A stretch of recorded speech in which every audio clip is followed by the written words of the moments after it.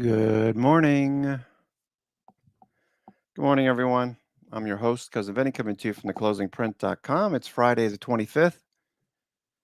We got about 11 minutes to go for the opening bell. Futures are a bit higher. We ended the day with nearly 5 to 1 down volume on the NASDAQ, 1.5 on the NYSE. We're currently trading right near 4,400 on futures.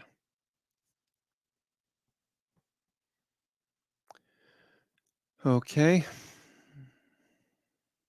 So we got Jay Powell at 10 a.m. He'll be talking at 10 a.m.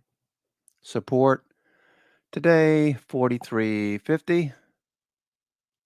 Put wall and 43.10. Resistance at 4,400, 44.10.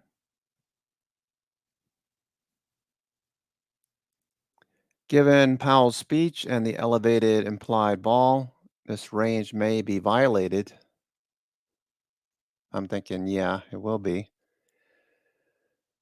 Okay, so we got a couple of pre-market blocks. That's unusual. I never really see that. 436.91.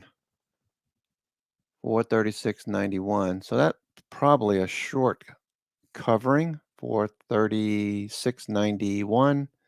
We got two blocks at 79,000 each before the bell. That's unusual.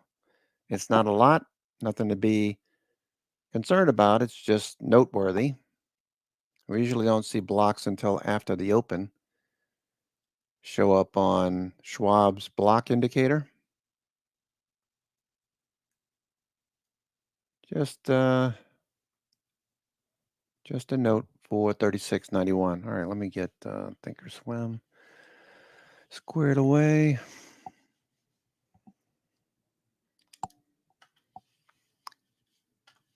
Okay, normally Fridays would be fairly slow.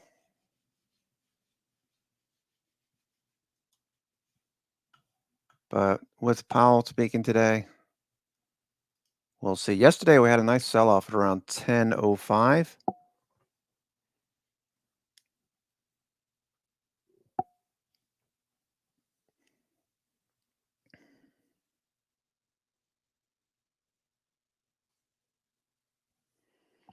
Okay, just getting everything ready for the open. First 15 minutes, I don't usually do much of anything. It's like taking profits off the table.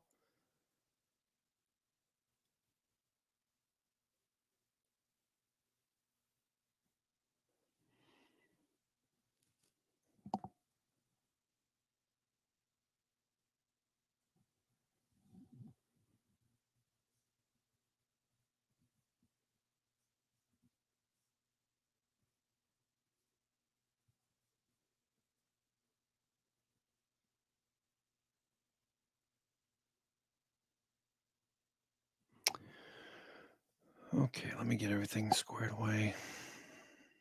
All right, the dollar is higher than it was yesterday. 104.03. 10 years, 4.24%. In the upper half of its range since 3 a.m. The low was around 422, the high 426. VIX 1720. All right, what sectors, if any, are green? Let's see. Okay, so far, starting out like yesterday, we have the majority of sectors green after a dip yesterday. We got about 70% green, about 20% unchanged, and about 10% red. Semiconductors are off. Let's see. NVIDIA is a bit lower, about $1 lower.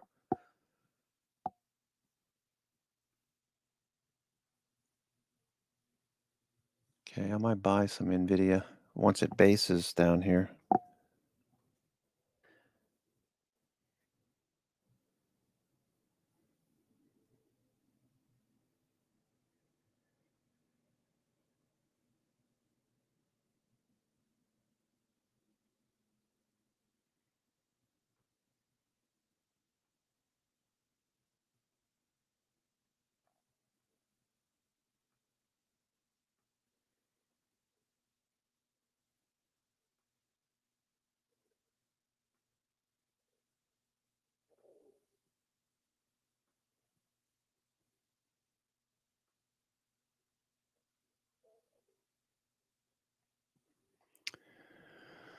Woody. Let's get Woody up here.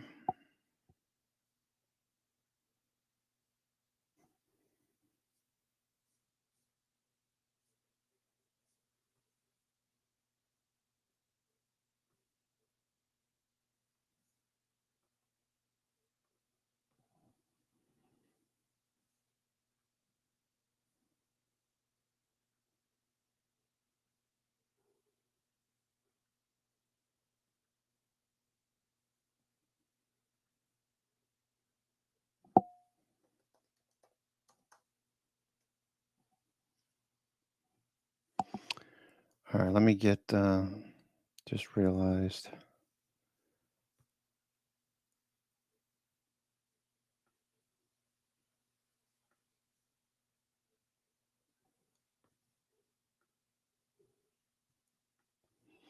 Okay.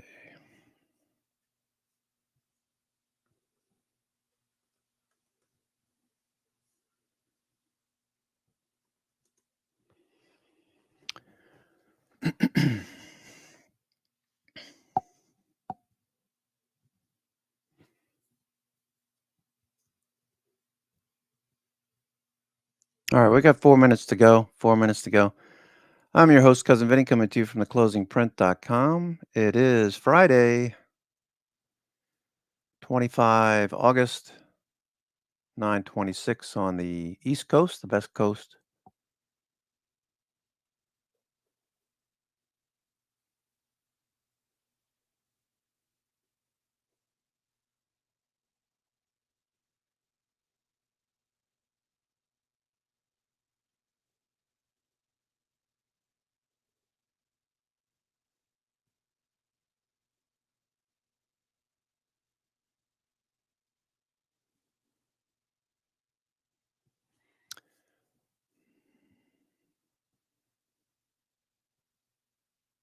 Yesterday's session, there were two large waves of negative delta options flow.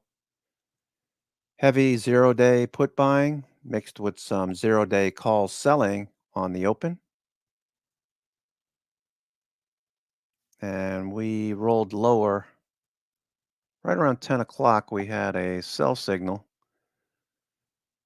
10:05, we had a sell signal yesterday. All right, so we'll be watching closely. Pre-market, we're up here a bit higher. We'll see if this fades. Jay Powell will be speaking at 10, so some people will probably try to front run this.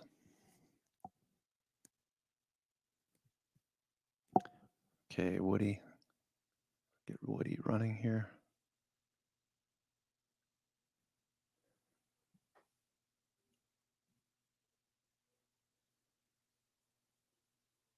We also have University of Michigan sentiment final numbers at 10 o'clock. University of Michigan sentiment. Okay, welcome Woody into the room.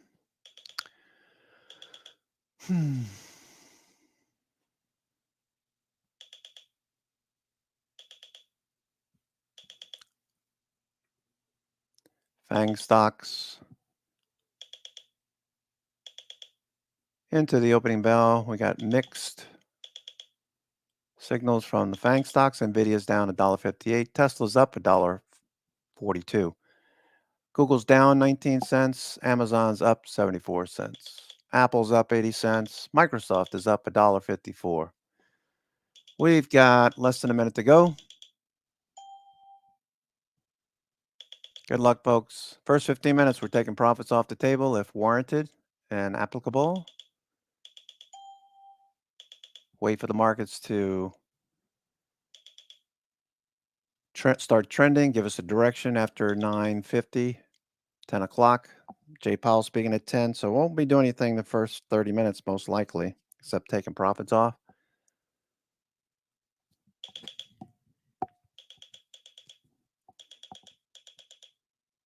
Rivian is higher. There's your opening bell. And we're off.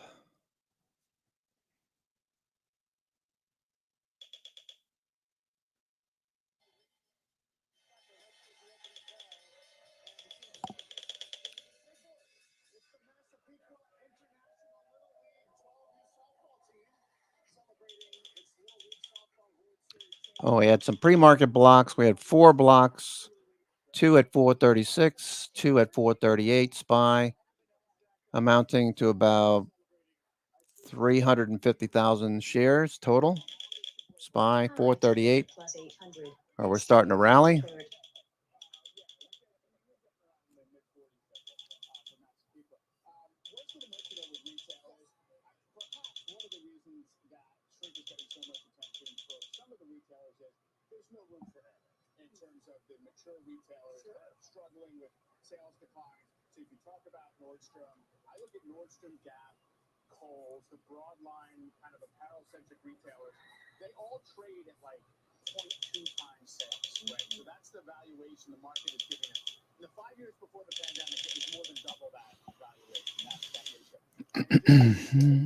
All right, we're just rallying a bit. NVIDIA still bouncing around. Cisco on the move. Cisco on the move.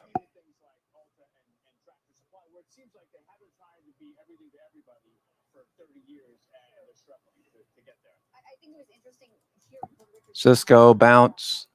Tesla boom.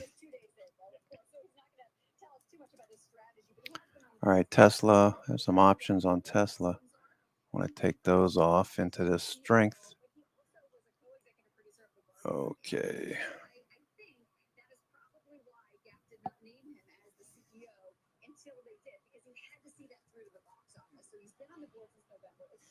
Tesla.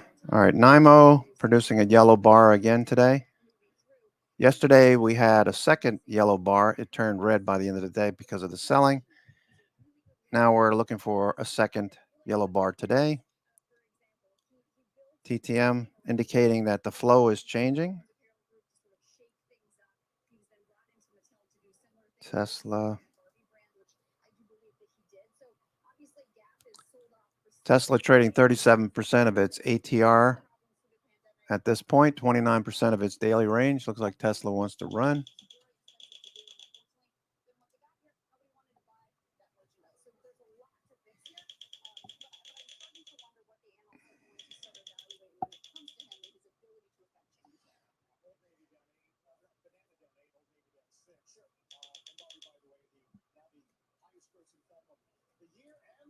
Extreme high tick alert. Okay, Cisco, Bitcoin turning.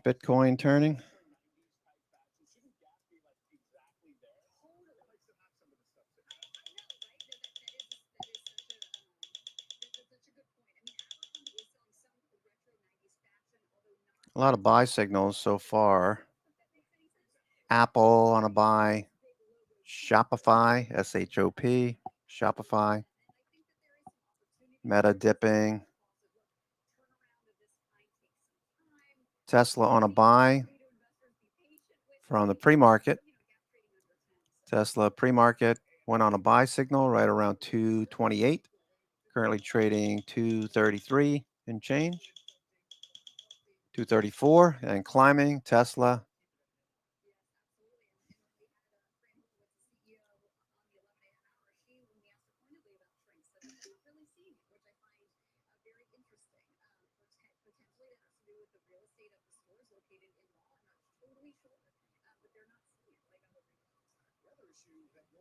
Tesla buy signal early. Yeah,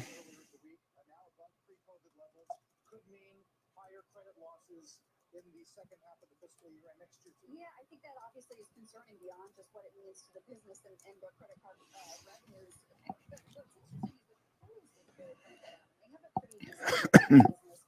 And consumer maybe more Microsoft on a buy. Microsoft buy. sales did get better, but they're still lower. And obviously,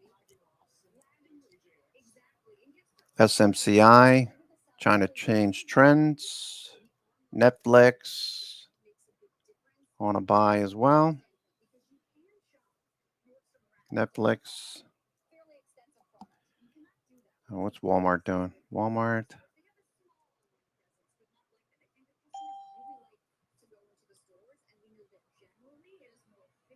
Pinduoduo, nope. Qs. Okay, we've got up volume leading.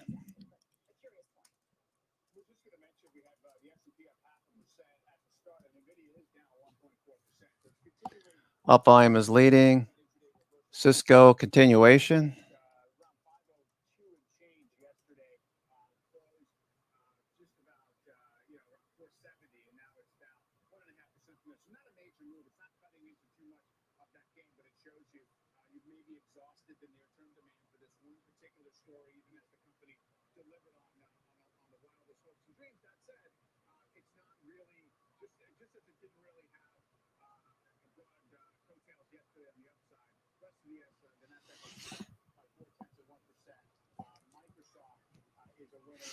I'm anticipating the real action is going to occur after Jay Powell starts speaking.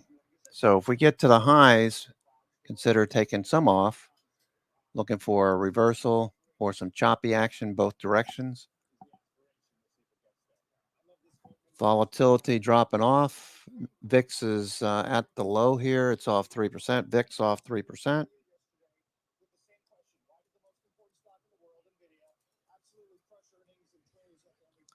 Cisco Q still moving here. High tick alert plus 800. High ticks.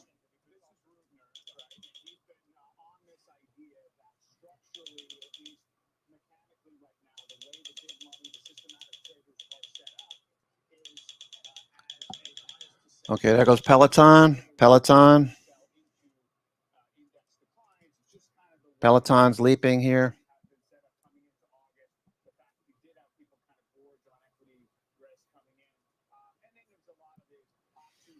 Peloton's starting to move.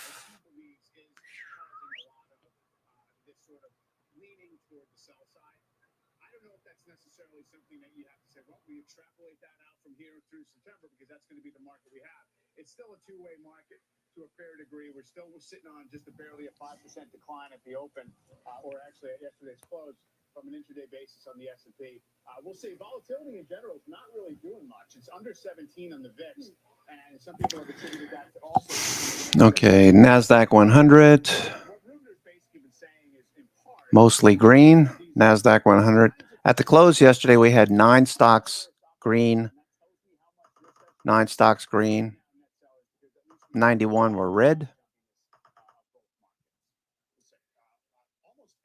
Looking for the big move to occur after Jay Powell. So we're right in between some strikes, 442 at the highs, 434 at the lows, potentially. All right, seeing some profit taking. Bitcoin's still pushing higher. Stocks starting to flag at the high. A little profit taking on that little bounce.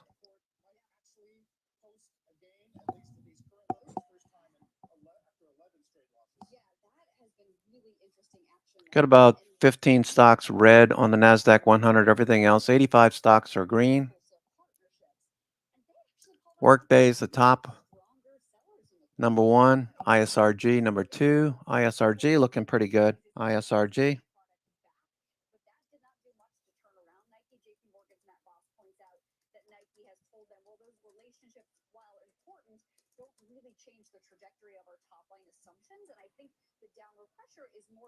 ISRG looking like a big reversal setting up. And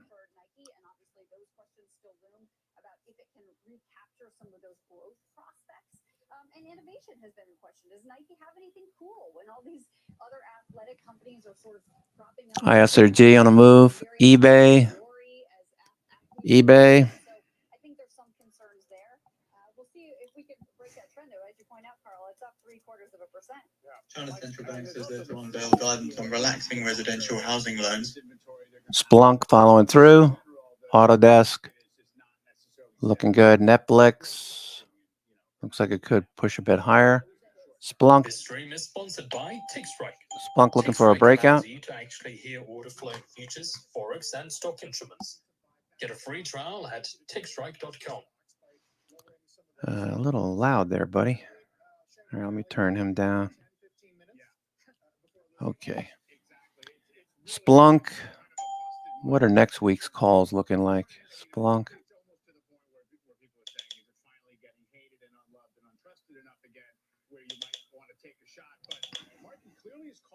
for something policy-wise. You know, some big, you know, persuasive stimulus type move. NIMO is about to cross the zero line. Enthusiasm for either investing or NIMO. housing speculation, but it just doesn't seem like it's getting traction. So it's a different type of market.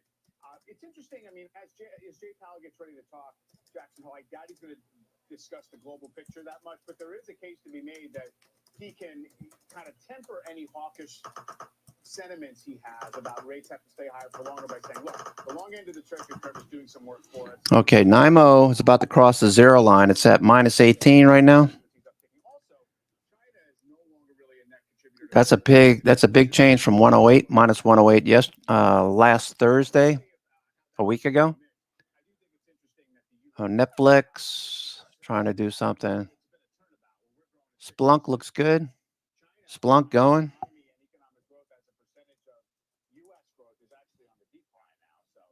to that point, I mean, the theme of the Jackson Hole Summit is the structural changes in the economy. Splunk is going. What do you think Powell may say to that end if China's not included in this sort of decoupling that we're going through, it appears? The idea of deglobalization and reindustrialization, maybe that's going to be a big part of it. I also think that they're going to be very focused on demographics and the fact that we have a structurally tight. All right, Splunk is on the move. SPLK.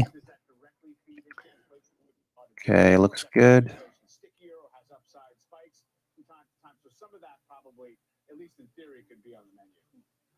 Speaking of which, as we go to break, let's keep a close eye on the bond market. We're down 150 or so. Not a lot of data today, although we will get rate count at 1 o'clock, which has been down 9 to 10 weeks. But for the time being, on the 10-year, just south of 4 1/4, and the Fed chair just about 25 minutes away. Don't go anywhere. Jay Powell will be speaking shortly, so just keep that in mind.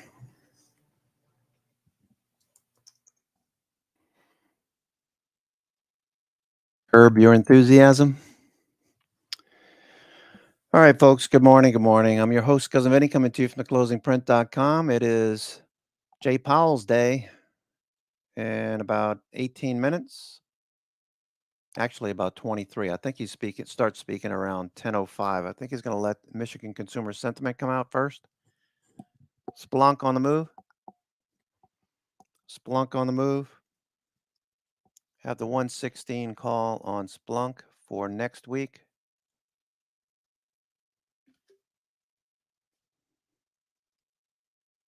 The PBOC says that banks should carry out policies for the first-time home buyers and for those without a house in the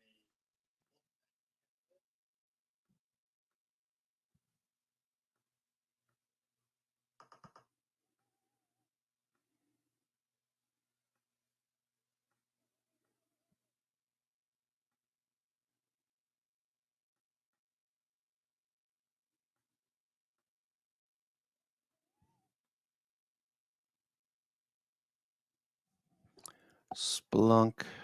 Splunkety Splunk.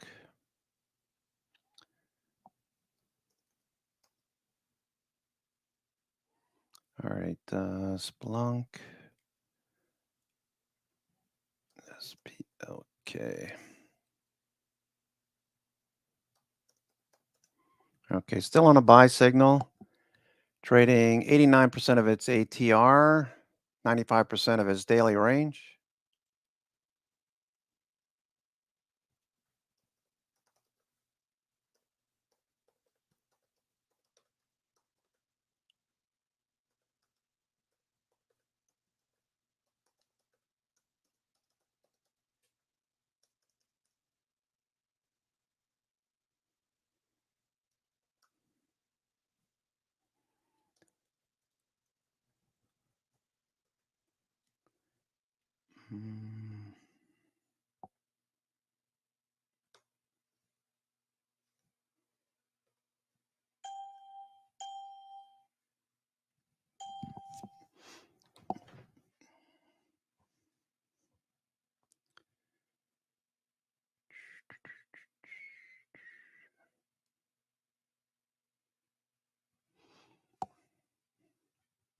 Okay, Splunk looking for a break higher.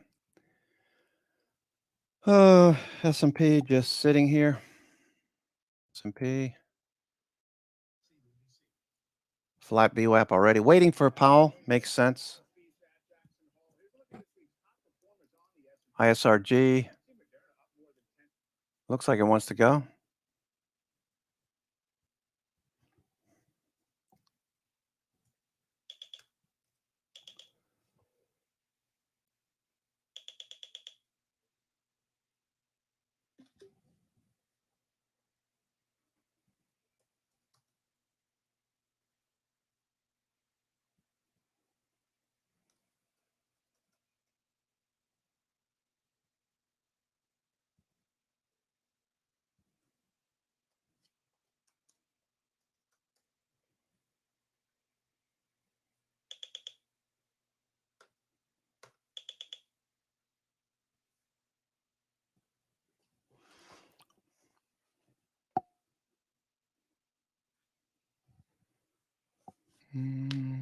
All right, so Jay Powell going to speak here, 10:05.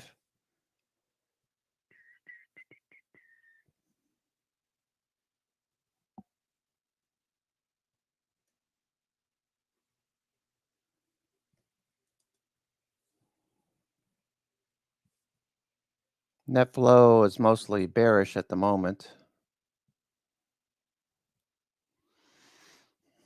Maybe some puts being taken off. ISRG looking very strong.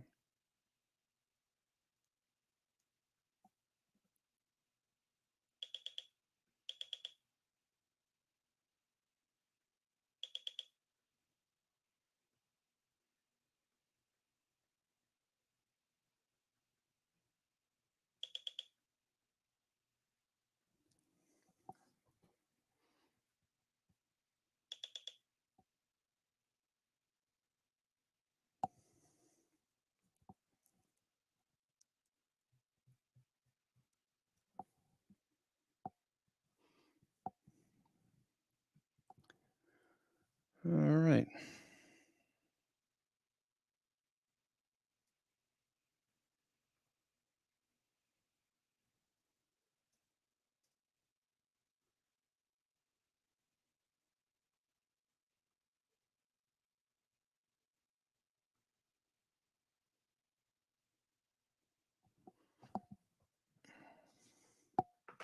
Kind of a slow morning so far. Where is my iPhone?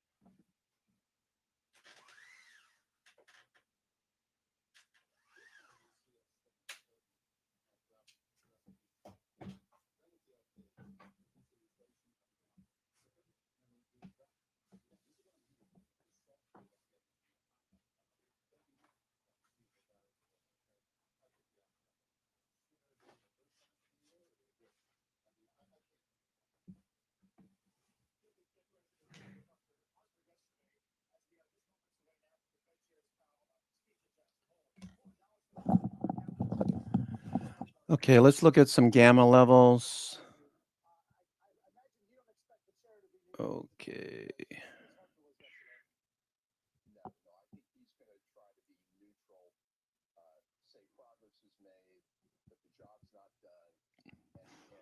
Okay, S&P 500, 4,400, 4,425, 4,450.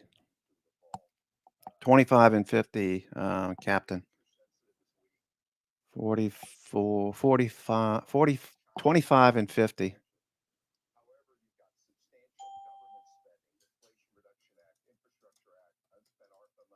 10 minutes' time now, and we get the University of Michigan sentiment final for August. Forecast 71 slot 2 for the prior 71 slot 2, with a range of 72.5 to 74 expected. The 1-year inflation final forecast at 3.3%, with the prior 3.3%. 5-year inflation final forecast at 2.9%, with the prior 2.9%.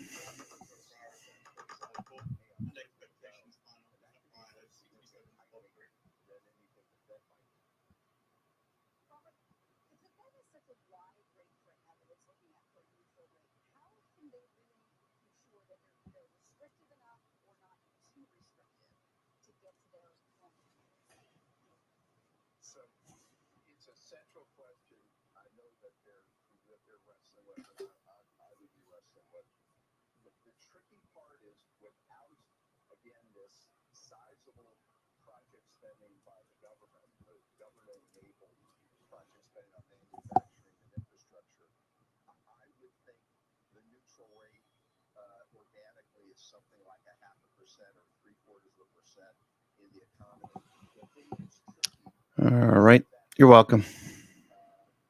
Oops.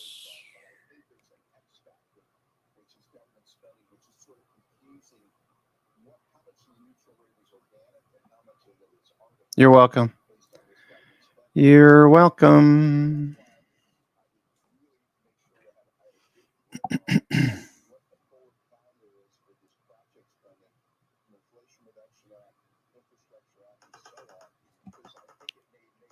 All right, looks like we're going to pull back a little bit here.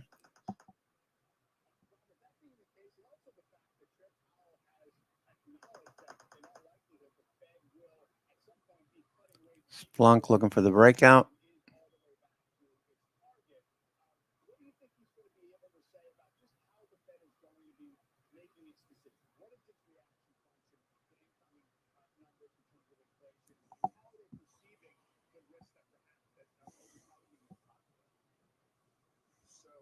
Potentially today, but certainly over the next few weeks, you're going to hear more about this subject that Courtney just asked about, the real neutral rate and the difference between the nominal Fed. This is Kaplan speaking, and the real former Dallas Fed. And the point is, if they keep rates where they are, for example, for the next number of months, but inflation weakens a little bit, that will actually mean that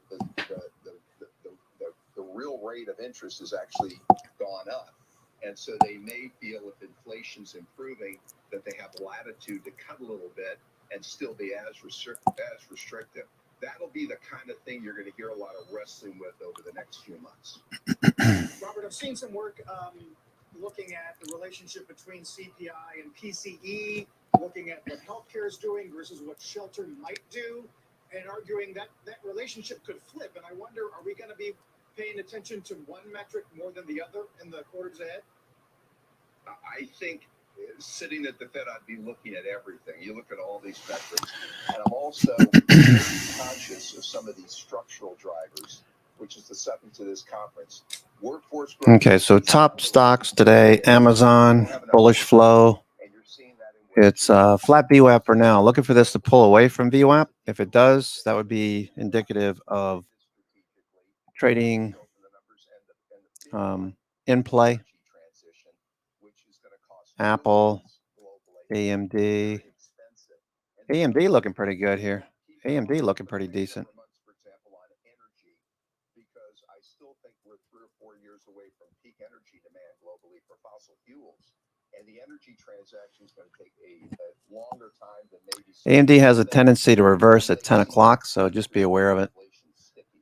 Looking at the stocks that are most active, let's see, Albemarle is also on the list. Albemarle. Nope. Target. Nope. A little bounce. Target. Tesla.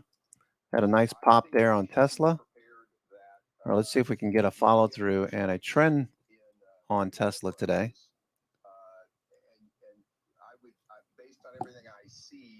Burlington. Nothing, no follow through there. Burlington. And Google. Okay, Google could watch Google here. Google looking interesting. The government indebtedness is now over 100% of GDP, and I think that's why this backup in yields in the long end of the Treasury, I think, is more about supply of Treasuries. All right, Google pushing a bit higher. All right, there goes Splunk. Splunk going. Splunk is going again. What are you trading, Bobby? Bobby T. I was looking at Airbnb yesterday. Airbnb. Real estate looked good. Nothing today. Let's see. Vornado. VNO. Vornado. Okay, Doji. last video does not Is that appear to be relevant available. right now? We're talking about AI, what it's going to mean for the potential for productivity growth. Yeah, it's relevant, and you'd like to believe, and I'd like to believe that AI and technology will lead to more productivity. We've got slowing workforce growth. We need more productivity. The issue is our educational attainment needs to be improved. In that early childhood literacy Sectors. our educational attainment. More sectors going green on the day. And post-COVID, Semiconductors picking it up a little bit. take advantage of this AI revolution. I think we need to be focused on What's SMH doing? SMH. because yes, productivity improvement would certainly help. Okay, that dipped. It's trying to turn though. SMH. SOXL. Good to talk. All right, chips are trying to turn. Moment of truth, Fed Chair Powell's speech at Jackson Hole. Don't go anywhere.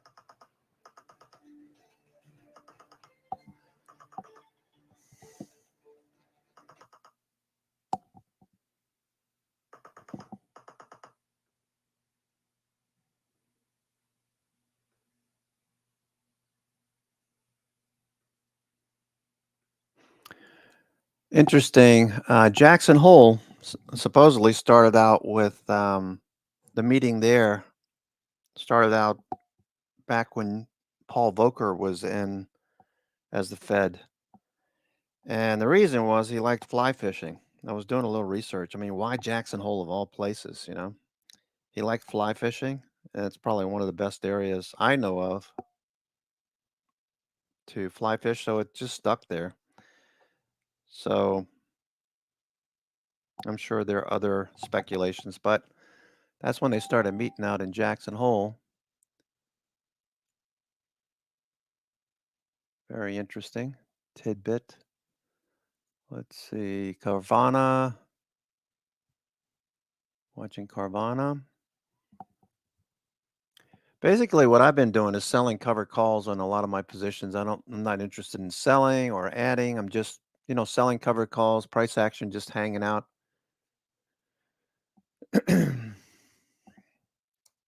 Stocks like Google, it hasn't gone anywhere in a few weeks, but if you have shares, you can sell covered calls. Let's see what the covered calls on Google look like. I know Mr. Smith, you were looking to do that. Okay, so the December 130s are going for $9. So you get $900 per contract for every 100 shares that you have. You could sell the 135s for $7. So $700 for every 100 shares. Do you think it's going to get above 135? Let's say it does. Let's say it bounces. I'd probably wait to sell after Google bounces a bit more. Maybe it starts ahead to 135 and you sell it, sell some covered calls there. Let's say you get taken out. Or let's rewind that a little bit.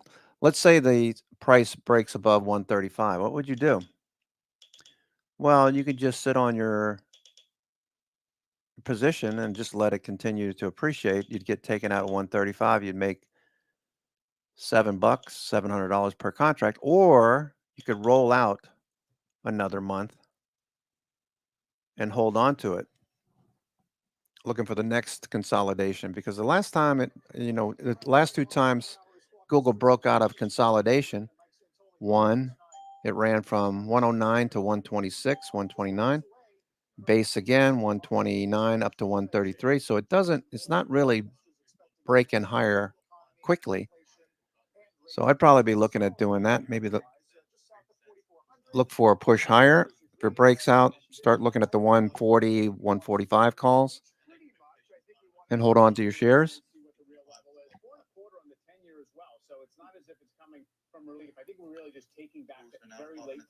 All of this take on the grain of salt, of course. All right, Microsoft looking a lot better. Microsoft's looking much better.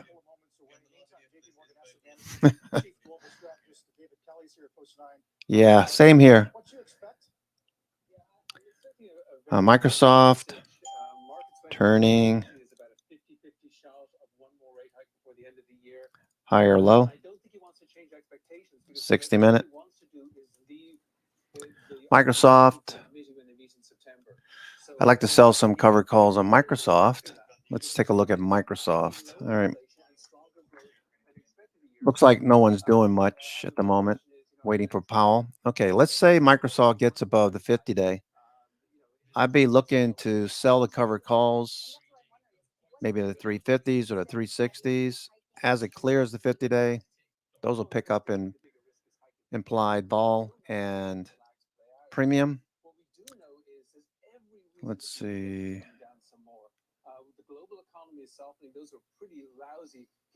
Pretty tight.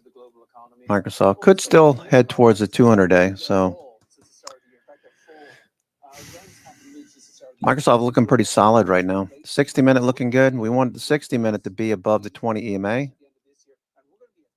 Okay, so we're trying to transition back above the 20 EMA. So is the S&P. Whoops. S&P. Trying to transition back above the 20 EMA. We're making higher lows. That dotted red line on this 60-minute chart, that dotted red line is referencing the 20 EMA on the daily chart. We hit that level and got rejected. We're back below the 20 EMA. So we want to see price get above 44.10, 44.20, 44.25 is the next level overhead above 4,400.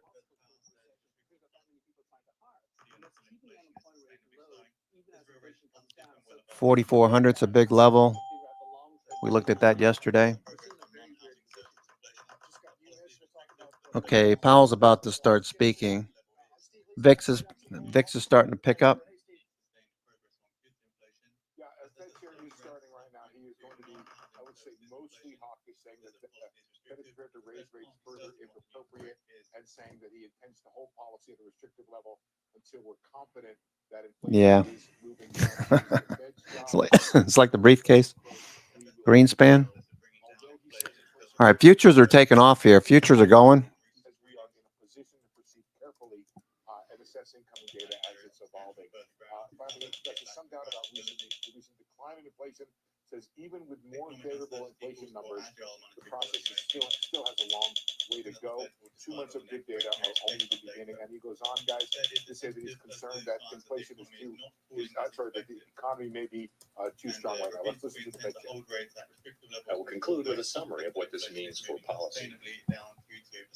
Given how far we have come, at upcoming meetings, we are in a position to proceed carefully as we assess the incoming data and the evolving outlook and risks. And adding that if we are prepared to raise The rates ongoing further, episode if of appropriate. high inflation initially emerged from a collision between very strong demand and pandemic-constrained supply. By the time the FOMC raised the policy rate in March 2022, it was clear that bringing down inflation would depend on both the unwinding of the unprecedented pandemic-related demand and supply distortions Hi, Tick Alert plus and 800. on our tightening of monetary policy, which would slow the growth of aggregate demand, allowing supply time to catch up. While these two forces are now working together to bring down inflation, the process still has a long way to go. I'm thinking we're gonna go both ways. Some more favorable recent readings. On a 12-month basis, U.S. total headline PCE inflation peaked at 7% in June 2022 and declined to 3.3% as of July, following a trajectory roughly in line with global trends. The effects of Russia's war against Ukraine have been a primary driver of the changes in headline inflation around the world since early 2022. Headline inflation is what households and businesses experience. These people look depressed. So this decline is very good news. But food and energy prices are influenced by global factors that remain volatile and can provide a misleading signal of where inflation is headed. And in my remaining comments, I will focus on core PCE inflation, which omits the food and energy components. On a 12-month basis, core PCE inflation peaked at 5.4% in February 2022 and declined gradually to 4.3% in July. The lower monthly readings for core inflation in June and I saw my Dunkin' Donuts vanilla coffee drop $3, $3 per pound. To build confidence that inflation is moving down sustainably toward our goal. We can't yet know the extent to which these lower readings will continue, or where underlying inflation will settle over coming quarters. 12-month core inflation is still elevated, and there is substantial further ground to cover to get back to price stability. To understand the factors that will likely drive further progress, it is useful to separately examine the three broad components of core PCE inflation. Inflation for goods, for housing services, and for all other services, sometimes referred to as non-housing services. Core goods inflation has fallen sharply, particularly for durable goods. The Fed is attentive. Signs of the economy are not cooling as expected. Policy is restrictive. The motor vehicle sector provides a good illustration. Can't be certain what neutral rate is. Vehicles rose sharply, supported by low interest We rates. intend to hold rates at restrictive levels until confident inflation is moving sustainably down to 2%. There's no way we're getting to 2%. No way we're getting to 2%. All right, so watching individual stocks right now still while he speaks. FANG stocks off the best levels of the session. The pandemic and its effects have waned, production and inventories have grown, and supply has improved. At the same time, Stocks are mixed. weighed on demand. Interest rates on XPEV. doubled since early last year, and customers report feeling the effect of higher rates on affordability. On net, motor vehicle inflation has declined sharply because of the combined effects of these supply and demand factors. Yeah, we're going to go in both directions. Similar dynamics are playing out for core goods inflation overall. As they do, the effects of monetary restraint should show through more fully over time. Core goods prices fell the last 2 months, but on a 12-month basis, core goods inflation remains well above its pre-pandemic level. Sustained progress is needed, and restrictive monetary policy is called for to achieve that progress. In the highly interest-sensitive housing sector, the effects of monetary policy became apparent soon after liftoff. Puts are starting to pick up. Rates doubled over the course of 2022, causing housing starts and sales to fall. And Technically, we're on a sell signal. Growth in market rents soon peaked and then steadily declined. Measured housing services inflation lagged these changes, as is typical, but has recently begun to fall.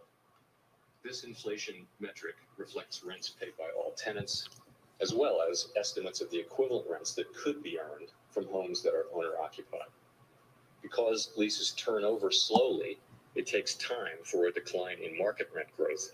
We are in a position to proceed carefully. The market rent slowdown has only recently begun to show through to that measure. The slowing growth in rents for new leases over roughly the past year can be thought of as in the pipeline and will affect measured housing services inflation over the coming year. Going forward, if market rent growth settles near pre-pandemic levels, housing services inflation should decline toward its pre-pandemic level as well. And we will continue to watch the market rent data closely for a signal of the upside Watching and rents. downside risks to housing services inflation. The final category, non-housing services, accounts for over half of the core PCE index and includes a broad range of services such as healthcare, food services, transportation, and accommodations. DraftKings trying to bounce. DraftKings. Sideways since liftoff. Apple bear flag. Inflation measured over the past 3 and 6 months has declined, however, which is encouraging. U.S. Steel, nothing. The reason for the modest decline of non-housing services inflation so far is that many of these services were less affected by global supply chain bottlenecks and are generally thought to be less interest sensitive than other sectors, such as housing or durable goods. Production of these services is also relatively labor intensive, and the labor market remains tight. Given the size of this sector, some further progress here will be essential in restoring price stability. Over time, restrictive monetary policy will help bring aggregate supply and demand back into better balance, reducing inflationary pressures in this key sector. Blah, blah, blah. Turning then to the outlook, although further unwinding of pandemic-related distortions should continue to put some downward pressure on inflation. All right, so we're just going back and forth inside of a very tight range right now. Getting inflation sustainably back down to 2% is expected to require a period as well as some softening in labor market conditions. Restrictive monetary policy has tightened financial conditions, supporting the expectation of below trend. Looks like Peloton wants to get going here. Watch Peloton. Might get a short squeeze. 150 basis points. And longer-term real yields are higher as well, by nearly 150 basis points. Beyond changes in interest rates, bank lending standards have tightened and loan growth has slowed sharply. Such a tightening of broad financial conditions typically contributes to a slowing in the growth of economic activity, and there is evidence of that in this cycle as well. For example, growth in industrial production has slowed, and the amount spent on residential investment has declined in each of the past 5 quarters. But we are attentive to signs that the economy may not be cooling as expected. So far this year, GDP growth has come in above expectations and above its longer run trend. And recent readings on consumer spending have been especially robust. In addition, after decelerating sharply over the past 18 months, the housing sector is showing signs of picking back up. Additional evidence of persistently above trend growth could put further progress. All right, so look at how flat VWAP is. Flat VWAP, Further tightening of monetary policy. tight price action. The rebalancing of the labor market has continued over the past year, but remains incomplete. Labor supply has improved, driven by stronger participation among workers aged 25 to 54, and by an increase in immigration back toward pre-pandemic levels. Indeed, the labor force participation rate of women in their prime working years reached an all-time high in June. Demand for labor has moderated as well. Splunk pulled back a little Job bit. openings remain high, but are trending lower. Payroll job growth. Tesla, Tesla, Total bounce. hours worked has been flat over the past 6 months, and the average work week Tesla with a bounce here. Watch Tesla. Headed back towards the highs of the day. Tesla. This rebalancing has eased wage pressures. Wage growth across a range of measures continues to slow, albeit gradually. While nominal wage growth must ultimately slow to a rate that is consistent with 2% inflation, what matters for households is real wage growth. Even as nominal wage growth has slowed, real wage growth has been increasing as inflation has fallen. Tesla gets above 242. That would trigger a buy signal. Evidence On the that daily. weakness in the labor market is no longer easing could also call for a monetary policy response.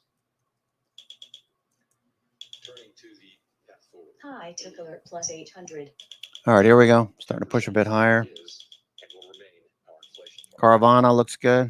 We are committed to achieving and sustaining a stance of monetary policy that is sufficiently restrictive to bring inflation down to that level over time. It is challenging, of course, to know in real time when such a stance has been achieved. There are some challenges that are common to all tightening cycles. For example, real interest rates are now positive and well above mainstream estimates of the neutral policy rate. We see the current stance of policy as restrictive, putting downward pressure on economic activity, hiring, and inflation. But we cannot identify with certainty the neutral rate of interest, and thus there is always uncertainty about the precise level of monetary policy restraint. That assessment is further complicated by uncertainty about the duration of the lags with which monetary tightening affects economic activity and especially inflation. Since the symposium a year ago, the committee has raised the policy rate by 300 basis points, including 100 basis points over the past 7 months. And we have substantially reduced the size of our securities holdings. Come on, let's rip this to the upside and then rip it back down. Suggests that there may be significant further drag in the pipeline. Beyond these traditional sources of policy uncertainty, the supply and demand dislocations unique to this cycle raise further complications through their effects on inflation and labor market. All right, starting to move. For example, Okay, moving on up job openings to the east side. without increasing unemployment. Let's go, SPY. Historically unusual result. 442s. Large excess demand for labor. Extreme high tick alert. Extreme high tech shorts covering. Become more responsive to labor market tightness than was the case in recent decades. These changing dynamics may or may not persist, and this uncertainty underscores the need for agile policy. High tick alert plus 800. These uncertainties, both old and new, Extreme high make our ticks. task of At this kind of at this time of day, you would expect that to be shorts covering, extreme high tick.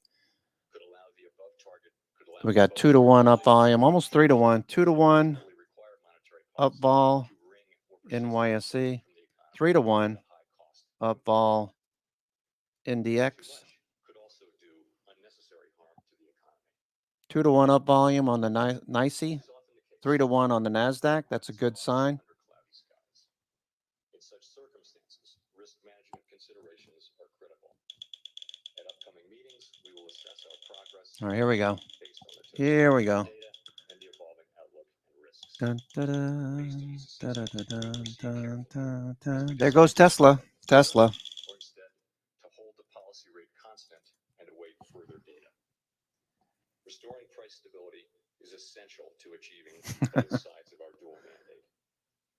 We will need price stability to achieve a sustained period of strong labor market conditions that benefit all. And we will keep at it until the job is done. Thank you.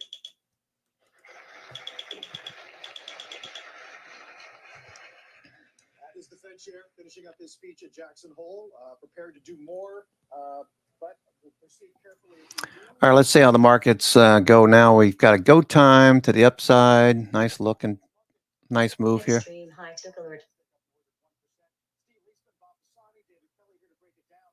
Break it down. You know, I thought he was relatively hawkish, though.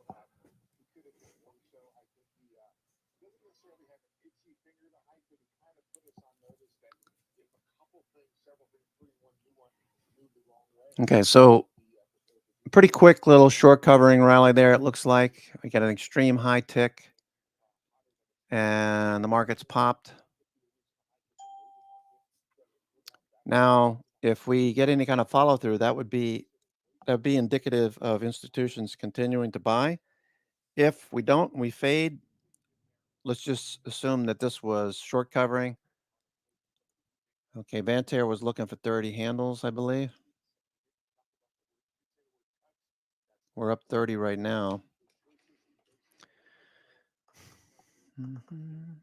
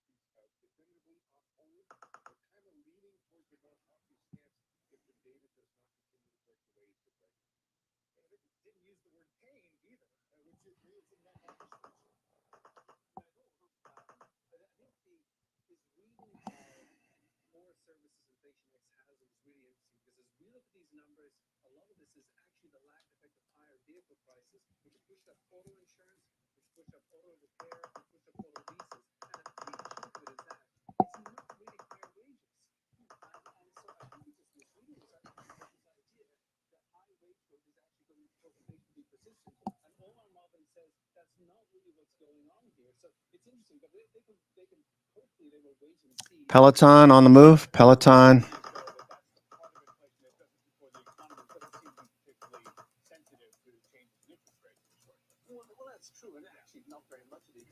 Peloton, a potential gamma squeeze Friday. Watch Peloton here. Peloton.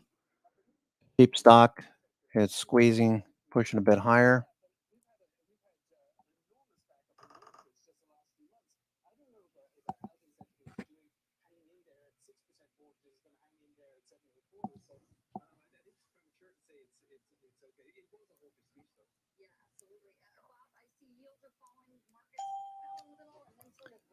All right, yields are falling.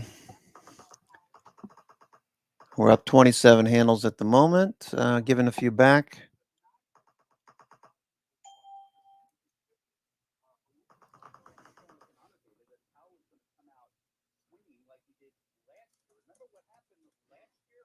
I would too. I would too, David.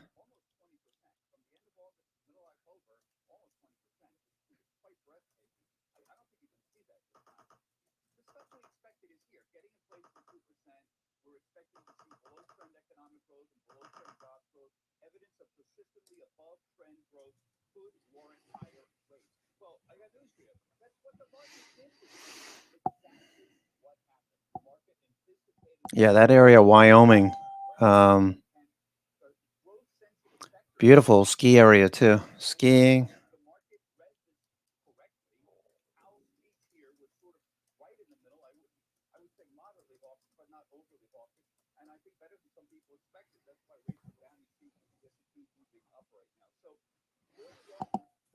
Beautiful area. You can see they had jackets on too, so looks a little cool there. Bloomberg, Tom Keene, and Jonathan Farrow and Lisa Abramowitz. They're doing a live session there. Mike McKee. Looking for a gamma squeeze. Looking for a gamma squeeze in Peloton. Okay.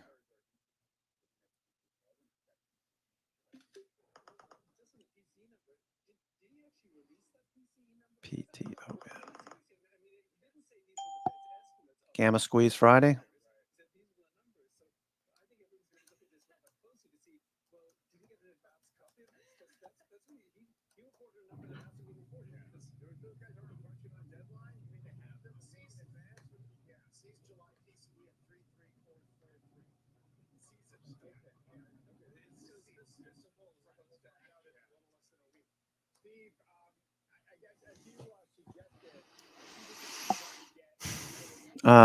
Peloton's starting to squeeze here.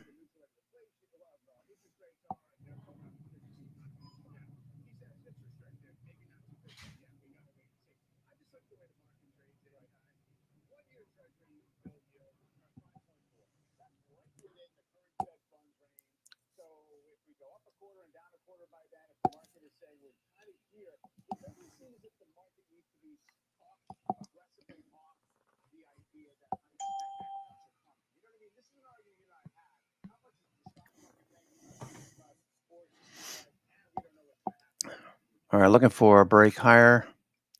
Peloton.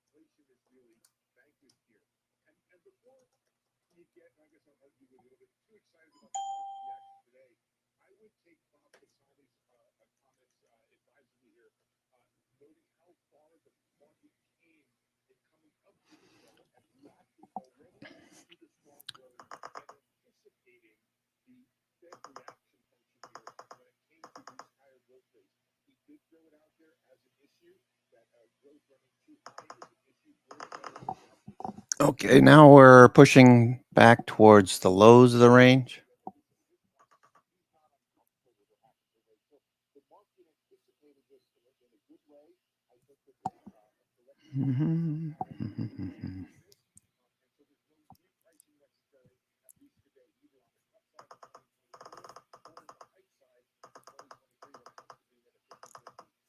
Low tick alert -800. Okay, dipping a bit more. All right, S&P dipping a bit more. Flat VWAP, looking and expecting that we could see 43.75 up to 44.15 or so for now. Just a range.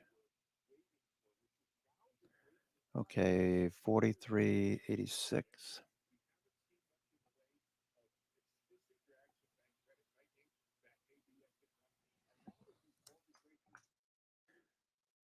Okay, 438.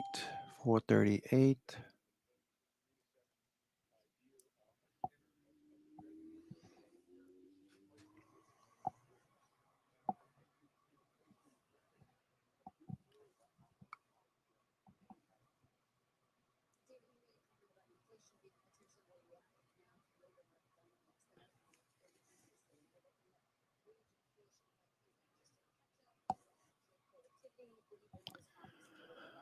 All right, just settling right here at the previous low at 10:07. We hit a little low there, started to turn 10:08. Bear flag right now. All right, there goes Peloton looking for a gamma squeeze. Gamma squeeze.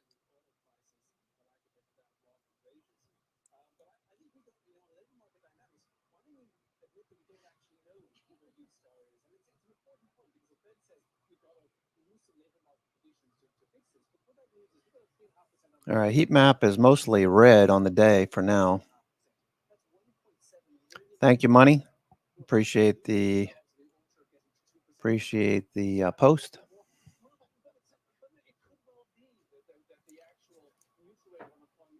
Looking for a follow through. This is why I was mentioning the 90s before, because that was the lesson of the early 90s. We thought it was like 4.5 to 5 back then. That was the point. Yeah, this is not an inflation from the economy. The long-term structure, and they're going to talk about long-term structural change the economy. The long-term structural change the economy tend to push inflation down. It's more competitive than it used to be. It's very unequal in terms of income distribution. It tends to push wages down. 6% of the private sector is unionized. You're not going to get a huge union movement pushing Low tick alert minus 800. So this is not a very inflation from the economy. See what 3.5% unemployment does for you. If you do a global recession, 3.5% unemployment to get inflation down to 2 at the end of next year. Isn't that great? Why snatch defeat from the jaws of victory? Steve, what's still to come? Will be later today? You're going to mess your power up and we'll be looking at the papers that are out there talking about these structural changes and things like debt and what that means. I think David's point is a really interesting one about whether there's sort of a long run bet for lower inflation in this country. Interesting. Net flow. Watching net flow.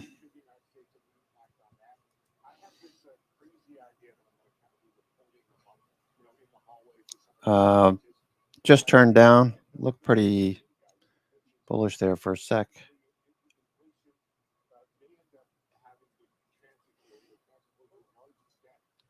And I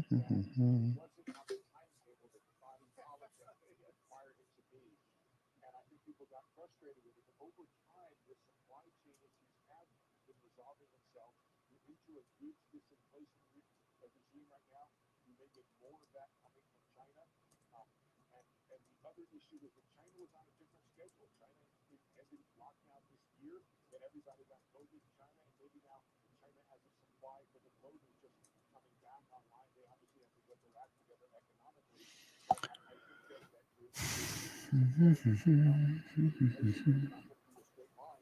this issue of whether or not a lot of it ended up being transitory, and the other that doesn't necessarily have to either go much higher or could even think about cutting in the first half of next year if inflation falls further is something that might be a surprise for next year. I think we settling back in the meantime. To Steve's point about the market pricing the speech pretty efficiently. Pretty amazing. All right, we're going to bounce here or what? What are we doing? What are we doing?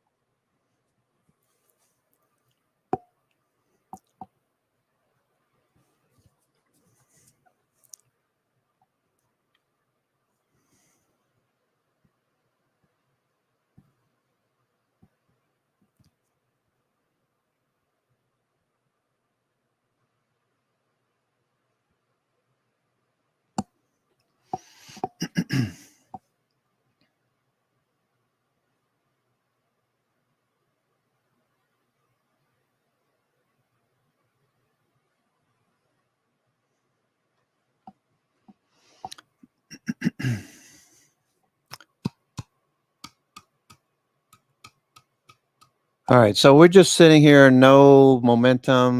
We're just kind of like sliding lower. All right, looks like we're going to go down and test yesterday's low, at least at a minimum. Looking for, I mean, as far as what Powell said is really pretty much everything and what he's been saying. So the markets aren't really shocked. I'm surprised VIX is moving a bit higher. I would think that it'd be moving lower. They're going to keep rates higher for longer. I mean, they've been saying that for what, three or four, 5 sessions.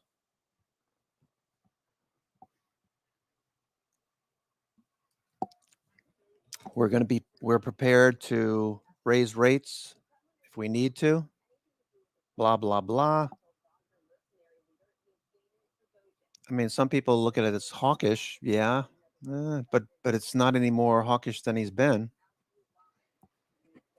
I have seen the it's a funny barometer, but I have this Dunkin' Donuts coffee that I like. And when we first got here, it was $7.99 a pound. Just blew me away. 20 ounces, $7.99 a pound at the local grocer, Publix. And Walmart had it even cheaper. That was 2020, August 2020. Gasoline was $1.66, somewhere around $1.65 a gallon.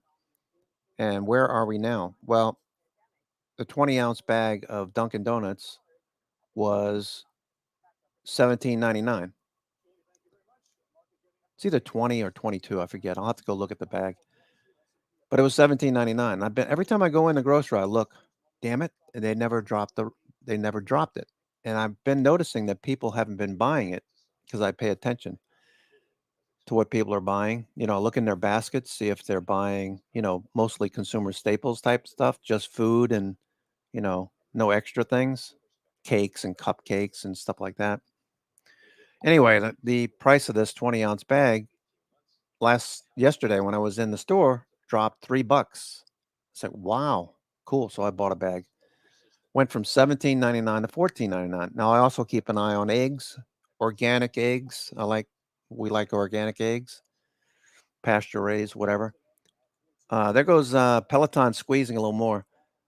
Those were like $8.99 at one point. Now they're back down to $6.99. Loaf of bread was like $3. Now it's down to $2. Organic bread. I like fresh country sausage, for breakfast when I make pancakes for the kids. That dropped. So there's a lot of staple items, food items that have dropped. Now there's still a lot of things that are very expensive, like deli meats are very expensive. I'm waiting for that to drop. Boar's head. Okay, let me listen to what Art has to say. Art Cashin. Around the 4.35 area, that'll bring out some caution. So it's all about what that yield will be and how we react to what the Fair Chair said. But you're right. He basically said, "I'm not exactly sure where we are." That sounds like another politician. Very cloudy night. Art, I believe the last time you were on. All right, 10-year yield. The S&P's levels and where we were testing. Okay, we're still hanging out here 4,440 and at the October highs. Now we're sitting at about 43.80. Lost some of the earlier gains. What do you make of that in the reaction to Powell? Well, again, the market is being cautious. It's taking its own pulse and its own temperature. On the 10, 20s, 30s, to see if they get resistance. 2-year, 3-month. Still pretty bullish. These are the yields right here. Okay. 2s, 10s, 3-month, 20 and 30. The longer end is starting to turn down a little bit. Yeah, and that's 426 as we speak right now. So it is pretty symmetrical. You get the pressure from higher yields and bonds back off just a little bit. I guess that the expression of kind of cloudy 30-year mortgage rate, 7.23. in the cycle. I guess it's what's to be you expected, right? You get somewhere in the zone of where short-term rates probably have to be, and then it becomes a bit of a judgment call, very contingent on the next data. Do you think we're now in the mode of rooting for either weaker wage growth or a deceleration of the economy? Is that what the stock market's going to wish for? Well, he talked about the wage growth and made it to not be as big a threat as many. 06, we're right at 526 on the Fed rate. Might be inching along. I think our friend. Notice when we get there, 2007, that's when we started to see the problem with the economy in 07, obviously, was those collateralized mortgage.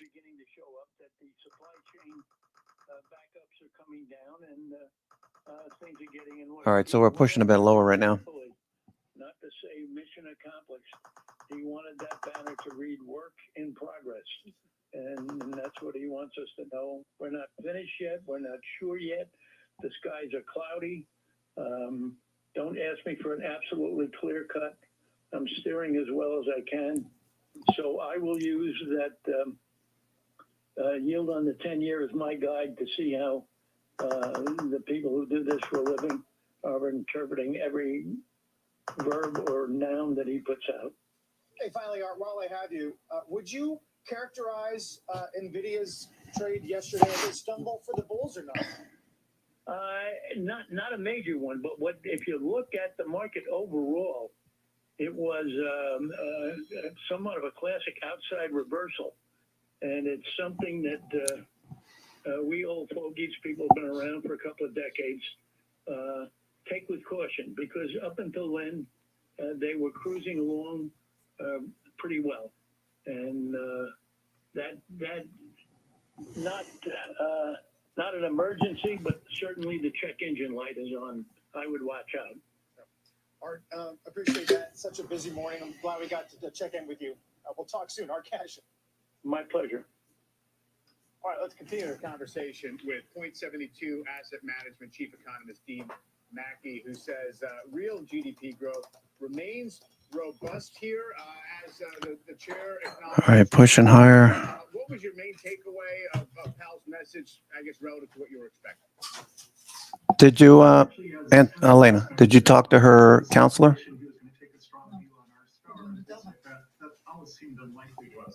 I think the new thing in this. I'll be right with you guys. 1 sec.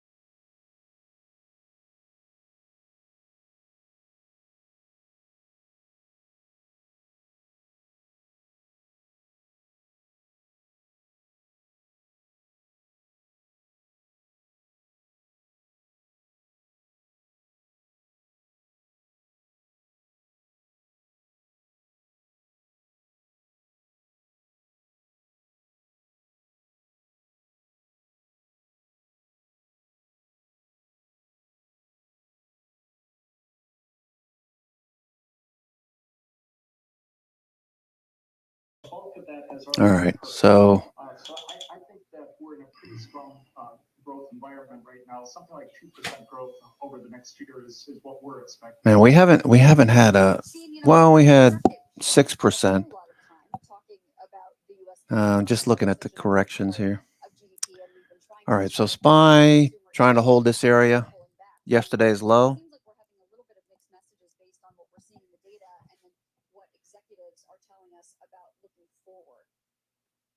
Yeah, I think there's a couple things going on there. I think on balance, consumer spending is quite strong, but there's things happening that make it unclear at an individual retailer level that that's true. So, for example, we're having Peloton trying to squeeze here through 6. sellers of goods are having a harder time than sellers of services. Plus, internet sales are taking a huge share from in-store retailers still. So that's another reason why some of the department stores, et cetera, are not seeing very good sales, even though overall consumer spending growth is quite strong. Yeah, it absolutely seems like that part of the cycle. We have a lot of bifurcation depending on incomes and the type of store we're talking about. Dean, thanks very much. Appreciate the time today. Thank you. Well, still ahead, cracks in the housing market beginning to show and rates and yields continue to rise. More with one economist who says the Fed's overdoing it. After a quick break, stick with us. We'll be right back.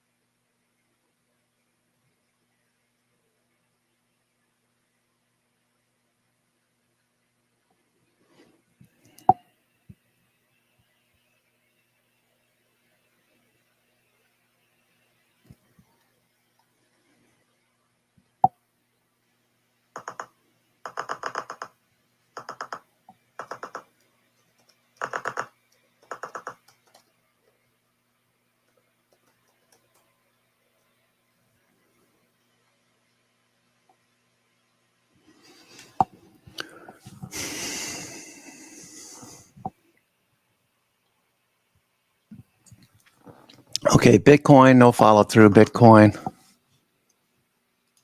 Nvidia Low ticker back down to the minus low. 800. Cisco back down to its low. The theme for today, fade from the highs. Okay. 8:25 expiration.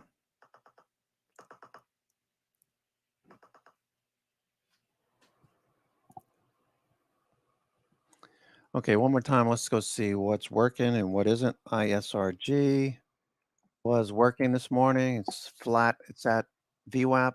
It's up on the day, but flat at VWAP. Workday, flat VWAP. You see what's going on here? There's no follow through. Flat VWAP overhead, eBay, Netflix. Okay, here's Netflix. Everything is flat. All right, we're starting to fade a bit more. Netflix, Splunk, fade. Man, that was a big fade on Splunk. Looked like it was going to do something. Too bad. Adobe, flat VWAP. Autodesk, flat VWAP. I hope you see what's going on here. There's no reason to do anything if you don't have an upward sloping VWAP for bullish trades or a downward sloping VWAP for bearish trades like the S&P right now. All right, see VWAP is starting to tilt downward and we continue to sell.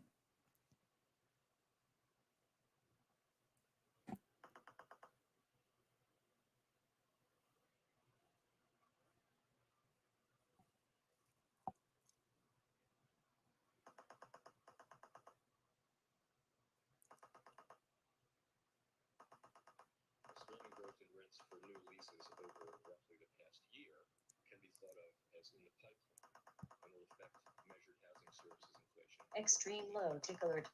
Or extreme low tick. Market rent growth settles near pre-pandemic levels. Housing services inflation should decline toward its pre-pandemic level as well. And we will continue to watch the market rent data closely. Market net flow is still dancing calls and puts.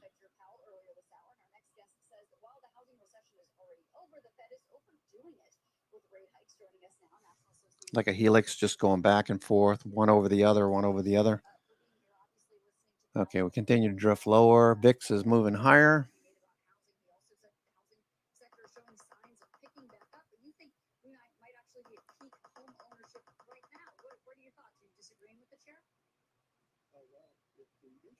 Caterpillar flat.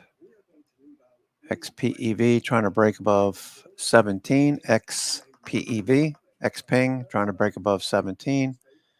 It dipped over the last couple of weeks. XPEV. All right, so we're dropping off here, SPY. Which is the reason I'm glad that Fed is acknowledging that rent should subside, which means that the overall CPI growth by December will easily be 2% or under, given those conditions. Okay, we're on a sell again. Like yesterday at 10:05, we started selling. Today at 10:15, and then again at 10:20, we got sell signals. Dropping through 43.70 support. Next level's 43.50.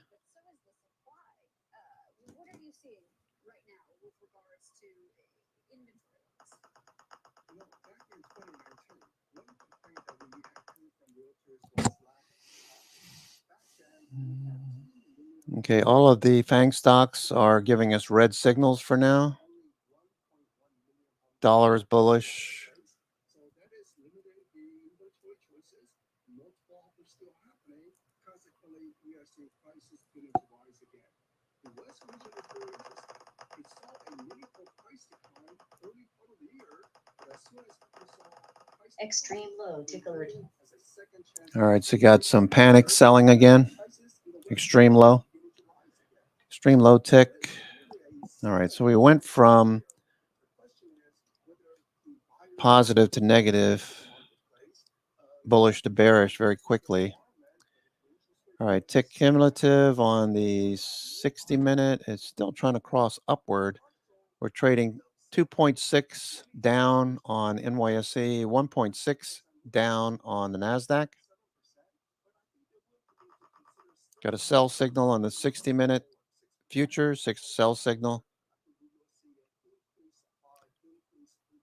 All right, so futures look pretty good there for a while. Momentum has been building to the upside. What the elasticity of that is in terms of sellers coming to market, but you see the industry becoming creative here. Obviously, new home builders are trying to buy down mortgage rates. It becomes expensive, but they're doing it. And then we see this program from Zillow, home loans offering 1% down payment in certain markets. What do you make of this? Is this something that can have an impact, or is it just a little bit of creativity around the edges? Well, you know, clearly the industry is so fiercely competitive. Everyone coming out with their own business plans. And I mean, this is a great thing about the free enterprise that America is offering. So many people will try different business models to offer what works for the consumers, what works in order to still get some profitability in the future. So there will be many business models. I'm glad the home builders are ramping up production. New home construction will actually exceed VIX at the high. this year compared to last year. NIMO is still trying to get back towards zero. It got pretty close this morning. It dipped a little bit. It's back down to minus 56. Lawrence, I keep reading about the danger of oversupply in multifamily in certain parts of the country where there's been a lot of migration inflows. Low tick alert minus 800. Does that make sense to you? Well, you know, the job growth has been strongest in the southeastern states, Florida, Georgia, Carolinas, also in the Texas, very strong. So the apartment construction has been rampant, 40-year highs. And that is why with so much empty units coming onto the market, maybe there would be temporary oversupply. But I think long-term, it will easily be occupied. All right, we're below 40-year high in multifamily construction means the 438 level, dropping down to 435.90. Looks like another bear flag down here. Now we got puts being added down at 433, 432, 435, 436. All right, trying to bounce now.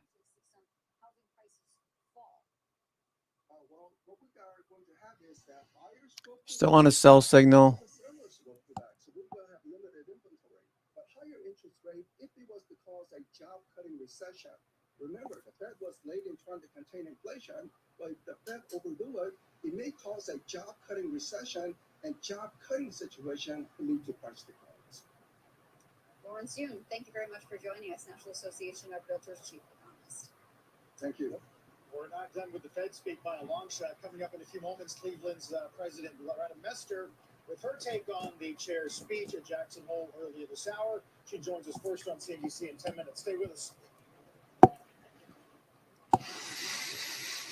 Okay. Mhm.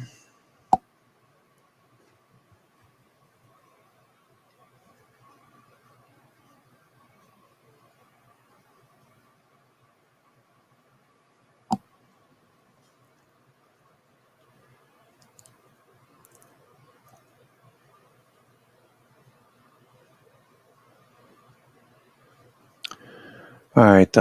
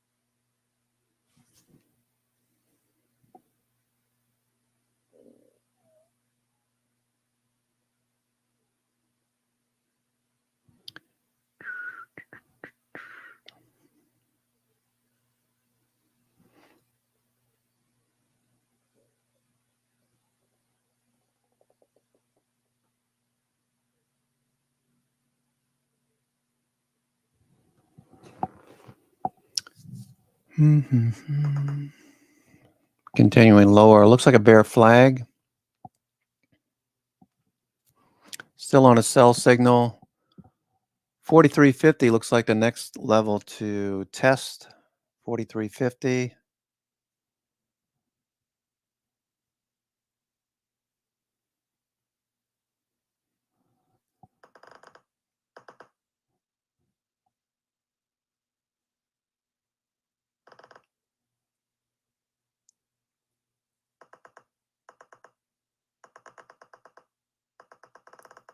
Low ticker minus 800.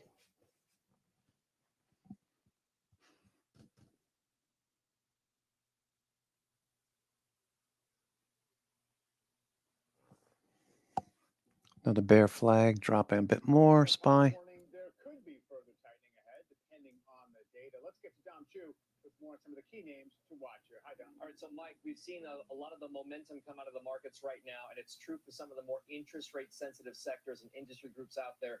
So let's get you the current state of play on some of those ones out there, like utilities. We are seeing some gains here across the board, fractionally speaking, but again, trending towards the lower end of the trading range that we've seen today. NextEra, Southern, Duke Energy, Sempra, and the utility sector spider, again, fractional gains there, tilting a little bit lower.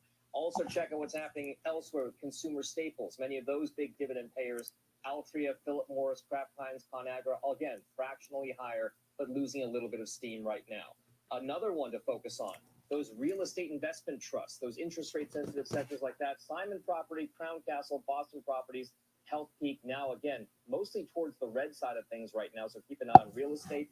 Elsewhere in the markets, as we check out some of the more interest rate prone stocks, check out the banks, now pretty much in the red. JP Morgan Chase, Bank of America, Wells Fargo, US Bank, and the financial sector spider all posting some losses right now. Outsized losses more in Wells Fargo and US Bank Corp.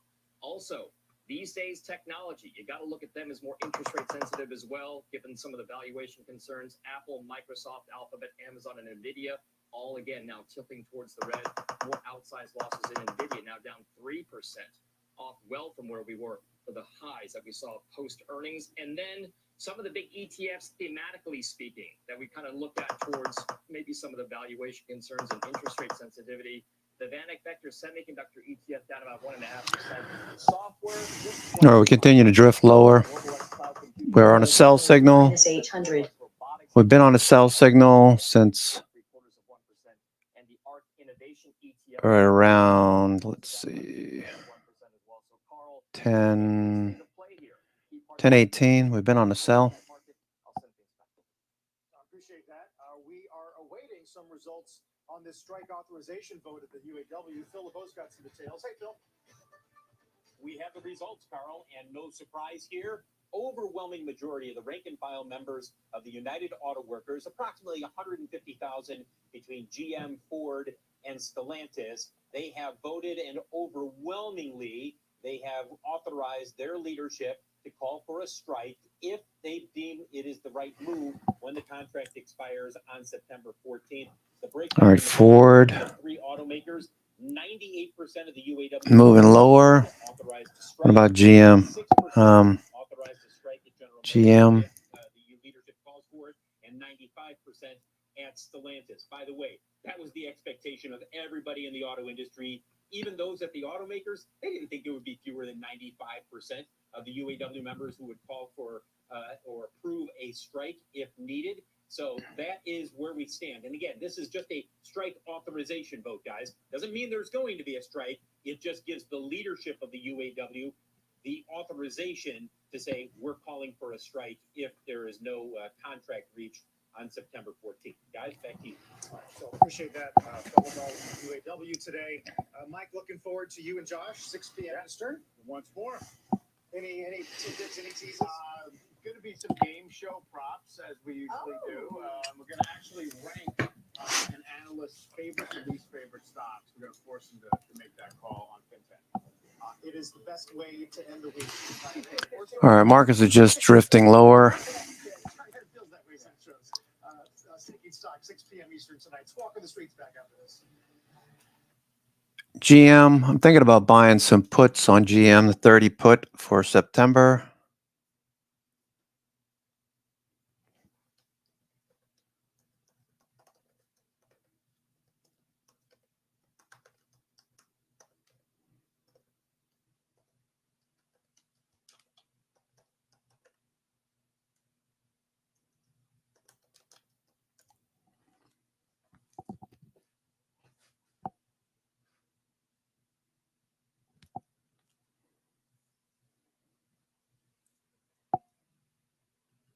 Yeah, me too. Like to see a flush. That way we'd have some, we could buy on a dip. Let's see. Let me just go to, still moving lower. Still moving lower.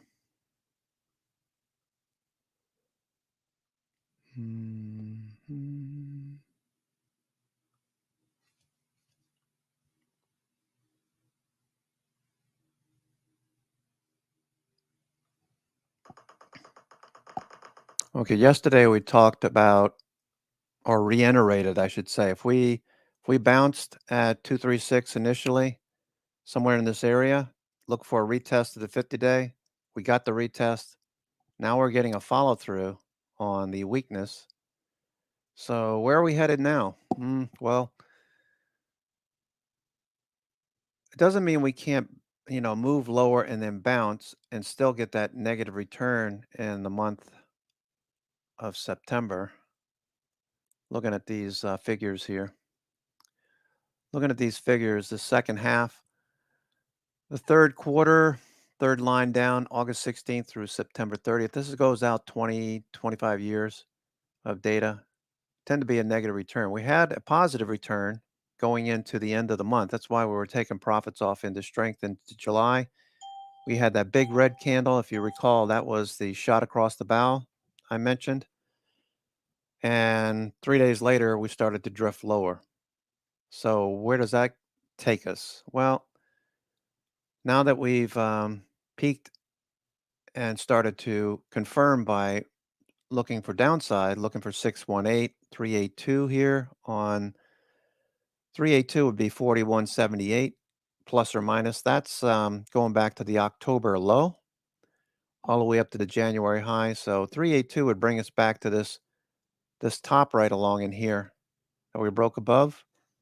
You got JP Morgan's 4210 put. They are long the 4210 put. That seems like the next. That seems like the area of area in question now. And as we double play, the CEOs of both Intuit and Affirm are with us this hour following their earnings reports. Both stocks react positively. 382 will be right in here. Later on, the executive chair of Shein, the CEOs of Sutter Property Group and Authentic Brands, as Forever 21 and Shein come together in this kind of buzzy deal. Okay, right in here. Yeah, very interesting tie-up there. 382 puts us right in this area. The Dow, the S&P, and the Nasdaq are all lower, but modestly so. Nasdaq is pulling up the driver there, actually down 0.6%. Dow Jones Industrial just a hair. We had been positive earlier in the session, calling on what was, I guess, largely expected, Carl, from the Fed chair, and Powell maintaining his hawkish stance during his much anticipated speech there, of course, out of Jackson Hole. Powell saying he's still open to further rate hikes. Take a listen. Although inflation has moved down from its peak, a welcome development, it remains too high. We are prepared to raise rates further. Okay, RSI is still below 50. At a restrictive level until we are. Okay, back here in February, we made a move. Stochastics made a move and then dropped back down before moving higher. That's something that Mr. Lane, the creator of Stochastics, talked about. Double dips on stochastic indicator. You get the push higher over here in December, a double dip, and then the follow through. That's interesting, huh? That is interesting. Okay, so we're pushing lower. The bar for a rate hike in September, I still think that's relatively high. I think November is a possibility. 4210 is the JP Morgan long put. The wings, you got 46.65 short, so they're making money on that. They're losing money on the short 35.50 put, but they're making it up on these two. Short the 465, 46.65, and long the 10 put, 42.10 put. 382. That's back to this breakout level. That looks like a good area. The 200 period is right there. Get down there and then bounce and start to break another downtrend.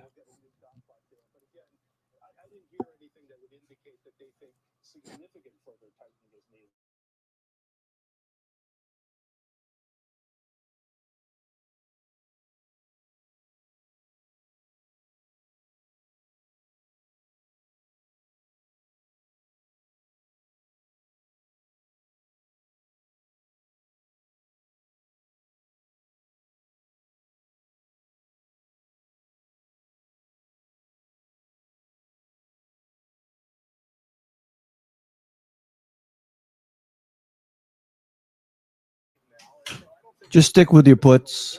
Wants to declare victory at this point. And I think, he's trying to speak for a consensus there. And the consensus, I think, is still leaning a little bit towards maybe the more hawkish side at this point. Again, not just slamming on the brakes at this point, but I don't think anyone on the committee is looking to cut rates here in the near term. Next week's going to be busy, Jay, between JOLTS. We'll get some China PMIs, European CPIs, our own PCE, Jobs Friday. I've seen a lot of 170s for Jobs Friday. What do you have in mind? We're kind of close to that, Carl. We're about 160 at this point. So that would represent another step down in the pace of job growth. It's something that the Fed is looking for. Powell mentioned that in his speech here. A big indicator will also be the average hourly earnings. We're looking for a 0.3% increase month on month there. So we're seeing continued signs of wage deceleration as well. But the Fed really wants to see some more. And so, a lot of data coming up. It'd be interesting to see how all that plays out and how the Fed reacts to that on the 20th. Chair Powell did make a comment about what's going on in the banking system, saying that tighter bank credit standards are slowing the economy. Do you agree with that? Okay, nice reversal starting. Shorts covering. We're on a buy signal. Let me just check flow. Now, there's still issuance going on in the corporate bond markets. That certainly is welcome news. But credit spreads are relatively wide. At this point, absolute levels of rates are high, and so there is some deceleration in terms of credit that can be affected. Shorts are covering. Jay Bryson, thank you very much for joining us from Wells All right, you can see puts, market net flow. This week, Singapore-based online retailer Shein teaming up with Forever 21.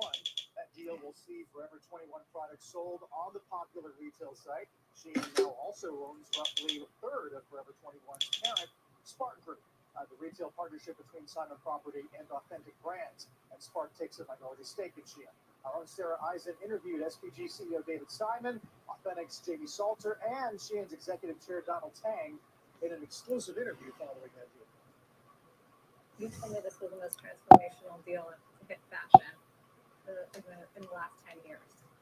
Why do you think that is? Because, you know, how fast they deliver and the way the supply chain works. All right, seeing the calls starting to pick up now. Let's see what we got going here. S&P. Let's see if we can't get a nice S&P bounce. Big cap.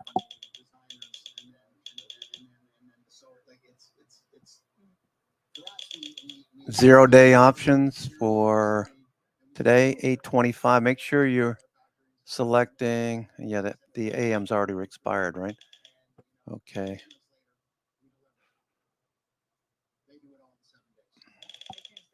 They've changed it. And if we can actually do that across our portfolio, I mean, we're going to know what you want when you want it. And, you know, I don't want to bring up waste, but they run with 2% inventory. Okay, we run with a lot more than that at Spark. So I truly believe it's going to change the game from a markdown standpoint, okay, from an inventory standpoint, from a cash flow standpoint, working capital. There's just so many things that are going to change because of this relationship. So yes, I do believe it's changing the game of retail. And I think that other retailers are going to have to learn what Shein's doing if they want to compete, because they're just faster and better understanding the customer. Well, we're always looking at customers, the consumer first, and whatever consumer want, we'll try to give it to them. We want to go deeper, wider, broader. And by the way, when David was mentioning Indiana, we also have a big warehouse, a big hub there in Lifestyle. Indiana have quite a few hundred, perhaps a few thousands of workers. I think that what's really important is, look, I'm a brand guy, and I can honestly say that when I study brands, SMCI seeing a lot of flow. Let's see what the chart looks like. SMCI. All right, so we got a nice short covering rally so far. Let's see if we can follow through and find some more buyers to push this higher. SMCI. Supermicro. Need to see a forceful move back above the 50-day Supermicro, SMCI. Because it does give physical to Shein to test and actually build physical retail and give that experience to the consumer. At the same time, it gives us the ability to do a lot more digital retail, because let's be honest, they have the fastest, best digital platform on the planet right now, and nobody is remotely close to how good they are when it comes to digital retail. But Jamie, isn't it a risk doing this? Oh, I got shorts covering. Semiconductors on the dip. Not a bad idea. Semiconductors on the dip. SMH on the dip. Not a bad idea here for a dip buy. NVIDIA return. NVIDIA ripping here. NVIDIA going. Yes, they manufacture in China. By the way, we manufacture in China too. So does the Gap. So does Walmart. So do many other retailers. Okay, manufacture goods in China. Yes, we manufacture in lots of other places around the world. But All right, we're starting to move higher. NVIDIA, SMH coming off the low. in China other than manufacturing goods. Is Shein a Chinese company, Donald? GM off the low. Born in China, 2021, that we moved to Singapore, and also currently headquartered in Singapore.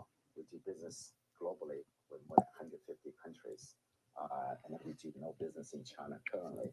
No consumer business. No consumer business, but we do have significant amount of a supply chain in China, although we are. But that's no different than we have supply Yeah. chain in China and But I do so do wonder- many other companies. I mean, I know, look, it's gotten caught in the crosshairs of U.S. politics, Yeah. and tensions have only gone from bad to worse with China, and companies like TikTok are S&P 500. in the news.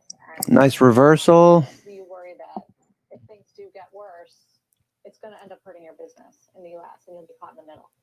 Well, there are a lot of those speculations out there, but we believe that U.S. is a open market, and some of those issues will be addressed by the people who are much above my pay grade to really address that.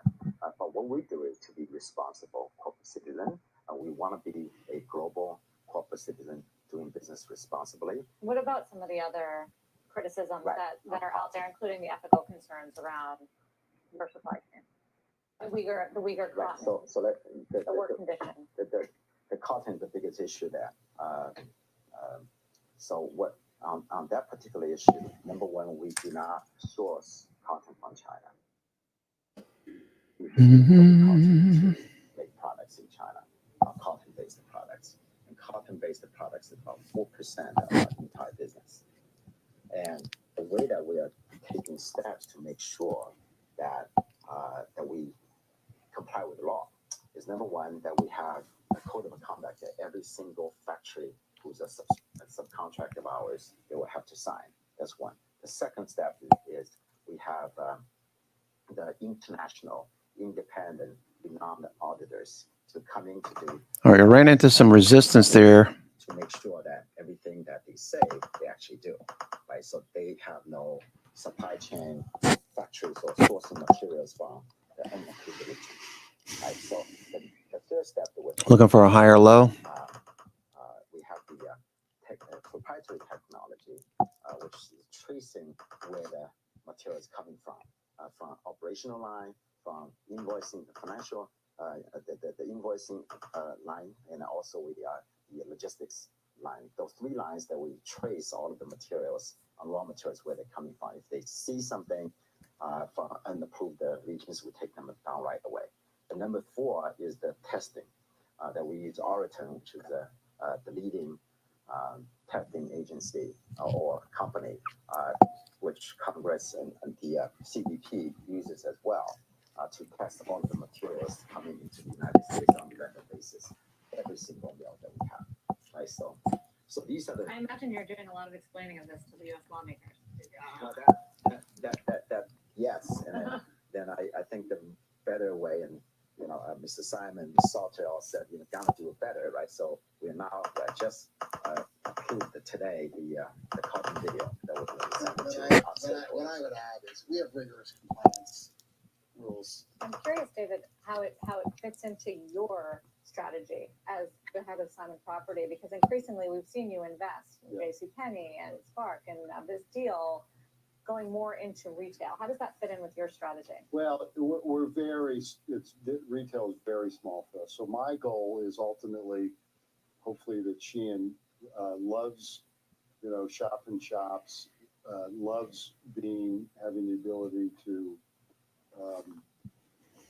talk to their consumer in the physical world, and then ultimately one day they have 1,000 stores. Okay, so that's our goal. Okay, that's our goal. I'm going to negotiate the rent. You're going to stay out of it. Stay close to me. But that's the goal. It's funny because the market, I call it our extracurricular. Looking for a higher low. Is on our traditional real estate, bricks and mortar, whether it's office, retail, residential, all the stuff that we do, international.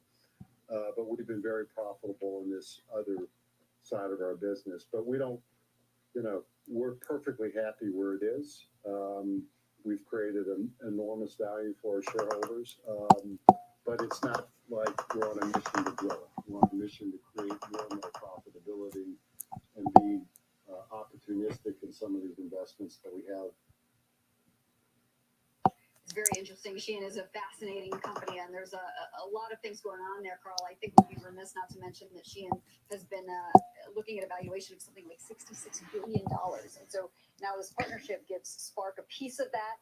I think it's also important to mention that Donald Tang has moved to Washington, D.C. to stay a little closer to regulators, to lawmakers, to try to explain why they are the good guys, why, yes, there's this misnomer that they're a Chinese company. While they were born there, they're headquartered in Singapore. Interesting. I mean, we know real estate is multifaceted and varied, but it's not the worst thing in the world to have a new marginal buyer come in and say, hey, we want a taste. Absolutely not. Absolutely not. I think Sarah's point earlier in the interview, you have to have both real estate and you have to have this digital presence.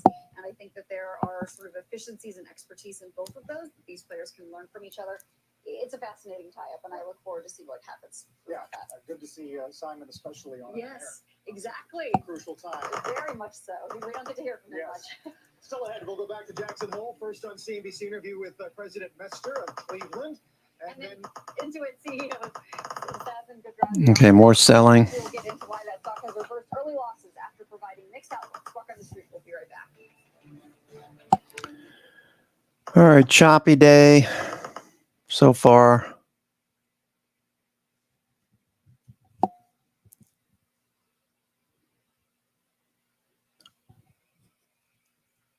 We made a fresh low and a lower high now.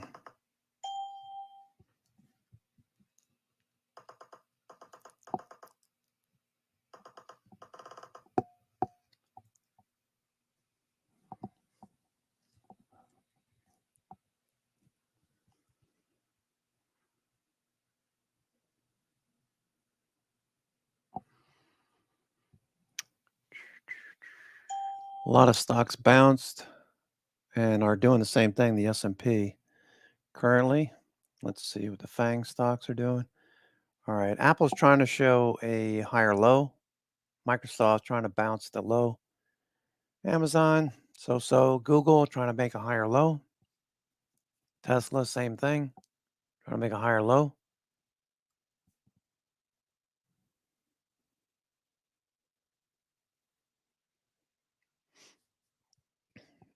So this little recent run up right here, about almost back to 50% of that run up.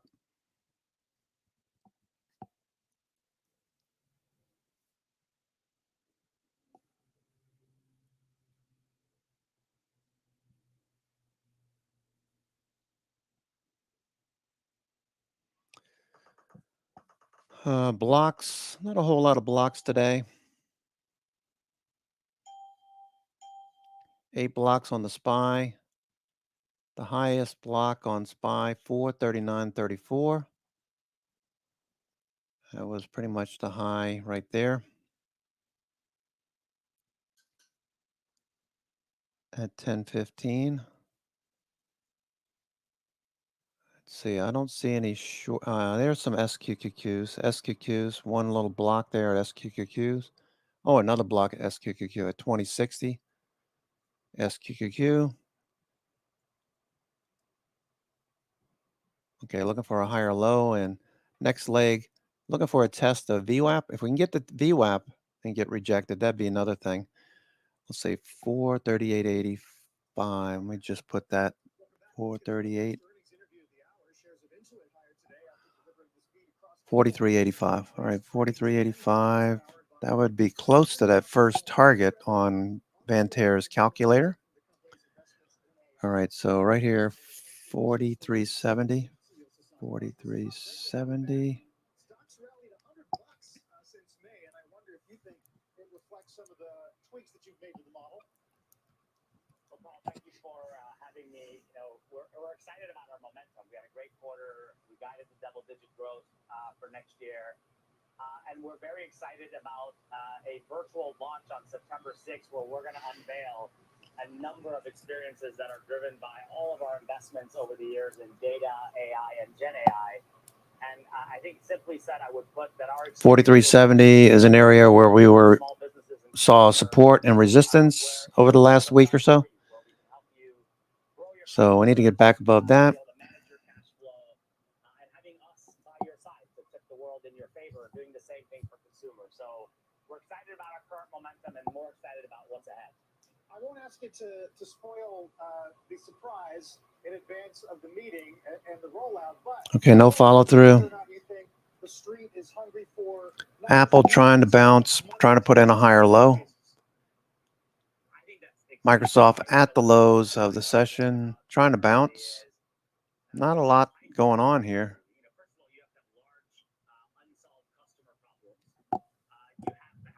US Steel trying to turn the corner.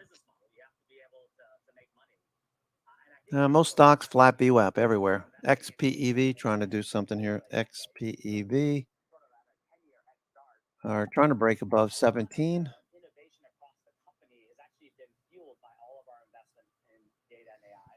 And a couple of years ago, we accelerated investments in Gen AI. And what's unique in our world relative to Gen AI is it humanizes things, it personalizes things. It can leverage our data, that's our customers' data, to really help them with things like putting together marketing campaigns for them, helping them understand how those campaigns executed and propose other campaigns. Help them manage cash flow, whether they need a loan to increase their inventory or to increase their sales, or to do a better job of letting us follow through with existing customers to get paid for the work that they've done. Doing all of that automagically is really important when you think about small businesses, up to 100 employees, where they don't have the enterprise help that we have. And we will, with data and AI, in particular around Gen AI, be able to provide that perspective for them to help fuel their success. And I think that's exactly right. The market is looking for that. What are the use cases? Is it have a compelling benefit? Can you make money and monetize based on those benefits? And I think that's a lot of what you're going to see in our September 6th launch. So we're excited about it. Sasan, I'd love to get your sort of broader view as the CEO of Intuit when it comes to health of small businesses. Obviously, really strong revenue here that you posted from the jump in small businesses. But going forward, what are your expectations? Well, just a little bit of context for your viewers. We have over 10 million small businesses around the world that we serve, and over 90 million consumers. So we've gotten a lot of scale. I'll start with small businesses. What I would share is their cash reserves is about 90% of what it was this time last year. So their cash reserves are down, but it's actually healthier than pre-pandemic. So they're still looking for a higher low to print. In this environment. Generally speaking, there's also demand for labor. They are still hiring. That's an aggregate. And then there are sectors I would say that are very weak, like transportation, real estate, advertising is weak. But overall, there is strength when you compare where small businesses are today, versus pre-pandemic. And I would say on the consumer side, a couple of things. One. Okay, watch the semis. If the S&P gets a little pop here, I'm watching the semis, NVIDIA. Apple making a higher low. Apple higher low. Particularly, their balances have gone up the most. It's up 45% year over year. Now, the good news is we still have a very strong, job market, but consumers are feeling the strain of the current economic environment with inflation. But the good news is that inflation is topped out, and we should be headed for a better future. Higher low. That's been a topic of discussion all morning long. And we'll see what the job number brings today. Sasan, great to check in with you. Thanks so much. Yeah, thank you for having me. Take care. We're just a few moments away from Fed President Loretta Mester following Powell's speech in the last hour. Then the Fed paying a lot of attention to the state of the consumer, as we just said. A firm with a unique perspective on that. Management says the business can continue to expand profitably, even in an environment of high rates. Max Lemkin is going to join us in a minute. Let's get this out. Don't go away.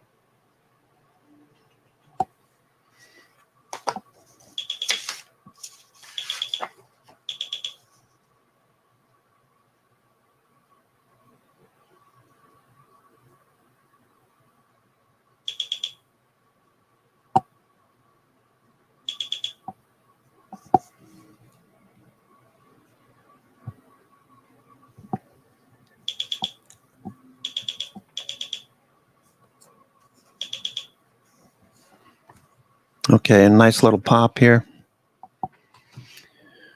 All right, right, let's see if we can get the VWAP and then make a reassess at VWAP if we get there. See what the algo flow looks like.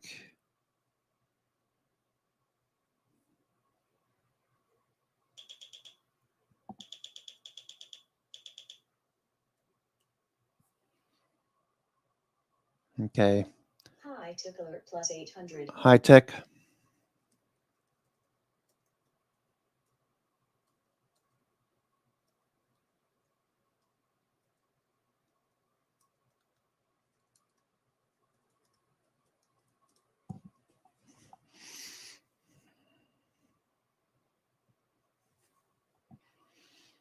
Alrighty. It's 1-to-1. Right now, volume is 1-to-1. Let's go LETSGO.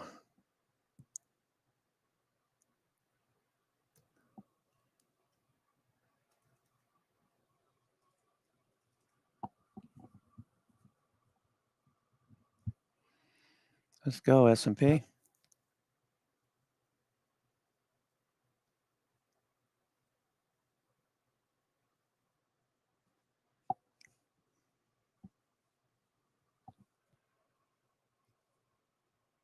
We keep getting rejected here.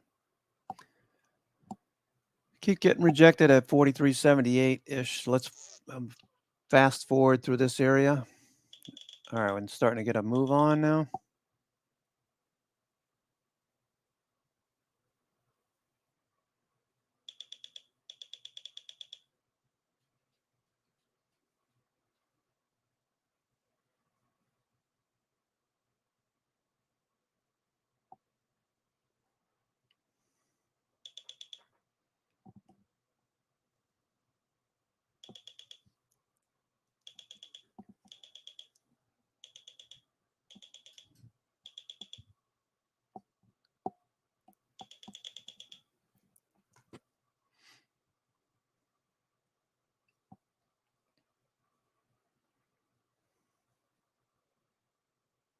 High tick alert plus 800.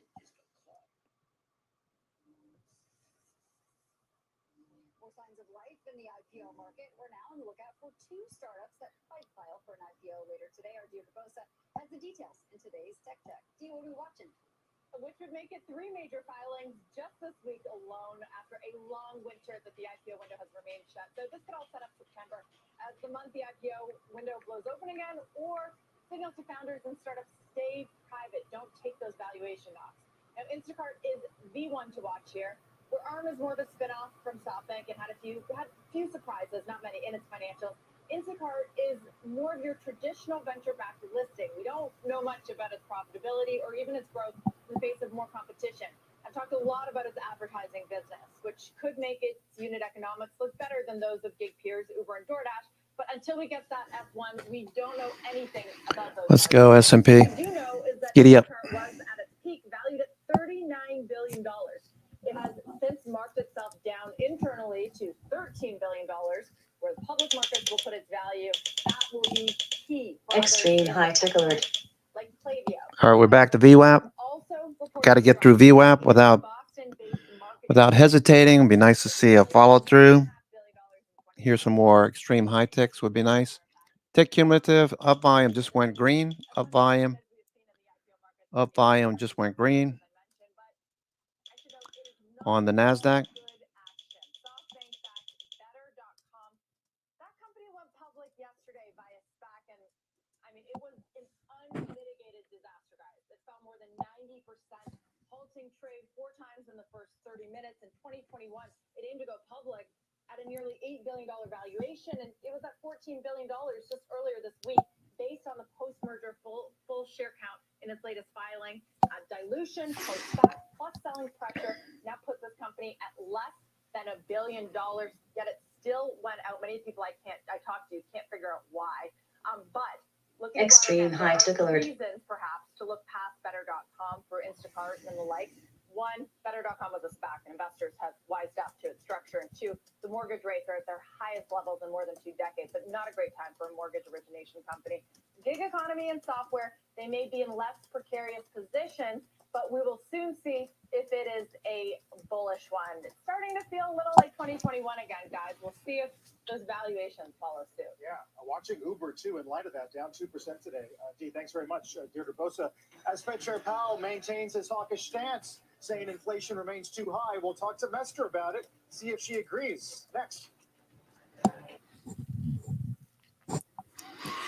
Okay, so far rejected at VWAP. Look for follow through. If you're bullish, we want to see a move back up to 4,400.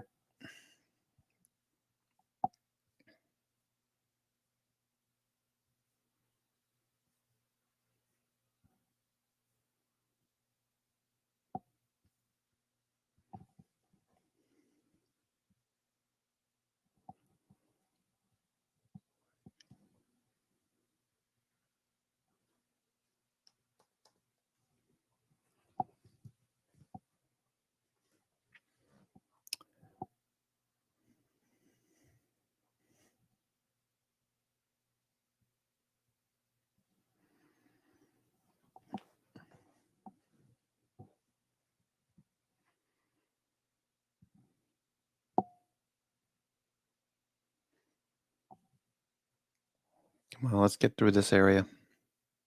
Let's get through this area. Looking for a higher low. Initially getting rejected at VWAP. If we get through VWAP, I'd look for 4,400. Using Vantair's calculator, I used the low of the day, Vantair. Is that about right? 43.56. I got a buy above 43.72. First target 43.89.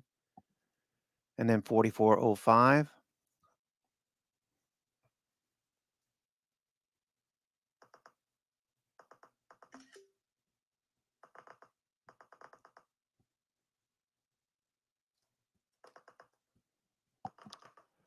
Low at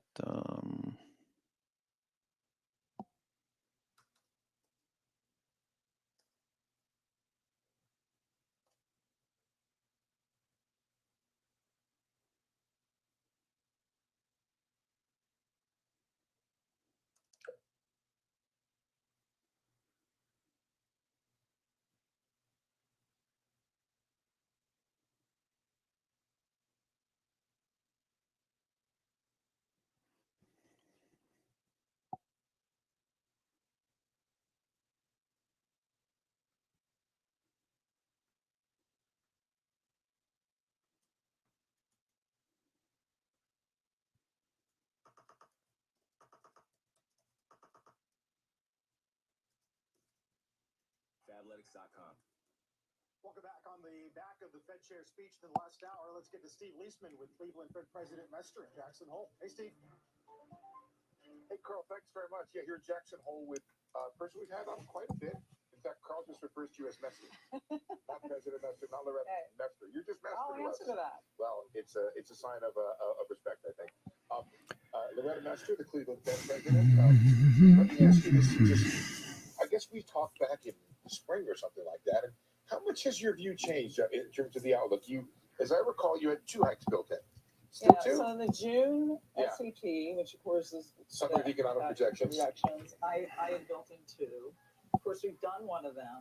Hold on one second, President. It looks like Fed Chair Jay Powell is taking a walk with Christine Lagarde and the new bank president, I believe, in Japan.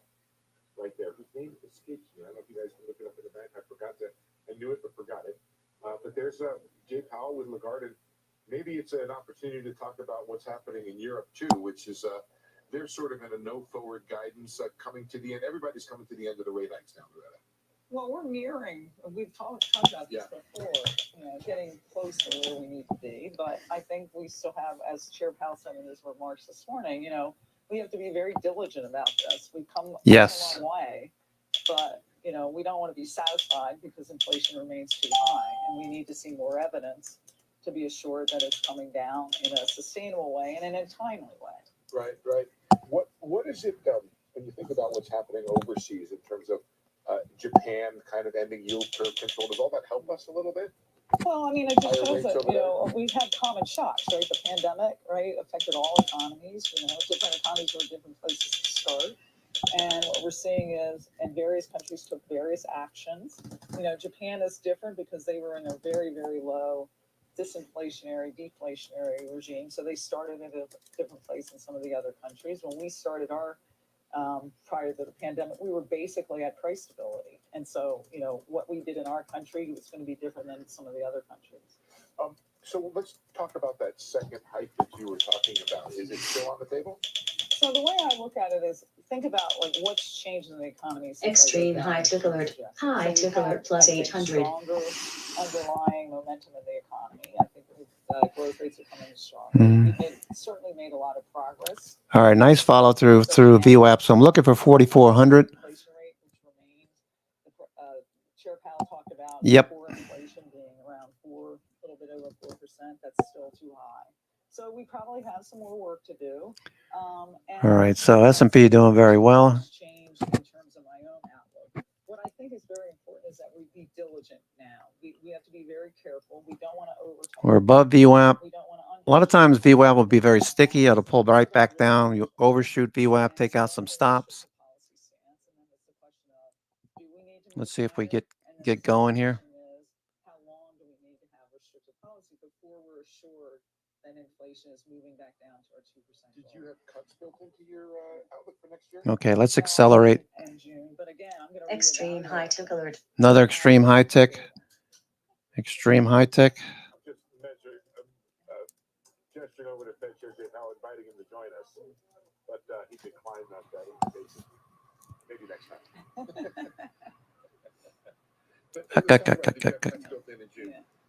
I'm Papa the Sailor Man. All right, eat your spinach pot pie. As inflation moves back down, of course, real interest rates, even if we hold the nominal rate constant, move up. And so we have to balance that again to make sure that we are setting policy. Let's go, LETSGO. Not overtaking. And that's going to be the discussion later. I think right now the discussion is, are policy rates 5 minute, nice buy signal on the 5 minutes so far. I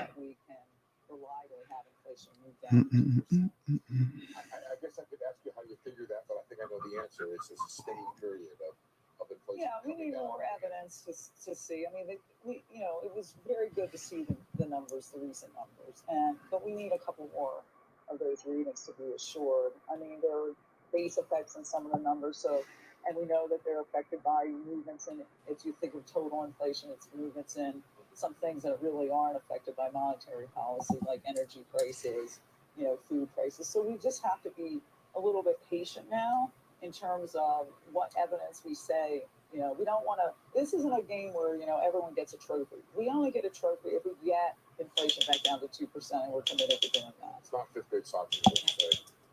With apologies to the dictators. High tick alert plus 800. The June SEP. Chairman Chair Powell today talked about the idea that growth is maybe running a little bit stronger than expected. Is that a concern of yours? Well, it's not a concern, but I think it's one of the factors that you have to take into account when we calibrate. It's not a concern. What I wouldn't want to have happen. S&P. I had basically inflation getting back down to our goal, right, by the end of next year.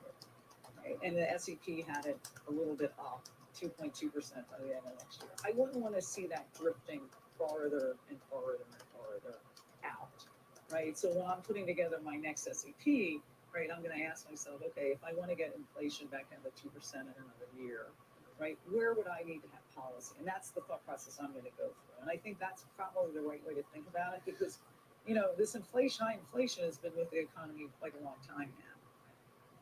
And there's concern it might become entrenched. Well, there's concern about that, but even if you could say it's going to eventually get down, right, the price level, right, is so high. And if we keep having inflation well above 2%, people are actually paying higher prices. All the time. And so that isn't something that I think we want to have perpetually embedded in there. Another development since, say, that June SEP was a higher long-term interest rate. Is that a problem that you think has? Is it too high? Well, I don't think it's a problem. I think it's actually, that's going to be part of the calculus. That's a restrictive stance of policy. And so that actually helps put downward pressure on inflation.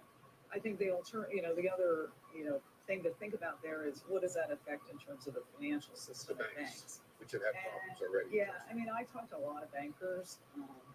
We had several large regional banks in our district, and they're all already taking actions to shore up their balance sheets, to put them in a better liquidity situation. So again, I don't see that recent development, and you're right, they have moved up quite a bit since June, is necessarily a separate factor. But again, it's part of the calculus of how restrictive do we have to be on the policy rate. That's actually putting downward pressure on inflation. To the growth story, because Chair Powell reiterated again today that bringing down inflation will require a sustained period of below trend growth. He said that last year here, didn't get it. It's been 2% plus, and maybe the third quarter's off to the races.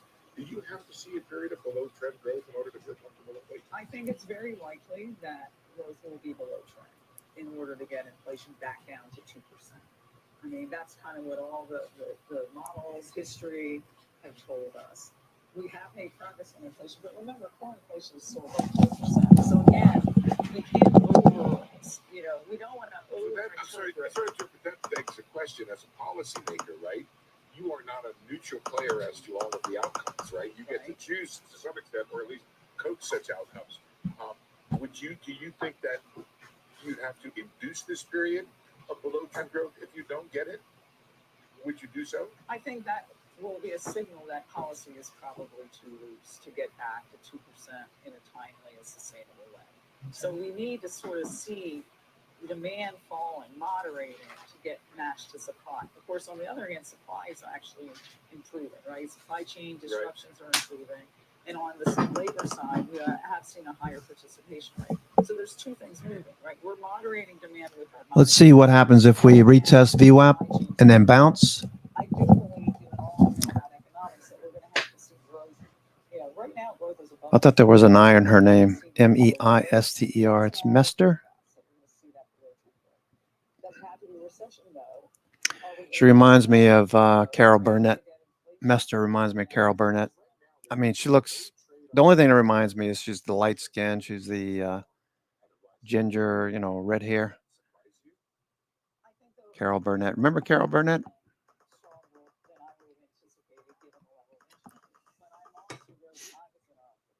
Okay, watch your profits on your longs, okay? Watch your profits. 43.56. I mean, that's 40 almost 40 handles there, so. Typical relationships are not necessarily at this time. And that's what makes this a challenge, right? Is that there's uncertainty around, and that's why it's very important that we're diligent. Peloton, nice little bounce. Looking for that to get back up. But we are committed to that 2% growth. Get above 6, maybe. Very strong forward guidance. You were going to do this for a long time, and we weren't thinking about cutting rates. Where are we now? How would you, to a layman, for example, explain where policy is, what kind of modality policy is in? I think we're looking at data to tell us how much more restrictive, if any, we need to be to get inflation back down to 2%. And that's what's happening now. I think everyone understands, right, that policy is currently restrictive, right? It's affecting the economy. We've seen growth moderate. We've got, especially in the business sectors.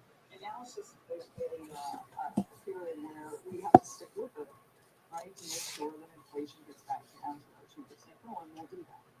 President Mester, thanks very much for joining us. Thank you. Hey, Cantonese, Elizabeth and Mester, back to you, Bob. It is a former perspective. I'm glad you pointed that out. I know you meant that way.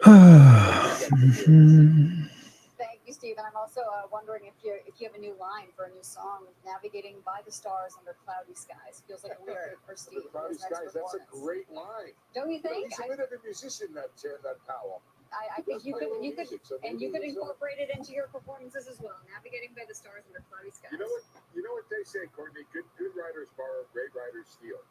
I know that. That is true. Thank you very much, Steve and Loretta Mester. Wonderful having you both with us. Well, firm showing it can grow revenue even in a high rate environment, but only. Okay, looking for a follow through, a higher low. Peloton looks like it wants to go. Giddy up. Maybe we'll get a gamma squeeze when no one's watching. Gamma squeeze on Peloton. General Motors, kind of doing the opposite of what I was anticipating.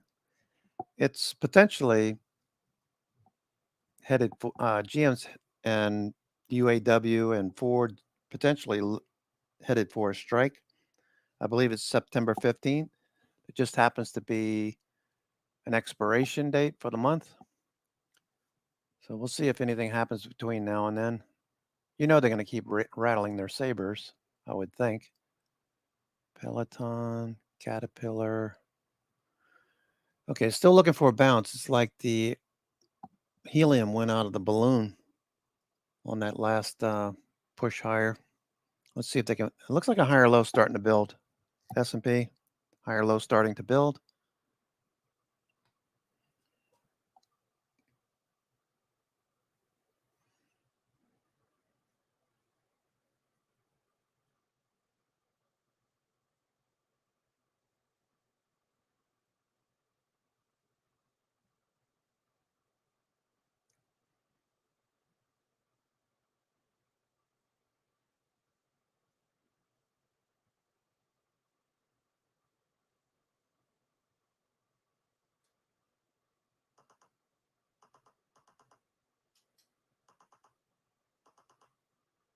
No follow through yet.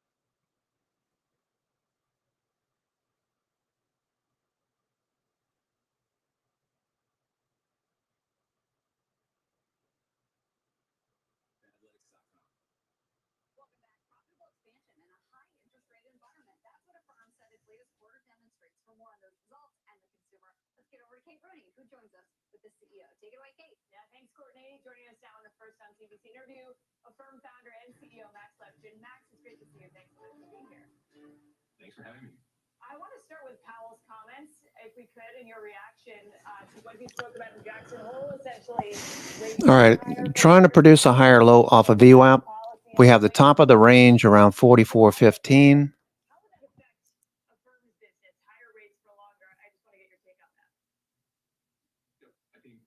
We are prepared for any eventuality. The events of the last 12 months when the rates went up at an unprecedented clip have certainly been plenty tumultuous and made our capital markets partners wonder how to price our products appropriately. Now that the Reserve has accomplished some of its goals, not all of them, they're able to communicate much more clearly what the policy may be going forward, settles the markets down, makes our job a little bit easier, certainly makes our ability to execute on our mission much more steadier. And so you're prepared to operate in this higher rate environment? Absolutely. We just showed that we can maintain the target range of revenue less transaction costs between 3 and 4% in this environment, whether they go up a little bit more or stay where they are for a long time. Come on, S&P. Let's do this. Let's rise to the occasion. I hope everyone's having a good day. It is 11:49 on the East Coast. If your video is lagging a bit, it's 11:49. Just refresh or close the YouTube browser, not blouser. Close the YouTube browser and click on the link again. Bring up a fresh stream. I understand that YouTube sometimes lags. I haven't tried it on TV to see how that works versus mobile or on the computer. But generally, I have about 5 to 8 second delay.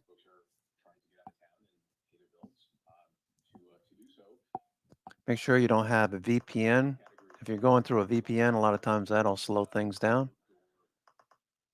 Okay, no follow through yet. We got above VWAP. A lot of times we'll push through VWAP and we'll come back down through it. The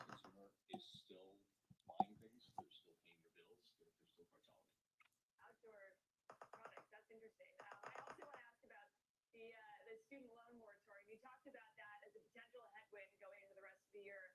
How should investors think about people's ability to pay these loans when they now all of a sudden have to start repaying student loans as well?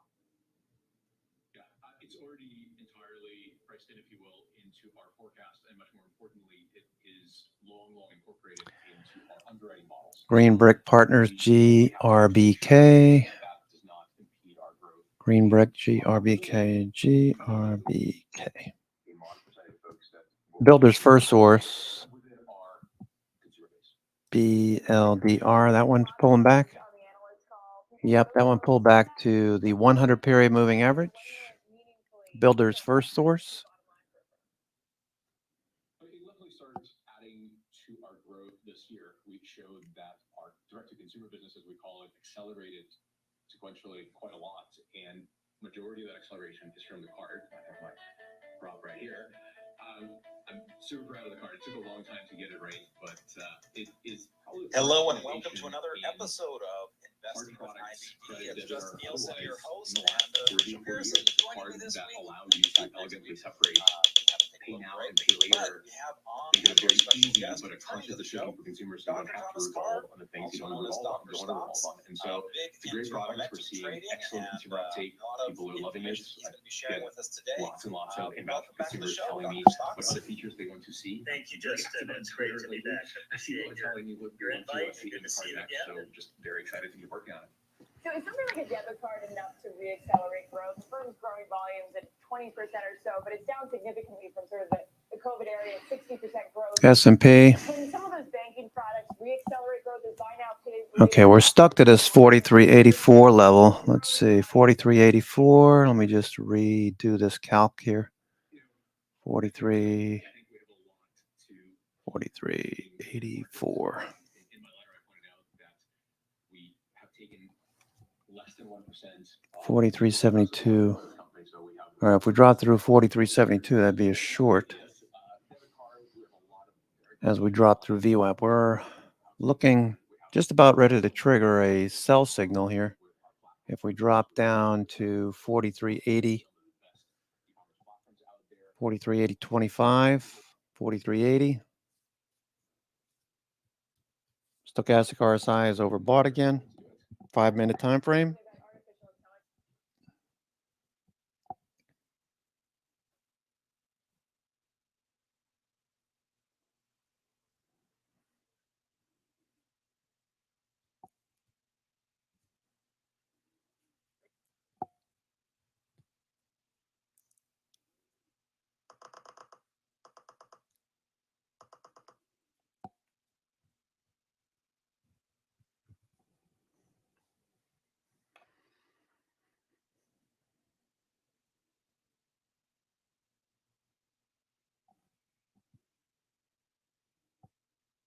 Markets are just dancing around VWAP right now. Most stocks doing the same thing. Caterpillar looks like it wants to go. Peloton pushing a bit higher. Peloton pushing the highs of the day. Peloton pushing the highs of the day.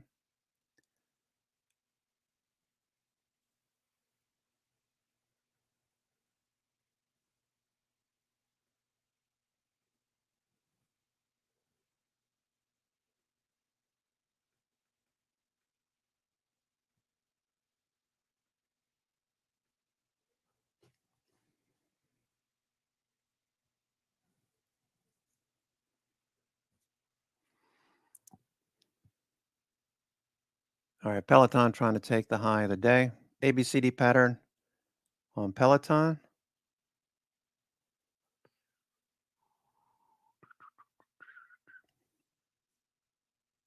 Oops, what happened there?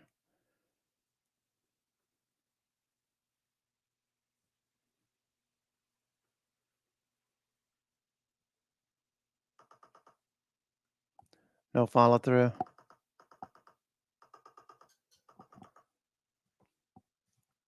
Still dancing around VWAP. No good signals here at the moment.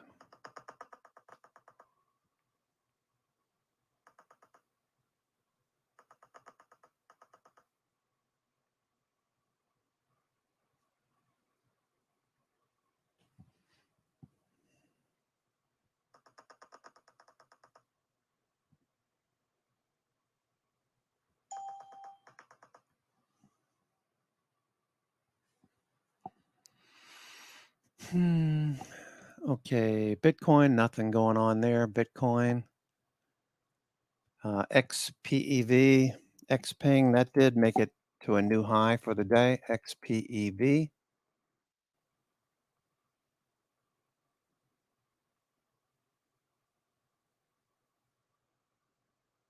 VFS, you saw VFS had made it up to 50, I believe, right? 63, VFS at 63.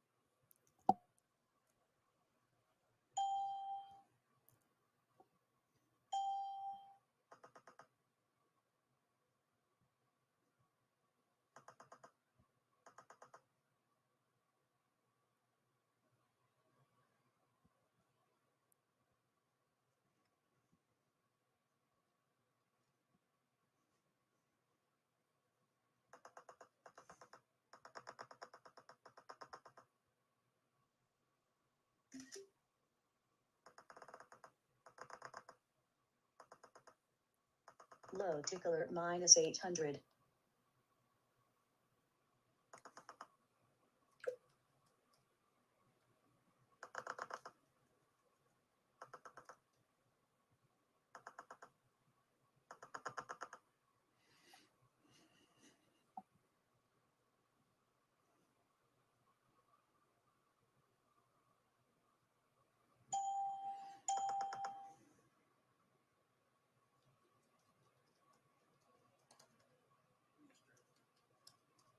We are prepared to raise rates further if appropriate and intend to hold policy at a restrictive level until we are confident that inflation is moving sustainably down toward our objective. Chair Powell, in the last hour, remaining office of argue and saying there's more work to be done. We did hear from Cleveland Fed President Mester moments ago, who was essentially on the same page. The Fed has more efforts to be more pushing inflation back to target. That said, market kind of anticipating this S&P down 1 point. Yields have changed a little bit, volatile about a 2-month high. This says a lot about just the growth prospects in this country versus, say, Europe.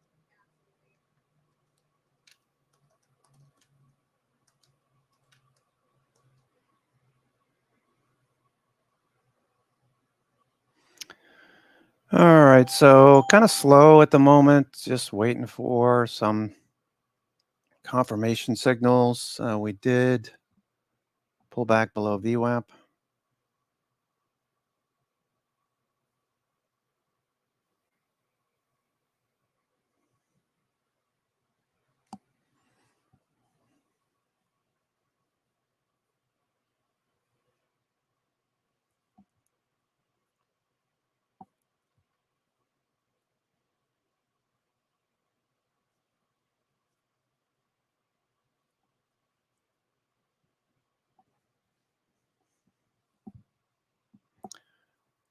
VFS, VinFast, that thing is still going.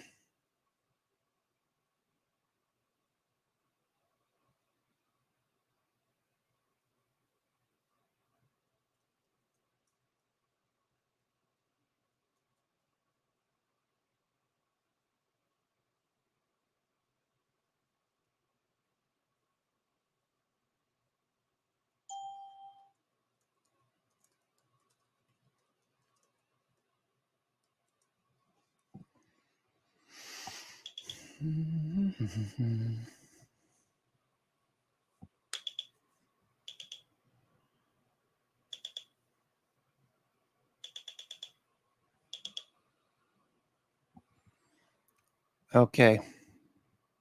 Let's see. We got a pivot right here. Let me take another calc here at this pivot. Let's see.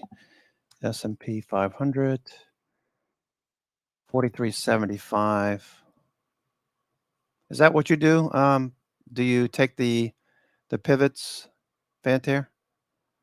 4375. I mean, that makes sense. 4375. Okay, so 4389. Oh, okay, cool. Cool.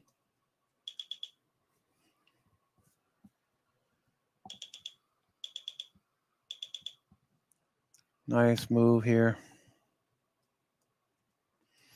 Let's see if we can get back above VWAP, eh? Get back above VWAP, we'll have a higher low. Yet again, another higher low. Looking for a follow through.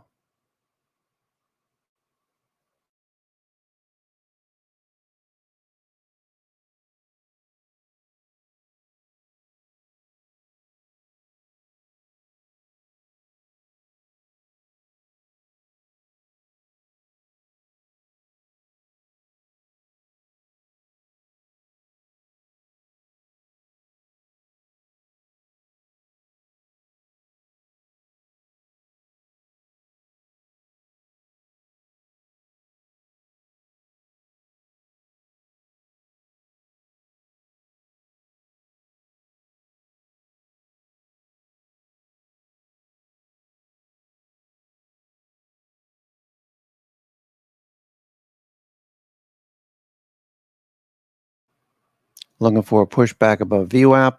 So technically on a sell signal, looking for a reversal of this. Let's look at the 15 minute. 15 minute, still on a buy.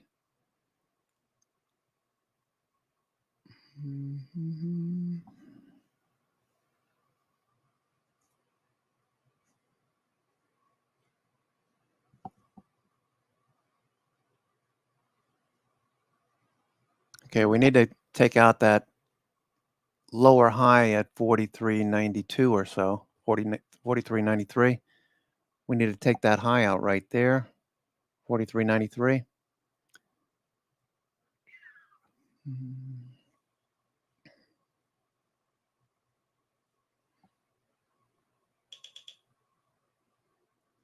Back to VWAP, perhaps.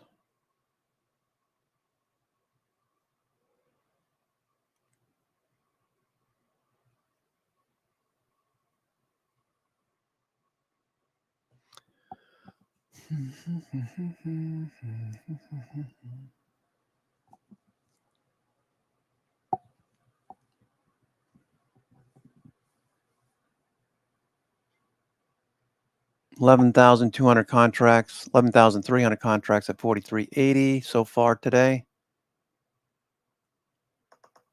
Got 8,000 in open interest. That expires today. 8,000 in open interest. 4,400. That'd be a good place to pin it. So where does it leave us at a time where the S&P is now down 4.5% from its 52-week high? We're in a correction. It's been mild and modest to this degree, to this point, but now. So I think we're in an environment where you had the speech kind of play out this way. Maximum optionality with some hawkishness. So trying to preserve that soft landing narrative. NVIDIA yesterday is really interesting because the traders reacted positively and then the investors considered and they decided that it's probably a time to be mindful of risk. You look at what happened with Microsoft. You look at what happened to some of these big names. And that's what happens when you get extended. You are incredibly, from a valuation perspective, you're incredibly vulnerable to disappointment. You're incredibly vulnerable to a change in momentum. Come on, let's blast this higher. Seasonal weakness. And I would say that positioning should reflect. Okay, so Mike Wilson over at Morgan Stanley talking about the stock rally is exhausted. Yeah, back in July, end of July, I could say it was exhausted.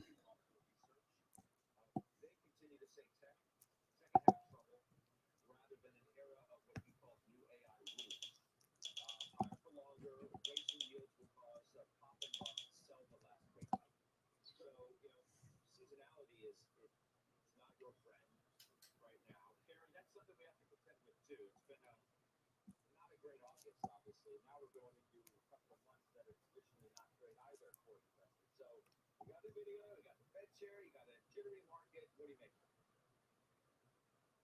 Well, the market obviously cared a whole lot more about what Jay Powell said than what NVIDIA said. And that tells us something. We're really caught in this kind of intense scrutiny of everything the Fed is thinking about doing, saying what they might or might not do. It's really pretty tenuous when you think about hanging on every single word and parsing every syllable. So I think that what we can take away from this is we haven't had a recession. We can argue with the timing of what Jay Powell has done and the Fed over the last year and a half, but they haven't caused a recession. Inflation has come down. The market is only off 8% roughly from the. All right, no follow through yet. So that's pretty impressive. Looks like a lower high on the S&P, lower high so far. Recently, it has not had a big drop, and earnings seem to be okay. Not fantastic. The earnings recently retail, kind of weak, but. Come on, let's produce a higher high. Let's get above VWAP. Let's do this.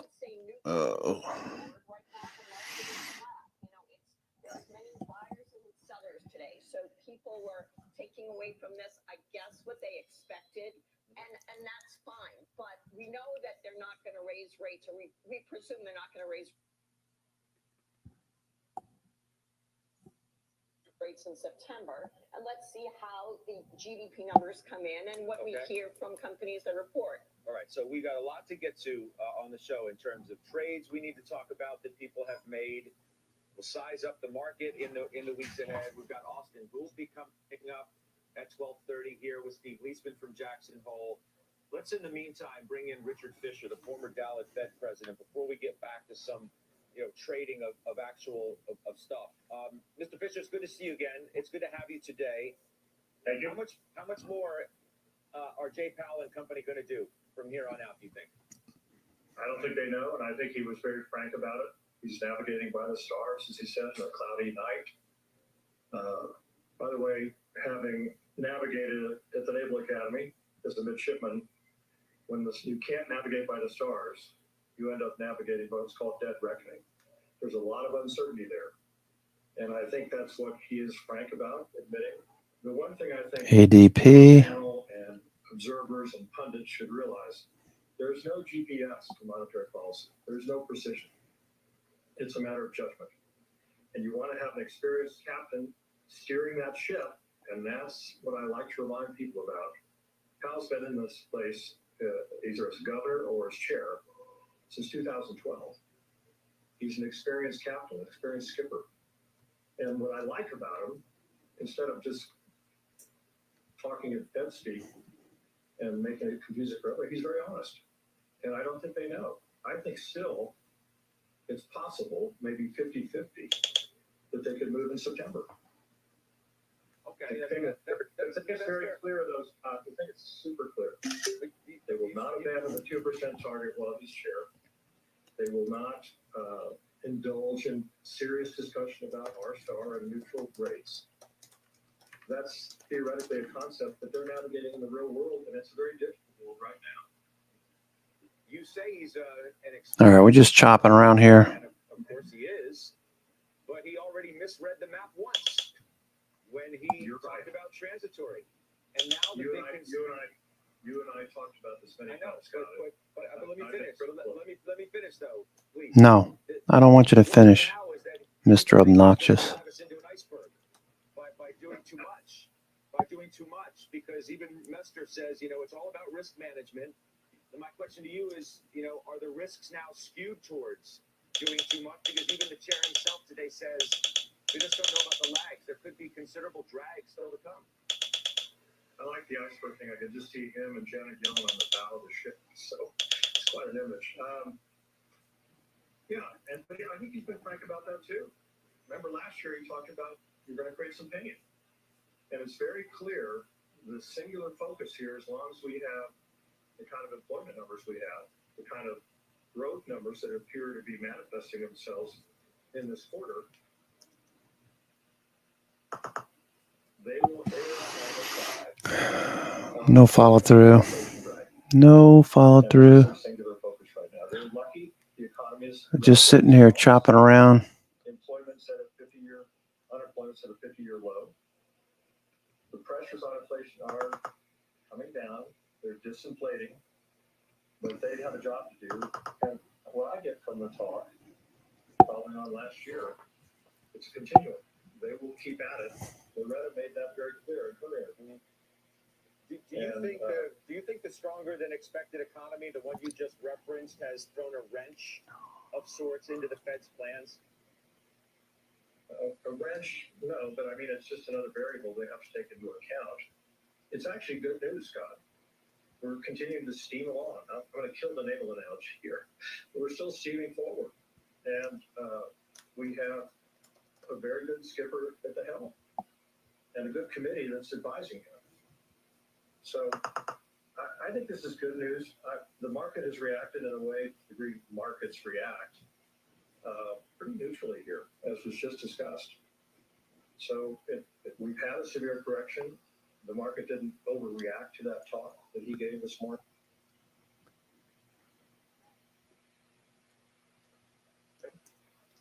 And we're steaming along at a decent speed, and the boilers aren't overheating, but they're still a little bit too hot. How's that? But I wonder, to what degree should he maybe declare victory? He doesn't need to go on the aircraft carrier with mission accomplished, but look, I mean, from where he was last year, inflation's come way down. The economy has stayed strong. They've done a pretty good job of getting us to where they are now. Earlier mistakes aside, I mean, whatever. It's about what have you done for me lately? And the economy's pretty good, and inflation's going in the right direction. He knows there's still lags to come. So maybe just step back, take a seat, see what happens. Scott, put yourself in his shoes. He did make a big mistake by letting the staff convince him the transitory argument was sound. He has 2.5 years or whatever left. He does not want to make two mistakes in a row. And the worst mistake he can make here, or the committee can make, is to see inflation start to come up again or not continue to go down. He has to worry about his historical legacy. Now is the time to correct for embracing the transitory argument, waiting too long.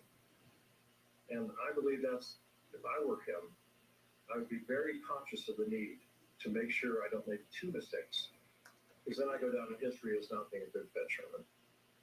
So he's correcting for getting off course, and now he's back on course, and I think he will stay that course as long as he's chair. Okay, and let's wrap it, because I've got Austin Goolsby coming up too, and I got to get to some things before that. The target, 2%. I know he says it. He has no choice but to say it. Right. When do they first cut rates, do you think? Presumably, they're not going to wait, obviously, until you get all the way to 2%. You got to feel like you're on the steady course there to continue to use this analogy. Is that right? I mean, when does the first cut come, do you think? I don't think it comes till sometime late next year. Late next year. So in calendar 24. Unless the economy implodes, and we're nowhere near imploding. The manufacturing sector's got weaknesses, obviously. Some of the transport folks do. But the consumer, which is not as robust, is still driving the economy. And unless we have an implosion, we see a sudden rise, significance in employment. Well, I don't see a need for them to cut. They have normalized rates. We were living in an artificial environment for far too long. It distorted price discovery. And now we're getting back to a decent rate structure. So I wouldn't feel the pressure. It depends on the price. All right, let's go. We're back above VWAP. We could run here. I don't see that in the cards. Richard, I always like talking to you. We'll talk to you soon. Thanks so much. Let's go. Let's run. Let's run back up to the highs.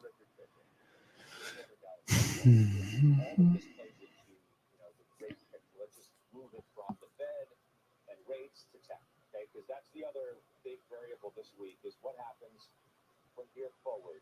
It's been a rough month. Yields are higher. All right, let's get a rally. Let's get a rally going.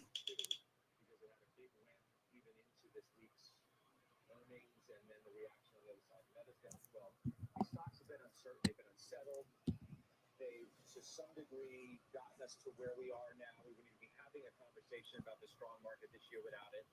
So what happens now? So I think you're in a really precarious spot because on the one hand, tech has been a safety trade. Now that's in another era when they were priced differently, but that was the flight to quality trade. And now we're talking about an environment where the earnings are really exposed to long-term interest rates. And prices are much different. ADP, watching ADP and Visa. Visa trying to break out. ADP looks like it wants to break out of a cup and handle pattern. We've got Option Care Health, OPCH. That also looks pretty good. MGB Ingredients. Qualsys. Qualsys, a nice cup and handle.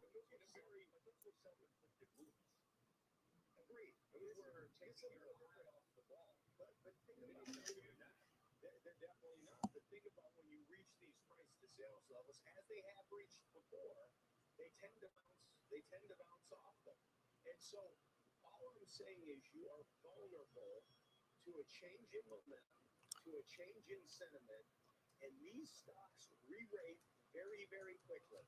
Very quickly. You're seeing it in some stocks today. So I'm not worried about the long-term fundamental thesis for these names. They are very strong. AI is going to drive productivity. You're not seeing it in any of the earnings yet, except for NVIDIA, which is a pick and shovel company that sells into this space. You're starting to see it in some of the other PayPal, Lotto players, PayPal, yeah. For today, money? Let's see what you got here.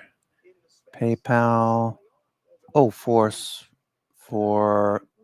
a weekly. That's the end of September. PayPal, okay. PayPal, PYPL. PayPal, the 70s for September. 70s.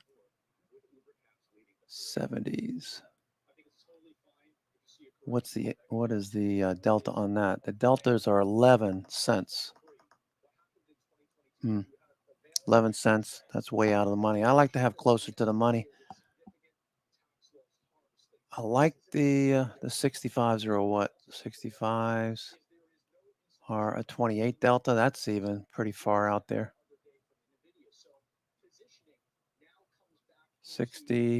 61s are 52 delta, 62s or 45 delta, 63s or a 40 delta, 39 delta.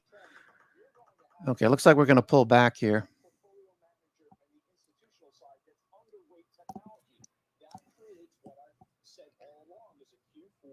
Chase for performance, and I believe that's real. I think that's coming in 2023. Listen, in the interim, I run an equal-weighted strategy, so I own technology differently, and that's had a negative effect on my performance year to date because you should have owned the market. Now, don't we look at what NVIDIA delivered though, Jim, and say that you can't tell me that these stocks are going to go down a ton, because if they come down at all further from where they've already done this month, it's going to be snapped up. Buy the dip. Yeah. Buy the dip may be narrow, but buy the dip in those names. Yeah, I think that's exactly right. But even before you get that, where I think we are right now is people are saying, Joe, you and I and Rob, we're not the only ones talking about seasonality, right? So if you are worried about that, I've been raising some funds. Other people have been raising funds. Where are you going to go to? I mean, how big? If you owned NVIDIA at the beginning of the year, or Apple, or Tesla, or any of these names, they're huge in your portfolio right now. So if you're going to raise funds to just kind of tactically back off the market for the next month or so, that's likely where you're going to take the funds from. And I totally agree with your supposition. I'm one of them, right? I'm thinking of you as you're talking. You're the poster guy for this entire conversation.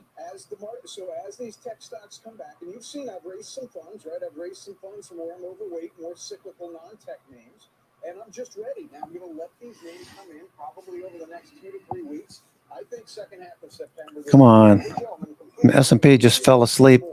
Flat VWAP. No, not much to go on here.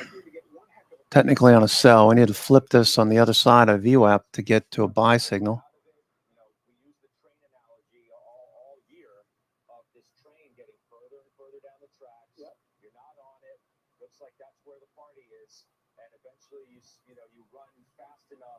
the train pulls back a little bit, slows down, you have a chance to get on, which you did.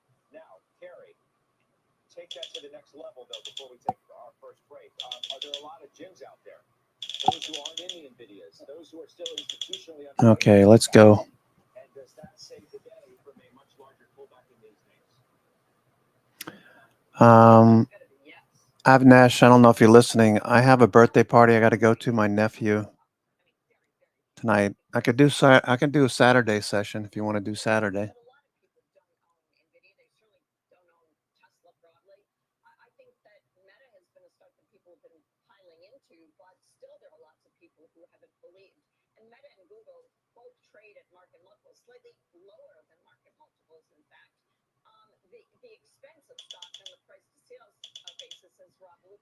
Okay, let's scoot higher. Let's take the S&P higher. Won't you take me higher? High tickler plus 800.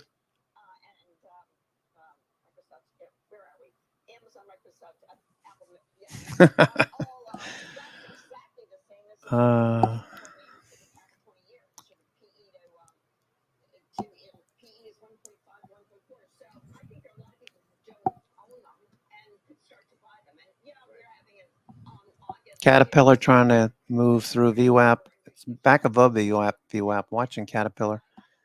A lot of these industrials pulled back recently. Coming into the week, we had stochastics oversold in many sectors. So the caveat, obviously, was what Jay Powell has to say. He hasn't really said anything different than what he's been saying recently. Policy restrictive, going forward, data dependent, open to raising rates more. Same rhetoric.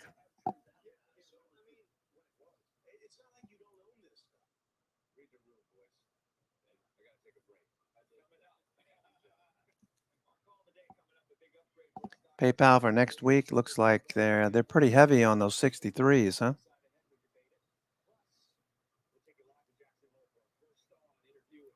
PayPal. The last trade on PayPal, I think we got out of it earlier in the week. Last trade was pretty good on PayPal. I still like it. I wanted to buy some shares with the profits from the PayPal calls.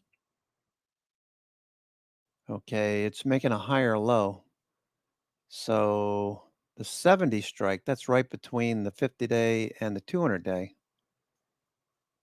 I mean, they're pretty cheap calls. I generally don't like going that far out to buy. I like 40 deltas or higher, 45, 50, 55. And catching a good buy signal. So you get a quick pop. So for every dollar, you're making 55 cents versus, those 10 delta calls, you make 10 cents for every buck that moves. So you have to have $5 of move just to equal the $1 move in the 40 delta or 50 delta rather, the 50 delta.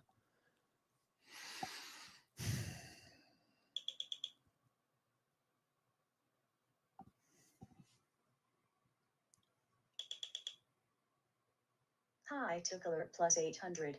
High tick.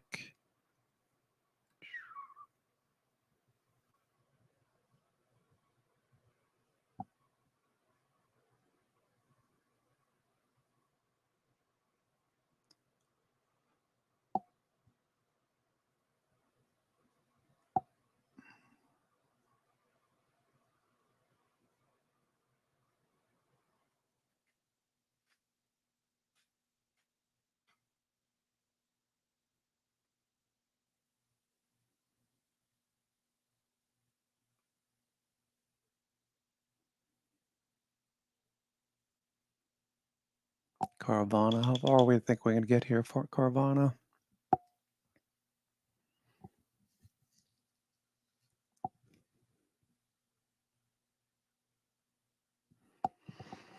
Okay, starting to move now. S&P is on the move. S&P on the move. Okay. S&P.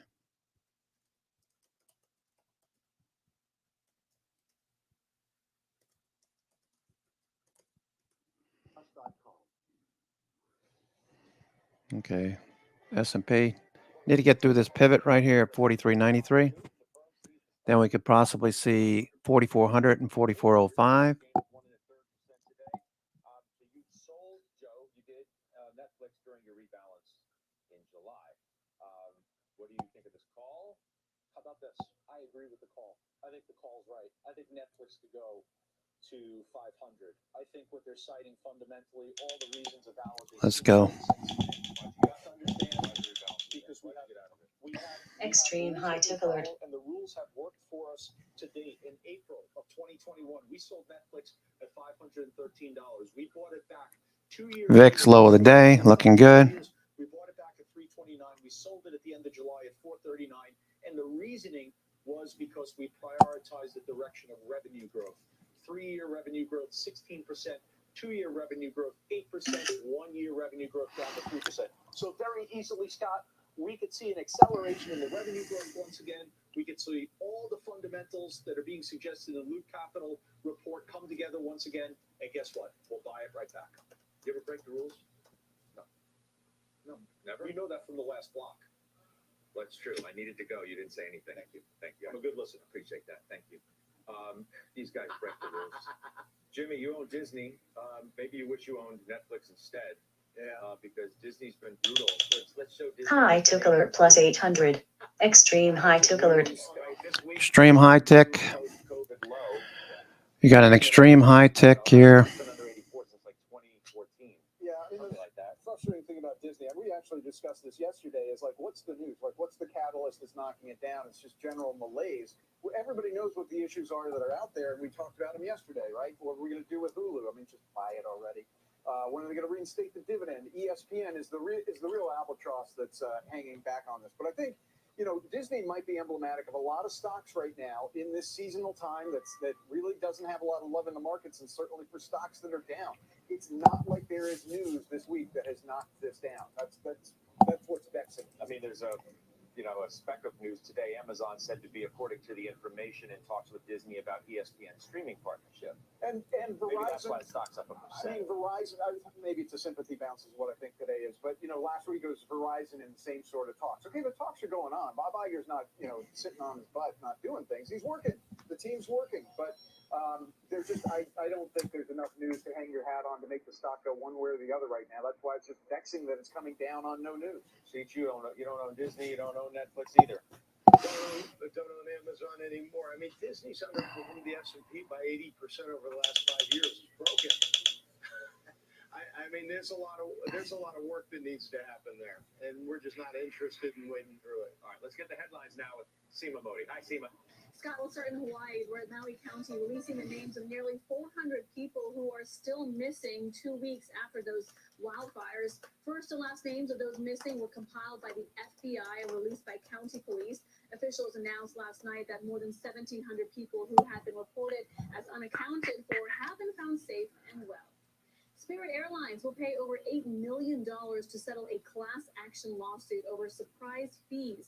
Passengers say the budget airline added carry-on bag fees to tickets bought from third-party vendors, including Expedia and Travelocity. Eligible travelers seeking refunds will get up to 75% of their fees back, depending on the number of people submitting a refund request. And official announced that Spain's government has started legal proceedings to suspend the soccer S&P doing well here. kissing a player after winning the World Cup. The president refused to quit today, fueling outrage among players and government officials who have spoken out against his behavior. Scott, back to you. Okay, Seema, thank you. Seema Modi. Straight ahead, we go back to Jackson Hole. Our own Steve Leisman sitting down with Chicago Fed President Austin Goolsbee. Can't miss that interview. See what comes out of that, what the market does. We're back after this.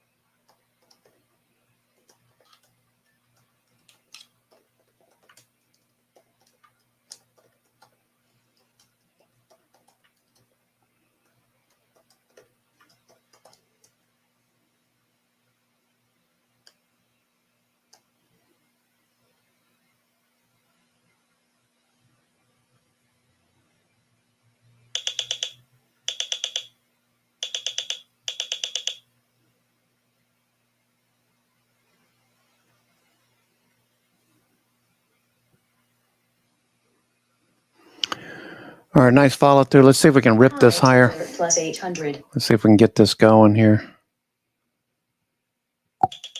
All right, go time.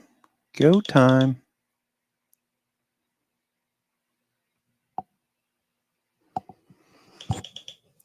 Let's rip this sucker. Let's go, LETSGO. Let's go.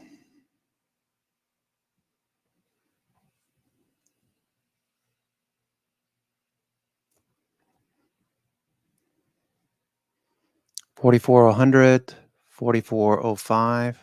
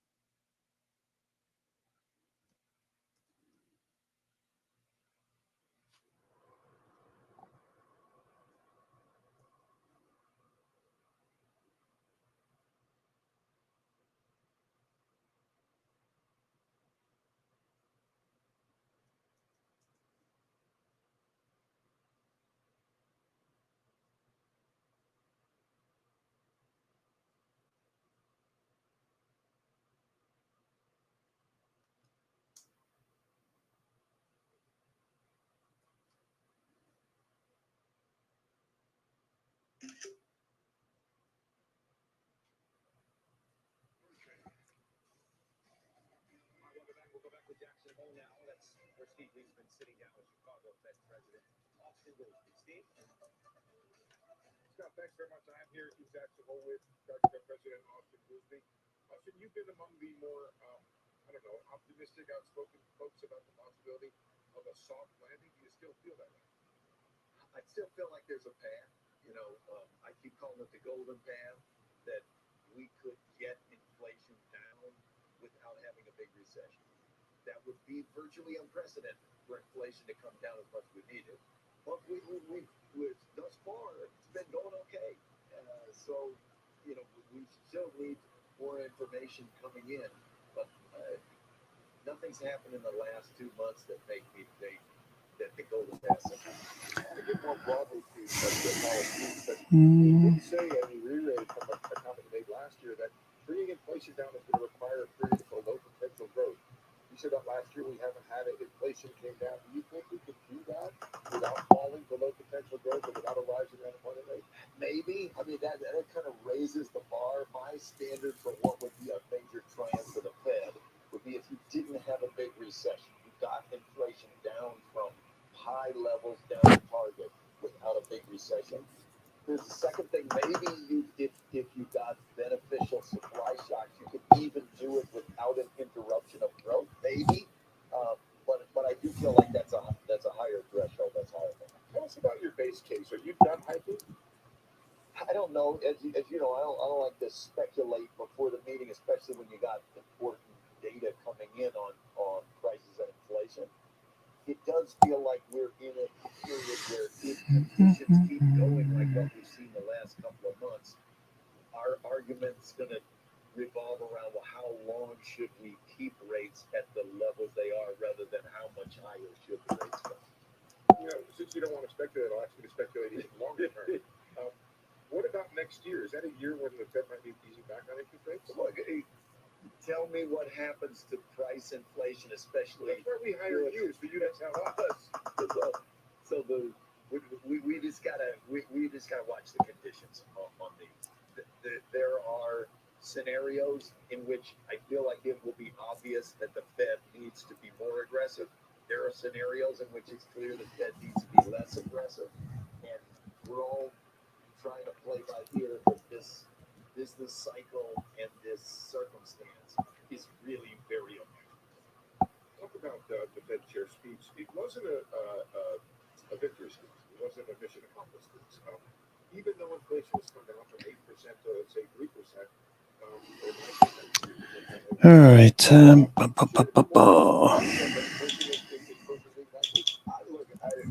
learned from the first day I got here. Well, I don't tell the chair what to say or what to do. I think he was properly sober let's not conclude too much. We've gotten a couple of good months of improvement data on inflation. We saw progress in the areas that we progress on goods at the beginning of housing, but there's still a long way to go. So I think if the chair had gotten up and said mission accomplished, that seems like a complete change. Which I remember about in the wake of the Silicon Valley Bank is you were among those who were more concerned about the potential impact of bank credit tightening on the economy. It doesn't quite seem to materialize. So far, it does not seem like it materialized. You admit you were wrong. I said I wanted to watch that, and I've been happy to find that there has definitely been credit tightening, and you saw Chair Powell say there's been intense credit tightening. But we raised the interest rate 500 plus basis points in a short period. There's always going to be credit tightening. The question was, is there going to be more than just what you'd expect from monetary policy? So far, it doesn't seem like there has been. So that's promising. Well, so far it's a good phrase because we have recently had a recent spike up in interest rates. Yes. Does it cause you some concern for the economy to change your outlook? For several long. A little, some concerns. It is what it is. In a way, we're in a position where we're balancing off. There are other readings, like the GDP now type readings, that say maybe growth is accelerating. So if the longer rates are going up, and if there's some restraint coming on that side to bring it into balance, maybe that's okay. Maybe that's okay. That's what we're trying to. Scott Walker's got a question.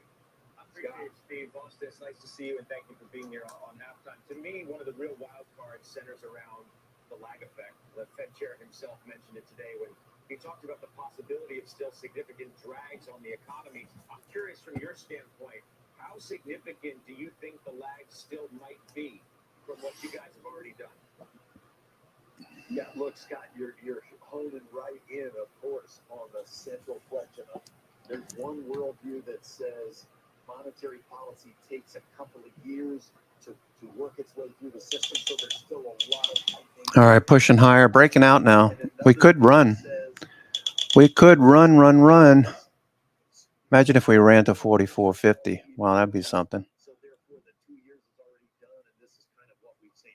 We're still trying to get us. It's not like there's an obvious answer. Got to get above 44.05. Either way, I think that's argues a little bit for caution. That keep your eye on the price series. The new months of price inflation is the best thing to be looking at in the short run, because you can't observe what the lags are. We kind of just have to wait to see. When you look at some of those lags, among them is looking at what's happening with, for example, credit card balances and delinquencies. What kind of concern do you have right now for what's happening with the consumer? VIX is still dropping off. VIX is still dropping. Interesting / unusual thing about the consumer is that the interest rate is up as much as it is, and you really haven't seen the consumer spending deteriorate in a way that would be traditional. And part of that is probably consumer durables like autos. But normally that would be a major channel of monetary policy. Auto production and auto purchase are actually up a bit, despite the rates being up as much as they are. And I think some part of that is this pent-up demand, and we have the supply constraints, so it's from an artificially low base. It just makes it more confusing. I mean, it would be a triumph if the Fed or any central bank can get inflation down without a recession. It's hardly ever happened before. And if the consumer spending can maintain a steadiness in the face of these high interest rates, I feel like that makes it a little more possible. Also, we're real tight on time, but I'm certainly this big question on the red here, but it's kind of important. All right, let's run this sucker. Let's run this sucker higher. I'm not saying it was easy, but that's what people say. Getting from 3 to 2 is the hard one. And when they say that, they start to ask the question. We're on a buy signal on the 5-minute since 12:20. Need to get through 4400 and then 4405.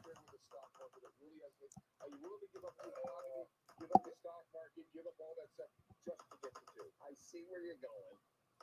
it's leading us down the path into the hypothetical religious wars that I definitely don't want to get involved. Explain what you're talking about. So I will say that's the 1 minute chart. We got a little sell signal there. Should you change the target and just declare victory, even if it wasn't victory? I think not. I think inflation's not fully down to 3%. It feels like that's headline, but the headline's got energy prices that move around a lot, food prices that move around a lot. There's definitely been improvement in core inflation, but it's too high. The inflation's too high, so I'm uncomfortable with declaring victory when it's clearly not victory. We stated before we got into this what the target was going to be. I just don't feel like you could change your inflation.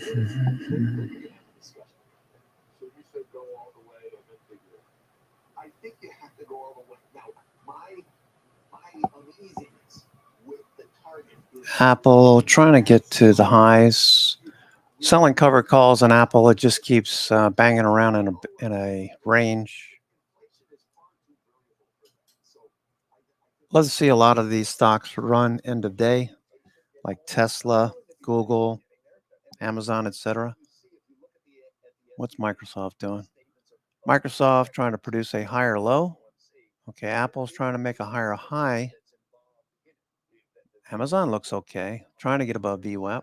Tesla, Google looks okay. It's at VWAP. Need to make a higher high and a higher low. Not bad.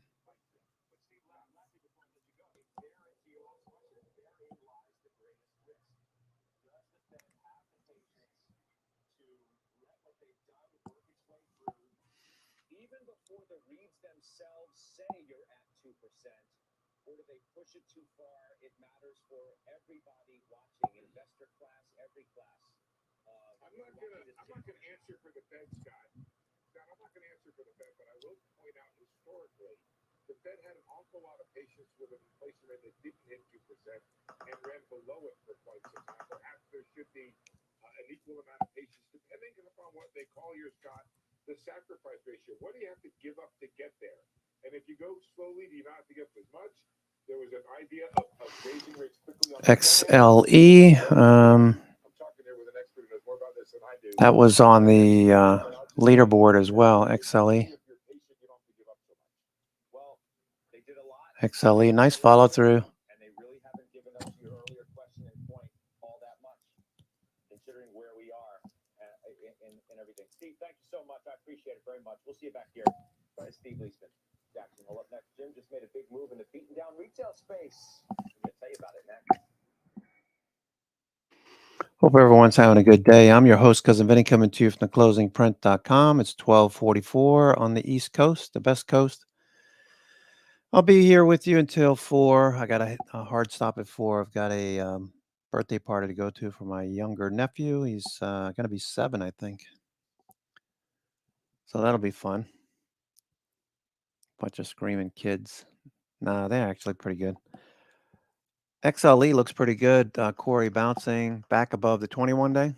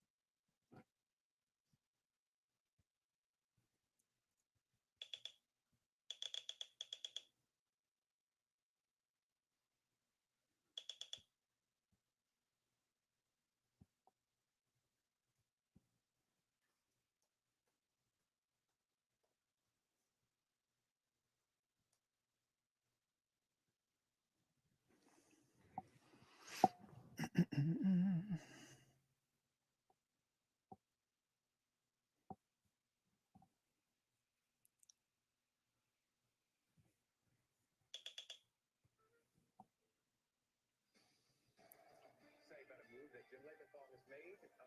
You trimmed Home Depot. I did. Why? Boy, I really respect how the stock has hung in there for the last year. Joe and I, you may have heard it from the commercial break, Scott. We were just going over March 16th, the first rate hike, March 16th of last year. The stock's up about 3% from then, as mortgage rates have more than tripled during that time frame. I mean, you got to respect what this has done. I'm not sure it has much more in it for the short term. Now, I am not negative on Home Depot. I'm still retaining a position. I've cut it by a little bit more than half. And that's my way of saying I just don't think it's going anywhere for the near term. So I'd like to have some dry powder for this pullback that Joe, Rob, and I all see is happening right now. I'd like to have some dry powder. And I'm taking it from Home Depot. Let's let NVIDIA come in some more, Scott. That's where I'll add. You can add to Microsoft and Apple as well. But You're I'll also, let that happen. Well, you're also looking at Nike, which is Yeah. Nike. I mean, it's been down 11 straight days. I don't know what it's doing today. That was before today. Before today. Is it a bounce for Nike today after 11 down days in a row? It is a modest one, but nonetheless, at least it's green. I may be being too cute here, Scott. It's a forward multiple, I think, of 27. I'm not looking on the screen. I'm just doing that from memory. If I get this at a forward multiple of 24, this is getting a super high-quality company at a great price. Normally, long-term investors, like to get great companies at good prices. If I can get this at a forward multiple of 24, history says that's a great price to buy Nike. Like 26.5 if we round up. You're close. You know, I'm not going to give you 27. I did not expect you to get me anything. He knows. All right, up next, the committee gets you set up for some key earnings next week. We're right back after this quick break.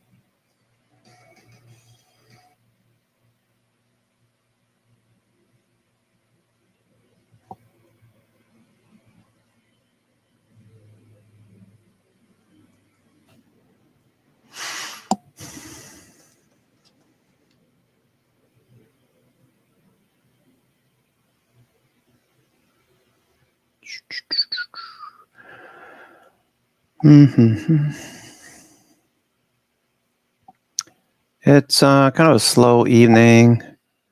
We're just chopping around VWAP, looking for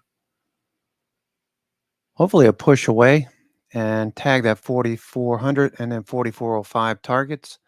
We've done very well today off the low. That reversal signal at 11 o'clock, that low, was right around 43.56. We made it up to 43.94. Not a bad move. Love to see it close at the highs instead of at the lows like recent price action.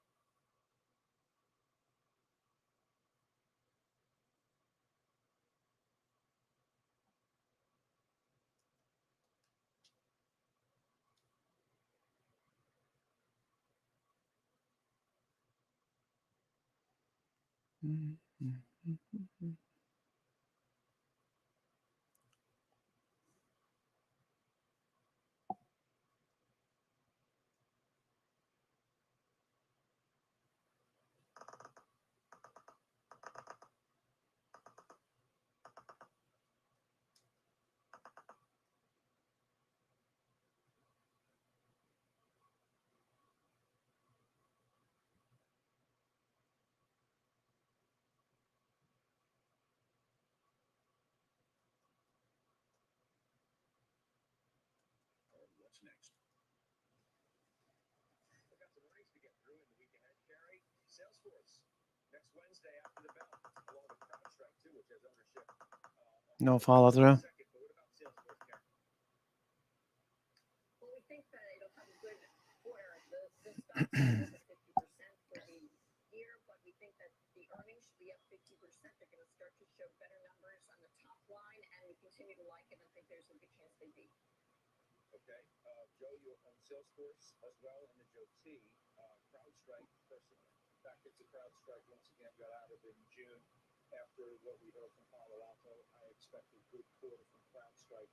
Options pricing in an 8% move. The viewers need to understand that this will have an above average move relative to what we've seen in some of his other cyber names. A couple other interesting names to pay attention to Thursday after the bell. Lulu, you own that? Give me that lead first. Lulu's going to be interesting. You want to see here how they were able to grab more of a footprint internationally. I think that's going to be a critical part of the story. So a lot of focus has obviously been on NVIDIA for good reason. Broadcom, you own that personally and in the Josie, and that is a name that you always hear, which is another big AI play, they say. The stock's up 50% year to date. After what NVIDIA did and what the market did after NVIDIA reported, how should we be thinking now about Broadcom? I think you saved the best for last. I still view Broadcom as a reasonably valued way to participate in the generative AI trade. This is one of the more strategically opportunistic points in the semiconductor space. They're going to grow their AI revenue from where it was 10% in 22, 15% in 23, ultimately 25% in 24, $1 billion in AI revenue. And I think that the fact that NVIDIA had that type of reversal takes a little bit of the pressure off of Broadcom in terms All right, so rolling over, no progress, no follow through. Come back and test VWAP. Whenever you get a flat VWAP, I mean, we love to see higher prices, but with a flat VWAP, you anticipate price is going to stay within a narrow range. It is on OPEX day, Friday. So not expecting a whole lot. We were looking for Jay Powell to tell us something new. Pretty much said the same thing he's always said, have been saying it rather.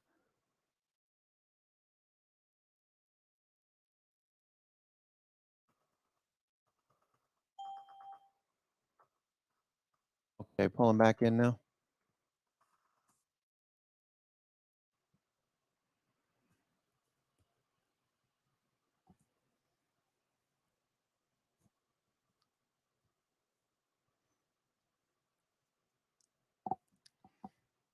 Tesla, love to see that run up and take out the highs of the day. Tesla, been watching that pretty closely.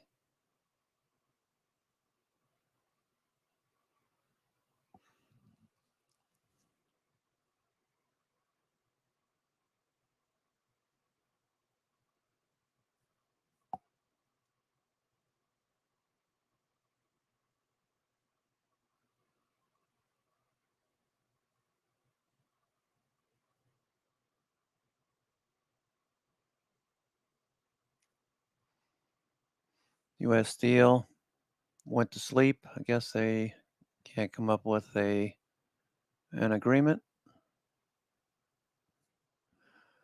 All right, let's go take a look at the heat map today. Let's see what that looks like. We had rotation yesterday, if you recall. Okay, yesterday we had this look. All right, this hasn't been updated. But we had all of these sectors moving in from lagging into improving. Leading sector was real estate. Go ahead. Let me go ahead and refresh this and see what it looks like now.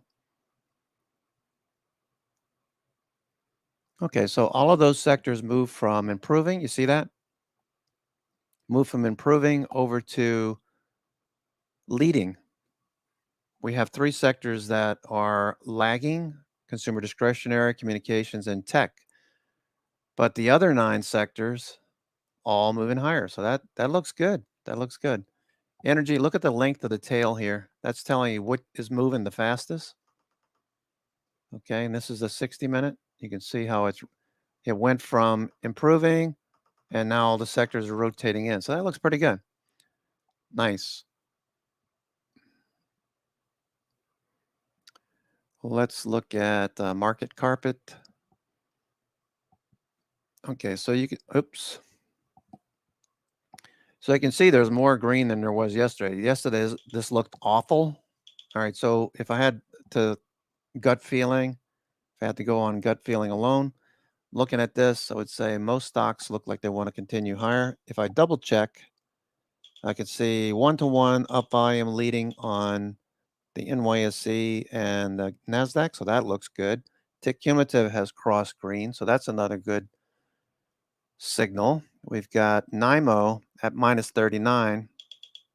The high of the week was this morning.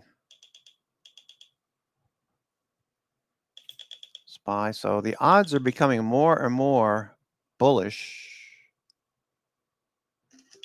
Maybe I'll take some calls for next week. You know what? I think that's what I'm going to do. SPY calls for Monday. Okay, let's take a look at the weekly highs there on SPY. SPY.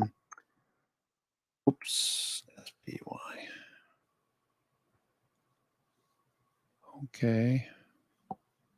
Yeah, we came down quite a bit. So let me just look at, you don't see what I'm looking at here. Okay, yesterday's high was 445. We're making higher lows. I'm looking at the 60-minute chart. S&P. Let me go to the 60-minute here so you can see what I'm talking about. Okay. So here's the 60-minute chart. I'm looking at this high over here, 44.55. What are the calls going for Monday? Probably not the best place to be. It might break higher for SPY. 445. The 442 is at 23 delta.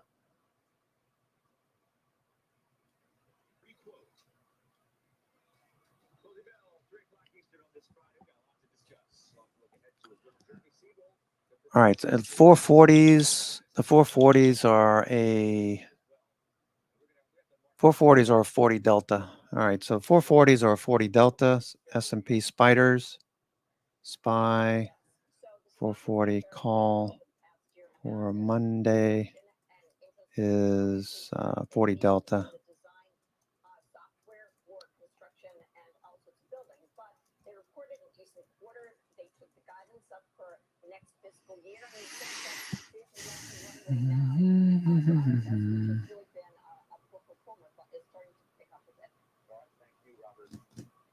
Phillips in a golden cross, 50-day above the 200-day. It looks like that's going to be a good sign. It's one of the best names in the space we own.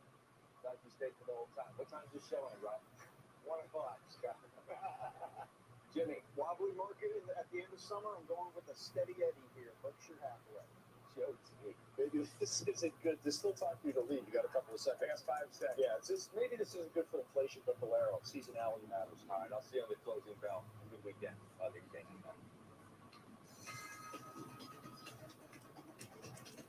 Thank you, Scott, and welcome to the exchange. I'm Kelly Evans, and here's what's ahead this hour.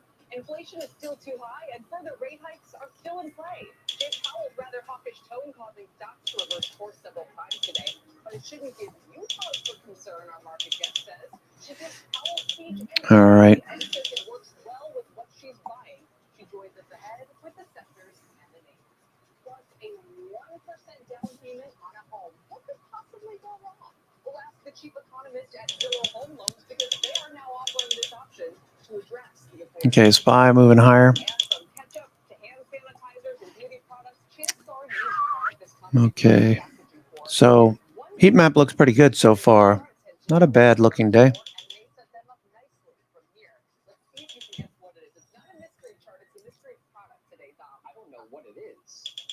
That's a great tease, by the way. But in the meantime, how are the markets? The markets are actually positive, but we've seen both sides of the market so far today, Kelly. So if you take a look at what's happening overall, the S&P 500 is at 43.93, so still below the 4,400 mark. But on the day, we're up 17 points, roughly 0.5%. At the highs of the session, we were up actually 40 points, so significantly stronger here. We were actually down as much as 20 so far today. The Dow Industrial is up about a similar percentage amount, 0.5%, 176 points, 34,275. The Nasdaq Composite up about 1/3 of 1%, the laggard, if you want to call it that, 13,514, spot 89, up about 50 points right now. So again, Both sides of the unchanged we've seen so far today, but generally a little bit more positive, fractionally so. If you take a look at the interest rate complex, that's been the focus today, given Fed Chair Jay Powell's speech at the Jackson Hole Symposium. Maybe more hawkish. Some people are interpreting it different ways. No matter what, we have seen upward pressure on yields, downward pressure on prices. The 2-year note yield currently up to back above 5.05%. The 10-year note yield, 4.24%. It got as high as about 4.2728-ish at one point today. There's been a lot more focus on that 10-year note yield, given all the conversations around what the neutral rate or natural rate of interest should be on a short-term basis, that so-called R-star. A lot of people point towards that 10-year note as maybe a proxy for that kind of a level. So we're watching that pretty closely there. So keep an eye on rates. And then interest rate sensitivity. It used to basically be utilities and staples, maybe real estate in there, but we've expanded it because so many more parts of the market are interest rate sensitive. NextEra on the utility side, Kraft Heinz, both clinging on to gains right now. Meanwhile, banks like JP Morgan, We're looking for a follow-through. NVIDIA, you might call it interest rate sensitive, hyper growth.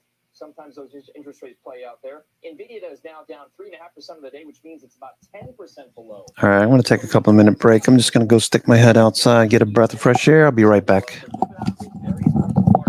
I'll grab a cup of coffee on the way. All right, Dom, thank you very much. We start with Fed Chair Jerome Powell's big speech in Jackson Hole. He maintained his somewhat hawkish stance, saying he's still open to further rate hikes to combat inflation if needed. Take a listen. Although inflation has moved down from its peak, a welcome development, it remains too high. We are prepared to raise rates further if appropriate and intend to hold policy at a restrictive level until we are confident that inflation is moving sustainably down toward our objective. Let's get some reaction now from Gus Fauché. He's chief economist at PNC, and Aditya Bave, a senior U.S. economist at Bank of America. Welcome to both of you. Gus, I'll start with you. And Nick Timrose at the Journal described this as more of a risk management speech. So was it hawkish? Was it dovish? Was it wait and see? What do you think? I think he struck a hawkish tone, but the content wasn't quite as hawkish as the way that he said it. He made it clear that the Fed is ready to raise rates again if necessary, but he didn't say that a rate hike was forthcoming necessarily. So I think he's taking a risk management approach where he's saying we're more likely to raise rates than lower them, but he's setting the market up in case they do need to raise rates again. And going into the speech, the futures market was already pricing in almost 0.5% or a 50-50 chance that they raise again in November. Is that in your expectation? I think Sorry, we're likely to have them hiking. Go ahead, Aditya. Yes, so we have them hiking 25 basis points in November, and we have them cutting just 75 basis points next year, and markets move towards both of those forecasts. But I actually agree that the comments were fairly balanced. They had both hawkish and dovish elements to them, and so ultimately he presented a Rorschach test to investors, and that's exactly what you're seeing in market action today. One of the areas that he talked about was the labor market. I want to play a little bit of what he said about the tightness of those dynamics and the impact that may have on further hikes. Take a listen. So far, job openings have declined substantially without increasing unemployment. A highly welcome but historically unusual result that appears to reflect large excess demand for labor. In addition, there is evidence that inflation has become more responsive to labor market tightness than was the case in recent decades. These changing dynamics may or may not persist, and this uncertainty underscores the need for agile policymaking. Gus, what does he mean by that the labor market has become more responsive to tightness than in recent decades? What he's saying is that strong wage growth, the tight labor market is pushing overall inflation higher. As the economy has become more services dependent, strong wages are more likely to show up in inflation, which is what we're seeing. And so therefore, the Fed may need to push back a little bit harder against that tight labor market in order to get inflation to that 2% objective. Would that, Aditya, be part of an argument for this being a rather hawkish speech? If not so much today, maybe in retrospect, if they do have to lean harder against the labor market? Right, I think it's a little bit nuanced because if inflation is more responsive to a tight labor market, then hopefully that works the other way around as well. To me, essentially what he's saying is that we finally found the steep part of the Phillips curve after being on the very flat part of the Phillips curve for over a decade, and that cuts both ways. So hopefully when the labor market does ease up, and we're seeing some signs of that, inflation should continue to cool relatively fast. That would be the hope for the Fed. Yeah, we also got the University of Michigan data this morning, consumer sentiment. I think it was down a little bit. Yeah, 69.5 in August. But notably, inflation expectations are still higher than they used to be. Aditya, 3.3%, let's call it, with a little bit of a rebound in gasoline prices lately. Is this a data point you think they'll be concerned about? I think the one-year inflation expectations figure was always going to go up with, as you said, the rebound in gasoline prices. 3% on the 10-year is pretty much fine. It's, as you mentioned, a little bit towards the high end of the recent range, but we haven't really broken outside that range. And so for now, they're pretty comfortable with that. All right. Gus, where do we go from here? I think we see the Fed holding steady. I think you saw President Harker and President Collins yesterday saying that they didn't think further rate hikes would be necessary. I think we will see a slowing in the labor market. We're likely to get a mild recession starting in early 2024 that will bring inflation back down to 2%. So we see the Fed holding steady in the near term and then cutting sometime in the late winter, early spring next year. So do you think, is the message you're getting from them that they don't know any, that's your forecast, but they don't sound to me like they're particularly wedded to any forecast, that they're just kind of waiting like the rest of us to see how the data come in, Gus? Would you say that's right? Yes, and I think Chair Powell made that clear. He said, look, we've gotten 2 good months of news on inflation. We aren't sure that that's going to last, and they're going to be looking at the inflation data. They're going to be looking at the labor market. They're going to be looking for those slowings that they're expecting, and if they don't see them, then they're perfectly willing to raise rates again if that's what it takes. And before we go into you, just can you put some context around these high numbers we're getting for the third quarter from the Atlanta Fed? And not so much to get into whether they're any better than anyone else, but how strong could third quarter GDP be? How different might it look by the fourth quarter, first quarter of next year? Right, so we're tracking 2.7% for the third quarter. The Atlanta Fed, of course, is closer to 6%. There's different elements to these forecasts, but the point is that we started at 2%, and very quickly with the early wave of July data, we've gone to 2.7. I think we'll probably see a softer consumer in August and September just because the strength in July was so outsized, and that could set you up for a less favorable base effect for the first quarter of next year as well as the fourth quarter of this year. So we have a slowdown in growth to around the 1.5%, 1% mark later this year, but we don't actually have a recession in the forecast either this year or next year. All right, but I remember talking to Gavin about that for sure. We'll let you guys go. Gus, what happened? Was it your elbow? Tennis elbow? I broke my shoulder on vacation. Oh my gosh. Oh, well, thank you for joining us regardless. We wish you a speedy recovery. Gus Boucher from PNC and Aditya Bave. Well, she gave Powell an A, and now she's going to give us the play. And that involves looking for companies that may be struggling right now, but are well-positioned to outperform their peers long-term. Let's bring in Kim Forrest now. She's founder and CIO of Boca Capital Partners. You give him an A, Kim. What did you hear this morning that you liked? I do. I heard what I've always heard from Jay Powell, which is we are data-driven, and we are going to adjust the interest rates according to the data.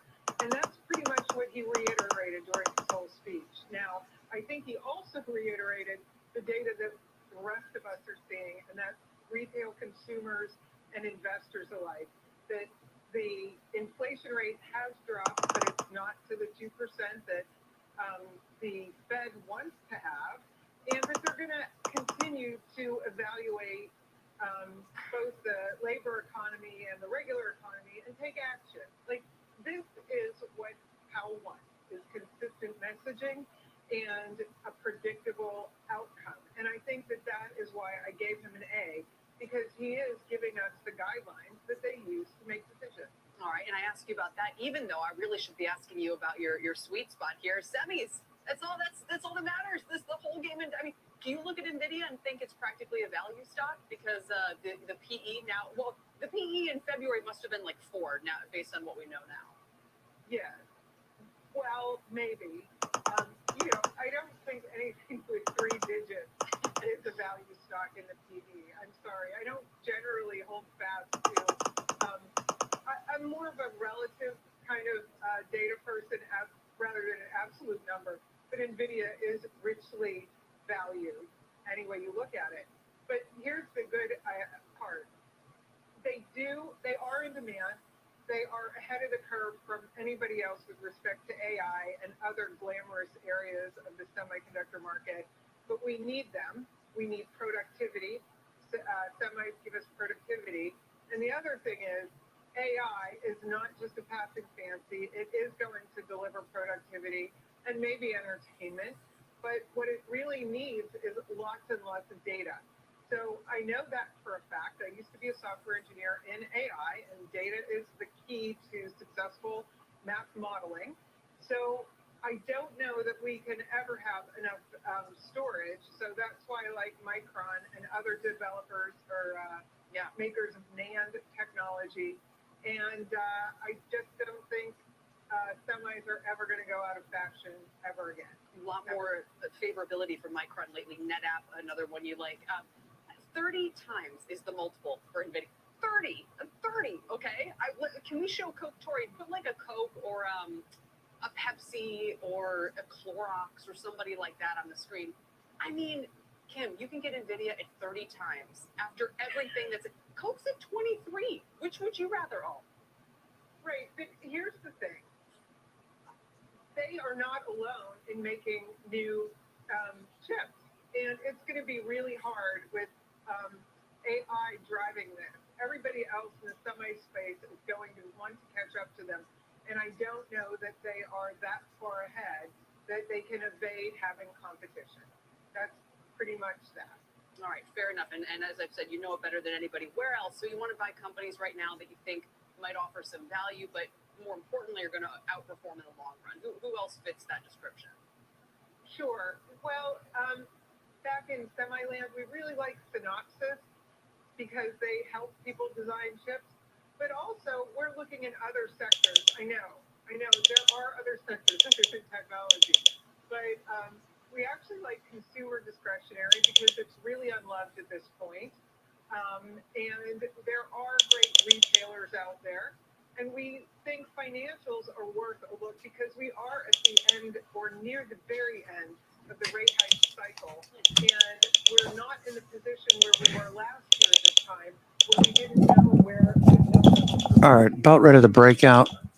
Looks like we're about to break out here. Watch the SPY and the S&P. All right, S&P.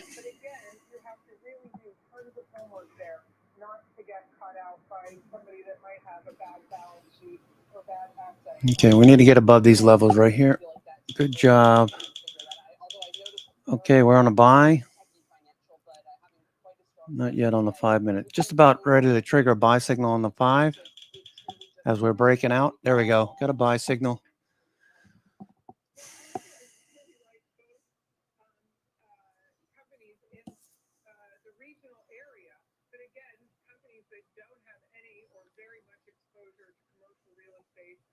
Specifically offices.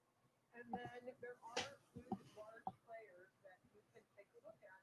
Again, we like Morgan Stanley is one of those that don't do a whole lot of lending, but do have a lot of fees. And we like hometown favorite PNC, again, because they have a whole lot of their revenue generated by fees as opposed to lending. We just had Gus Fauché, their chief economist, last segment. Interestingly enough, 25% Morgan Stanley's in the red now. I didn't realize how much weakness we've seen over the past month. So maybe a chance to be opportunistic. Kim, thanks so much for your time as always. Thank you. Kim Forrest joining us from Boca Capital Partners. Coming up, from China to beauty to pharma, even food. My next guest company is uniquely positioned to give insight into all of those areas with products that they make. The CEO of Mastercard Group joins us. Ow, that hurts. Just got claws in me. Cat claws. For the grocery delivery business and whether this move will more fully open the IPO market. As we head to break, here's a broad look at the markets, which have really made a comeback. Dow's up 185 or 0.5%, and it's actually leading the way today. The Russell 2000 up 0.25%. The 10-year note hovering around 4.4.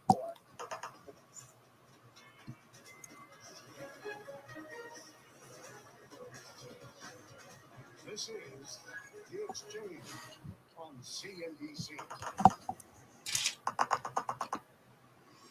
Okay, we can't seem to get through this area. I agree with the event there.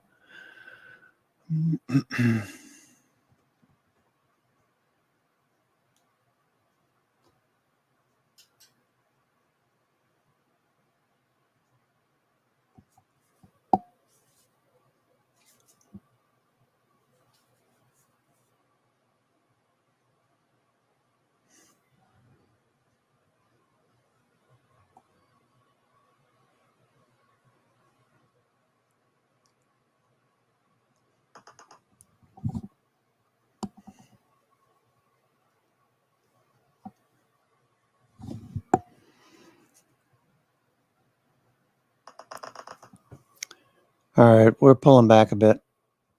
Back to VWAP again.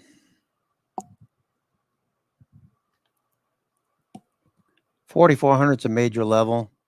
Wouldn't be surprised to see us get pinned in this area.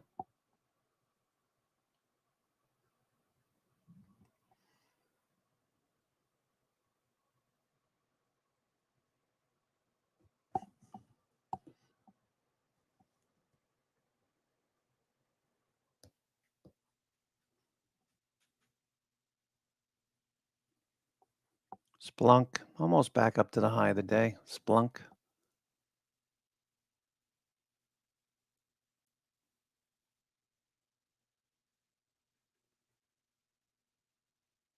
A lot of stocks bottoming from recent lows.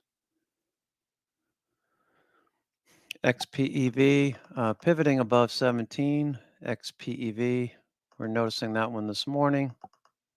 Made higher lows over this week. Higher lows, looking for that higher high. We finally got above 17. XPEV. XPEV finally made a higher high. Above 17. VWAP up and to the right. Let's see. LCID, what is it doing? LCID. Okay. Tesla. Tesla make some higher highs. Take out 237 maybe.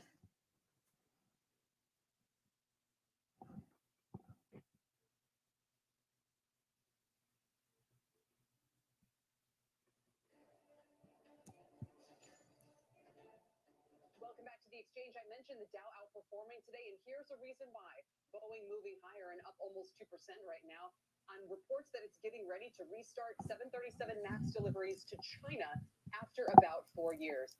Again, Boeing, which had been hit earlier in this week by some delays on the 737 MAX, now benefiting from some positive news flow as it specifically relates to China orders. Shares are up 2%.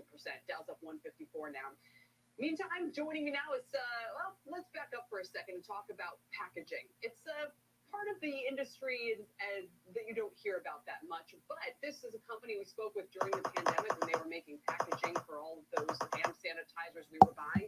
No follow through. Last year, and they told us about the labor shortages they were experiencing, and now they're seeing strength in one part of the market in particular. It makes sense if you think about it. It's weight loss drugs. That's right. Joining me now is the company in the midst of all of it and their CEO, Stephen Tanda, the CEO of Aptar Group, whose shares are starting to approach their 2021 highs, by the way. Stephen, it's great to have you back. Welcome. Having you back, Kelly. Great to be here. Tell me, do you guys make... Okay, Apple still in the middle of its range over the last several weeks since earnings. Just below the 100 period moving average. Low around 172, high around 186. We're right in the middle at 177. I've been selling covered calls on this.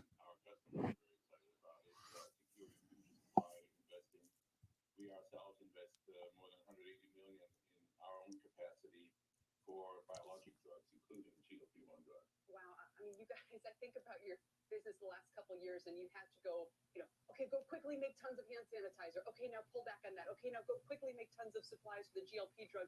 I mean, how does your business respond to all of this? Well, we've really been around for almost 80 years, public for 30 years. So we really are, if you want the intel inside, all of your viewers have a dozen of our products at home, from spray-on sunscreen to upside-down ketchup to high-end fragrances and also, unfortunately, Narcan. So it's all about delivering medicine, delivering consumer products to the consumer in a way that makes brands more enjoyable and the drugs more available. Yeah, the upside-down ketchup might be the single greatest innovation. Makes my family life a little easier. But put that in context for us. So huge demand, for instance, in this Tesla, no follow through. Are things softer now? Because we know consumer goods and durable goods, well, not that they're durable goods, but that this is an area of softness lately. Yeah, actually, overall demand for our products is very strong. The pharma business, whether it's nasal sprays for allergies or inhalers or... VWAP flattening out now. What about Apple? Apple, VWAP flat. Microsoft, VWAP flat just below. Amazon, Flat VWAP, NVIDIA, downward sloping and flattening out now. SMH, flat VWAP, SOXL, flat VWAP. All right, so pretty much everything. Let's see. Things in particular, and that echoes what we've heard from other companies in that business. How do you think you have another year or so to normalize things there? Well, we see food starting to normalize. We believe personal care Tesla, Lilly, by the end of the year, early next year. Thankfully, Lilly. our business is 75%. Okay, VWAP up and to the right, so that's moving higher. Lilly. Retail really, especially between the U.S. and Europe, is boomed in driving our beauty business, high-end fragrances, makeup, skincare, and of course, Lilly holding the 90MA very well. and the U.S. patients and U.S. consumers need the pharma products, whether the economy is doing well or not. That's fascinating. You guys really do have a really unique one. And like you said, it's not often you say it's a good thing we're 75% outside of the U.S. What about China? Any exposure there or any kind of secondhand exposure that could tell us what's going on with trends there? Now, China is an important market for us, for some of our segments, like beauty, it's actually the largest beauty market in the world. And a lot of the sales that we report in Europe are really going to global beauty Low brands, tick alert minus 800. who then sell their products home to China. Clearly, the recovery is more muted than people had hoped and expected, but even lower growth on a large base makes a big difference. And we have just started up one of our flagship investments in Suzhou, China, and opened 2 plants in the north in the dairy area during the pandemic. So we continue to be see China as an important. So one of the original Apple computers that helped launch the company sold at auction for $223,000. Wow. Highly sensitive industries. Before I let you go, can you talk just briefly about the labor force? I have to imagine between some of the slowdowns you've cited and everything else that you're not. They originally sold for $666. Is there any sign of kind of wages reversing lower or anything like that? No, but clearly the issues we talked about last time have abated. We saw more people joining the labor force, and those plants. All right, the Apple One was signed by Wozniak. Oh, that's cool.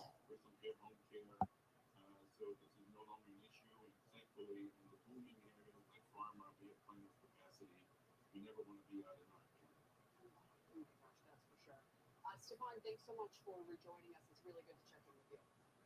Great to check out with you, Connie. Stefan Tanda is the CEO of Aptar Group. Shares are up 15% this year. And coming up, shares of this company are making some big moves this month. Okay, so we're pretty flat. Plus, Zillow Home Loans making a move that's supposed to make homeownership more affordable, but it's also drawing some comparisons to what happened before the mortgage crisis. Those details are coming up. As we head to break, here's the Dow heat map with 2 to 3 gainers. Disney can't get out of its own way. Disney, $82, moving the opposite direction. The financials are weak. American Express, Goldman, JP Morgan, your biggest decliners. We're back after this.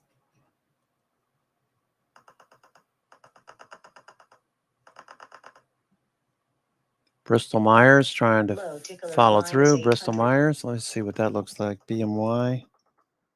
All right, so it's a Friday. Friday tends to be kind of slow. Bristol Myers looks like it's trying to change trend. It's not making lower lows, it's making higher lows. If it can get above the 50-day, maybe there's a shot at the 200-day at 68. Bristol Myers, BMY. Watching that one. Looking at BMY. Higher lows. Got to get above the 50-day. 50-day is still trending lower. Also, the 10 EMA weekly price needs to get above that. If we can break this downtrend that we started in November, December, that high, if we can break this downtrend, volume has been picking up the last 3 weeks. It hasn't moved very much, so people aren't really paying attention to it.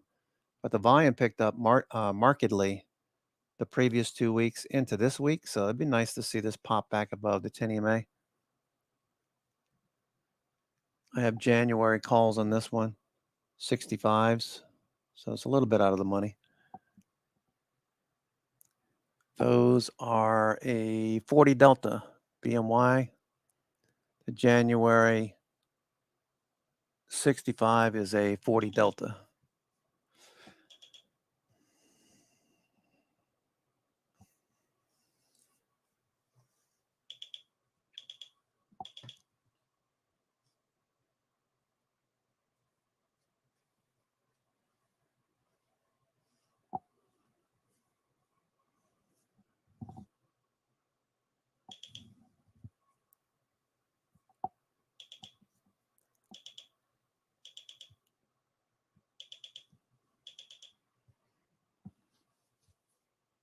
VIX is starting to turn down. VIX starting to turn downward.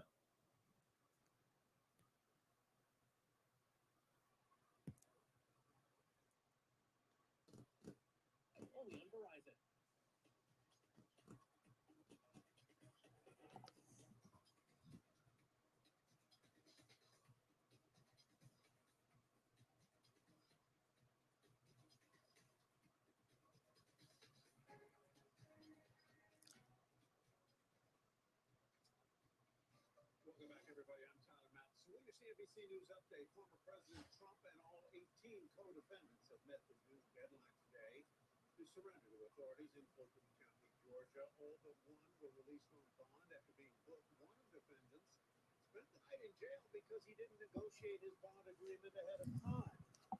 Maybe just that. We'll see. Heineken announced it's selling its business in Russia for just €1. The company is selling to the Russian manufacturer Arnest Group and will lose around $325 million. As Brewer announced his plan to withdraw from the country last year after Moscow invaded Ukraine, but Heineken was slow to exit. The company said it was trying to look after local employees. And Starbucks confirms it's looking at Scanless Pay, which is a contactless checkout method. It can identify a Starbucks app user's current location when they're in the drive-thru lane. The experience is currently being tested. All right, starting to bounce again. Scanless pay that can ID you in the drive-thru. Cash is going away. Well, no, I've never paid with cash more because they charge you 3% everywhere if you want to use a credit card. Yeah.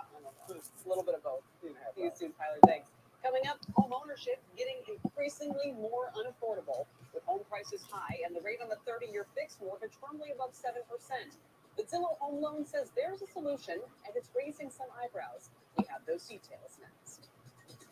And now, CNBC Trend Tracker.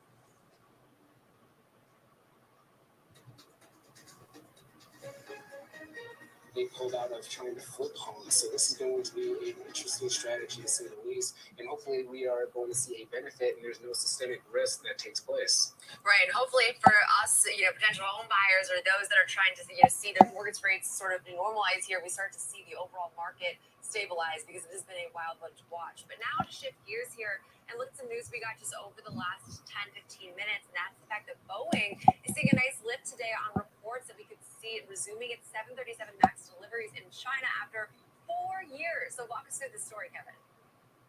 Yeah, this is going to be potentially a tailwind for Boeing here in the future if they're able to expand their operations and expand their sales and look at market reach that could once again kind of boost revenue, and that's really what the strategy is going to be here. We are seeing the stock pop around 1% right now in this session. This comes off the back of the news we had yesterday where Boeing and Spirit Aerosystems found that they had a little bit of a defect or some issues when it came to their manufacturing processes for a 737 MAX. So right now it's kind of offsetting bad news with good news, and hopefully this is going to be something that's going to be a long-term driver for Boeing. Now also keep in mind we have the geopolitical tension, so this could change. All right, we're drifting a bit lower now. Okay, I'm going to make some lunch. I'll be right back.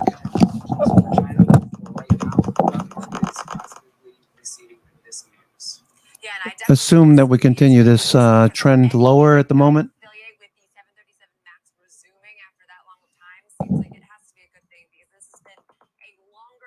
Low tick alert -800. All right, I'll stay here for a few minutes and go make lunch in a few.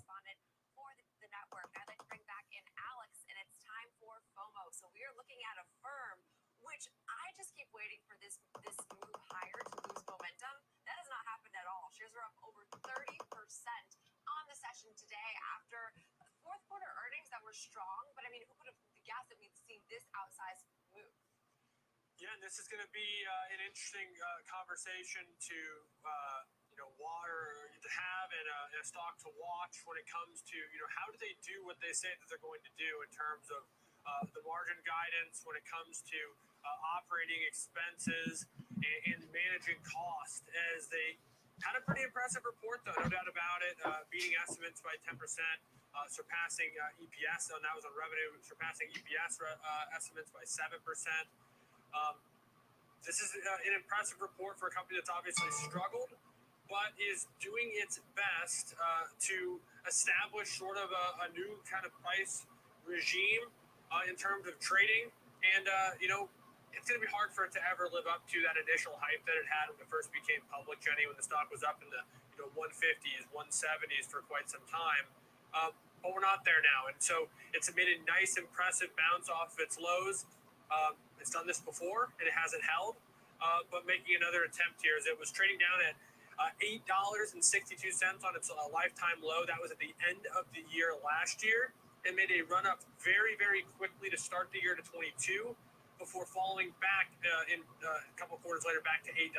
So surviving that volatility and working its way higher here today, certainly helping it up 30%. It's just a really impressive move. Yeah, now it's up 80% year to date and up to over 25% this week. So we did see some weakness earlier this week, but a 22% jump we saw in their overall revenue in their fourth quarter. Seems like to me the sentiment I was gathering from the analysts that cover this name is that some of the major concerns that were mounting about a slowing economy as well as the overall consumer's credit health were perhaps a little bit overblown when looking at Affirm shares. Now, for the quarter, they did still lose around $206 million or 69 cents a share. This did come in better than the street had been expecting, but was worse than losses reported just a year ago. So they're still losing money. And the analysts aren't necessarily too sold on Affirm, which I think is important to point out. Only 25% of analysts do have a buy equal rating. 50% rated at a hold, and 25 have sell or sell equal ratings. Sentiment has been so, I'd say, leaning, skewing bearish because this company has not been tested in an environment like this current one, with concerns of a recession and rising funding costs and consumers under some pressure due to these higher interest rates, higher inflation. There has been some fear that how does Affirm weather this storm? We've never seen it done before. But so far, at least in terms of their quarterly update, they seem to be doing perhaps better than expected. I'm not going to go as far as to say that they're doing really well. Just I think maybe a lot of these fears were put to ease today. They did say that their shares of credit overdue by 30 days or more is actually declining. It declined about 0.3 percentage point to 2.3. That's always encouraging when all you hear about is that the consumer health is in trouble following these retail earnings. And they also were just highlighting the fact that they are seeing this continued interest in buy now, pay later, and mentioned that their loan approval process is not a completely seamless one. Not every single person gets approved. So they do have some degree of credit checking, which then is, I'd say, they're trying to boast that then makes them a little bit more insulated from some credit risk. So interesting move today, though, nonetheless. This is a FOMO type move, 30% higher, and it is held on all day long. Yeah, a couple things I think stick out to me that are kind of specific to Affirm when you start looking at some of the different metrics, some of the things that you mentioned. Average order value fell 14% at $317. So in a time where all we talk about is inflation and things getting more expensive, we as consumers, or at least those who are using Affirm, are actually spending less per order. So that doesn't necessarily jive either with the inflation story or one that the consumer is still strong. So those two things can't both be true and this to be the case. At the same time, active consumer growth is slowing, so they're not getting as many people into this ecosystem as before. Some of that could be due to some of those credit check provisions that they're putting in, basically trying to find a little bit more stable potential customers. But delinquency rates, and this is sort of what you were getting at with some of the overdue stuff as well, slowing to 2.1% in the fourth quarter is, I think, encouraging, because this isn't necessarily seen as like the stalwart of credit. If there's going to be credit risk somewhere, some of these Affirm type buy now, pay later companies are probably going to feel it before, let's say, American Express does. That's tied to, maybe some of the bigger corporations. So we'll see where things go, but no doubt about it, seen as impressive today by the street. And okay, not to like totally then raid on all the sentiment that you just said, but when you look at a max time frame chart, it does put into perspective really what this name has seen as far as its price activity. We traded as high as $176 a share. So now we're trading just below 18 with a 30% move higher, up 80% year to date. Doesn't just, I would say, even hold a candle to the enthusiasm, perhaps overblown enthusiasm we saw during the pandemic, like you said. No, and I think it's really nice that the street allowed it to be 176 is the all-time high, and we're trading in the 17s. I can even do that math. That's like 90% off the high. But some of this, though, and this goes beyond just the firm, some of these stocks never should have been that high. Let's just be frank about it. Like these valuations, and so many things are going to have to go right. These growth rates are going to happen into perpetuity, if not accelerate. Think of a company like Zoom Video. I would put in that camp as well. Peloton, that they weren't ever worth that much. I get that they traded for that much, and the market's right, whatever we want to say, but it wasn't sustainable, and we're seeing that now. But that doesn't mean that this company is worthless. It doesn't mean that all these companies that were maybe a little bubbly at times need to go to zero. 90% is still off its high. It still has value. It's still a pretty big company.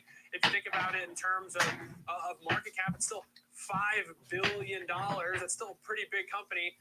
Maybe it isn't, $50 billion or whatever it was before, but maybe it shouldn't have been. From a trading standpoint, though, I think the FOMO feeling today is pretty clear. It's to the upside. Even with the stock market being a little wobbly here, up, down, kind of like that DJ Khaled song. Not the case for Affirm today. Stock's doing pretty well, holding in there, doing impressive, and it seems to be pretty resilient. So looking at buying a call diagonal for the trade example here, the trade illustration, in which we go out to October, we buy a slightly in the money call. So that's the 17.5 in this case. It's just ever so slightly in the money, but it is nonetheless in the money. And then selling an out of the money, shorter dated call, in this case, the September 20 strike call. If we do the entire package for a 175 debit, that would bring the total risk down to just $1.75 or 175 rather on that $1.75 debit. If you went out to that October monthly expiration, Jenny, and say the 20 call expired worthless, your break even would be $19.25. On the screen, we have a different number that's going to be reflected and estimated based off of sort of that September timeframe. So keep that in mind when looking at this. But this is a strategy that looks for a move higher. It seeks to perform like a calendar spread, but because of how it's structured here, it basically tilts that risk profile on its axis. You can see that up on the screen where it eliminates the upside risk. I think that's the most important point.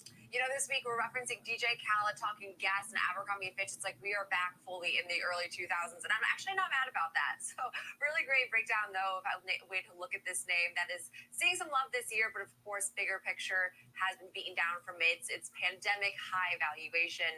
But coming up next now, we will look at another name that's actually making an over 30% move higher as well. That is VinFast Auto here, which is a new name to the public markets, but it's now the second most valuable EV or automaker just behind Tesla.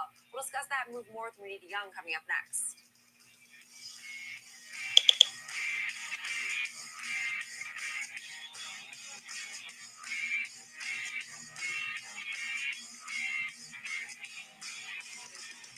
I remember when I first started flying and we would experience turbulence, I would watch the flight attendants.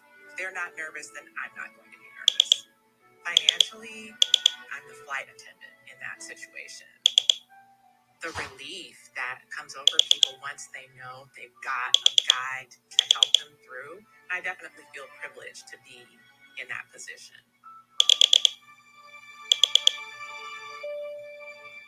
Every morning, our analysis is your blueprint for the day. Bonds, stocks across all asset classes on Morning Trade Live on the Schwab Network. Weekdays at 9 a.m. Eastern.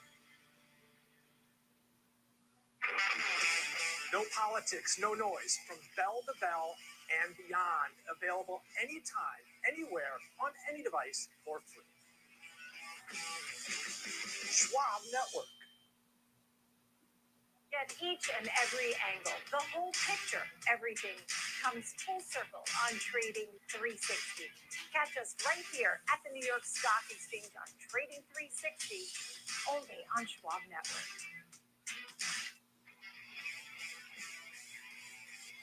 Binge watch the market with the Schwab Network. Tune in 24 hours a day, 7 days a week on schwabnetwork.com and on all of your favorite streaming services. Schwab Network, available anytime, anywhere, on any device for free. Binge watch the market with the Schwab Network. Power your portfolio with the Schwab Network. Schwab Network, available anytime, anywhere, on any device for free. Schwab Network.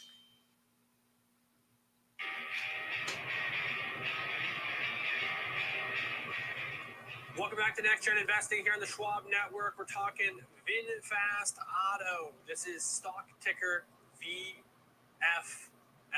And it, according to the headlines, I guess, is something we should be paying attention to. More valuable than Ford, more valuable than GM. And I got to be honest, I just heard about this like 3 hours ago. And the controlling shareholder now is Vietnam's richest man and now the 5th richest person in Asia because of this market debut last week when we saw shares surge 500% and making another 30% move to the upside today. So here to tell us now more on this name, I'd like to welcome in Renita Young, Senior Markets Correspondent for the network. So Renita, admittedly, like Alex, I also haven't heard of this name, the second most valuable automaker. I mean, that's unbelievable. I think DJ Khaled would say, and another one, and another one, another one. But this stock is charged up, and it's been that way ever since it's going public last week through a special going public process. But the stock today, it's up more than 340% week to date. And it's all because the company is actually doing a lot better than what people would have expected. Now, it's at levels now beyond legacy autos, Ford and GM. Its market cap has soared beyond those levels, but it's still not above Tesla, of course. But VinFast has racked up a ton of watchers on social media, on social platforms for investors and traders. We're talking about StockTwits. Now, some of the watchers, however, they're wondering whether or not the company really does deserve the type of hype that it's actually getting today because of where the business actually stands on the balance sheet. Now, the underlying business is doing less than $1 billion in revenue. And then the company does have negative cash flow from operations of between down 1.5 billion to 2 billion. So for the short term, analysts say, yeah, VinFast is trading on the hype and the momentum, but it's a big question as to whether or not the company can carry this momentum through. I think that's well put, Renita. And, you know, there's not really much to add. The story is like very much developing right in front of us. It's not even optionable yet. It hasn't even been around long enough for that. And so there's just not all that much information yet. We know it's based out of Vietnam. We kind of have an idea of what the products look like and the interest in them. And, you know, but that's about it. This is just the market excited about this stock, and it's surging. Anything else that you'd add here before we say goodbye? I did read that this company has been importing vehicles to the United States, so they're trying to go for Tesla's market share, of course. I mean, that was another interesting aspect of this report, that we could see them enter the race to be one of the most, profitable, successful EV names. This is a crowded space, especially out of Asia. We have so many names that have not exactly seen the most stellar week either, but we will leave it there. Renita, thank you for the breakdown as always, and thank you for the DJ Khaled reference. I love that we keep bringing him back at this point, but we will leave it there. Now, coming up next, it's time for Under 30s. We are looking at Hawaiian Electric moving the complete opposite direction here with another down day. We'll discuss more, some of the litigation they're facing coming up next.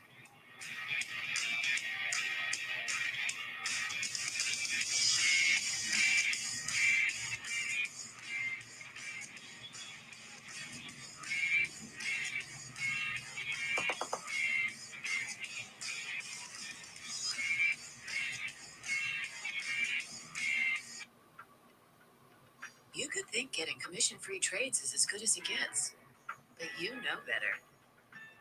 At Schwab, free means more.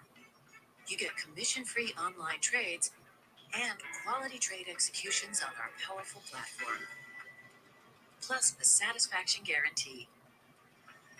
Expect more from your firm. Trade up to Schwab, the better place for traders. Download the Schwab Network app and join in on the latest market trends. Anytime, anywhere, on any device for free. Schwab Network.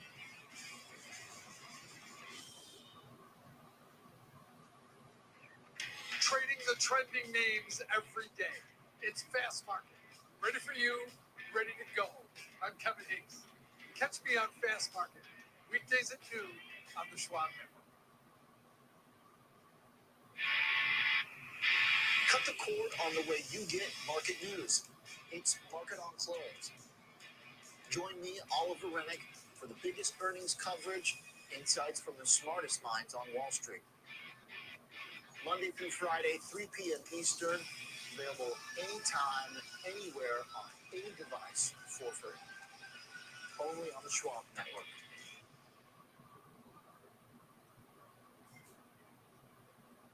No politics, no noise. From bell to bell and beyond. Available anytime, anywhere, on any device for free. Schwab Network. Missed out on today's market headlines? Get caught up and catch the wrap at schwabnetwork.com. Available anytime, anywhere, on any device for free.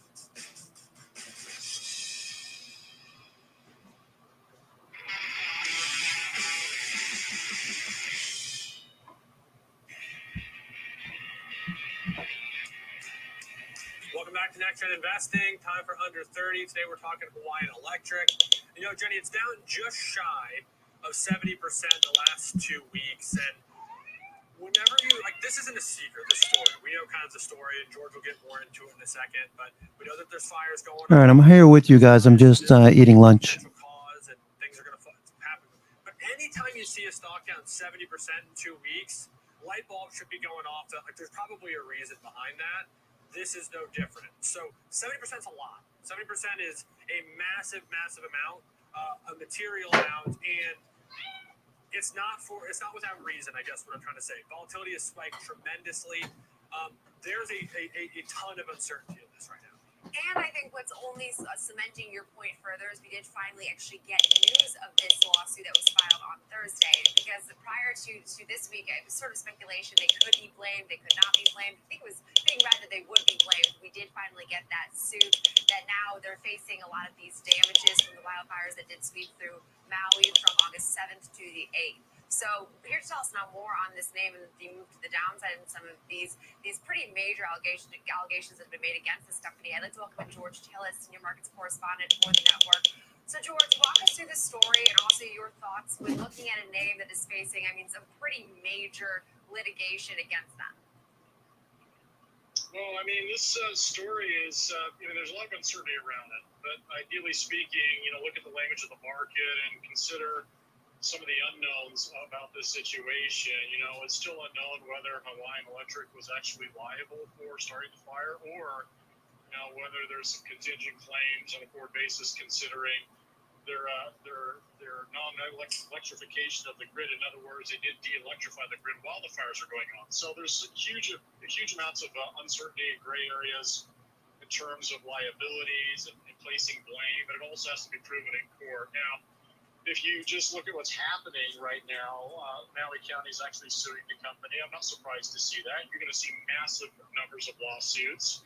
At least from what I read, over 115 people have lost their lives. So there's going to be lawsuits from families and, of course, businesses that have been affected and property insurance companies that have been affected.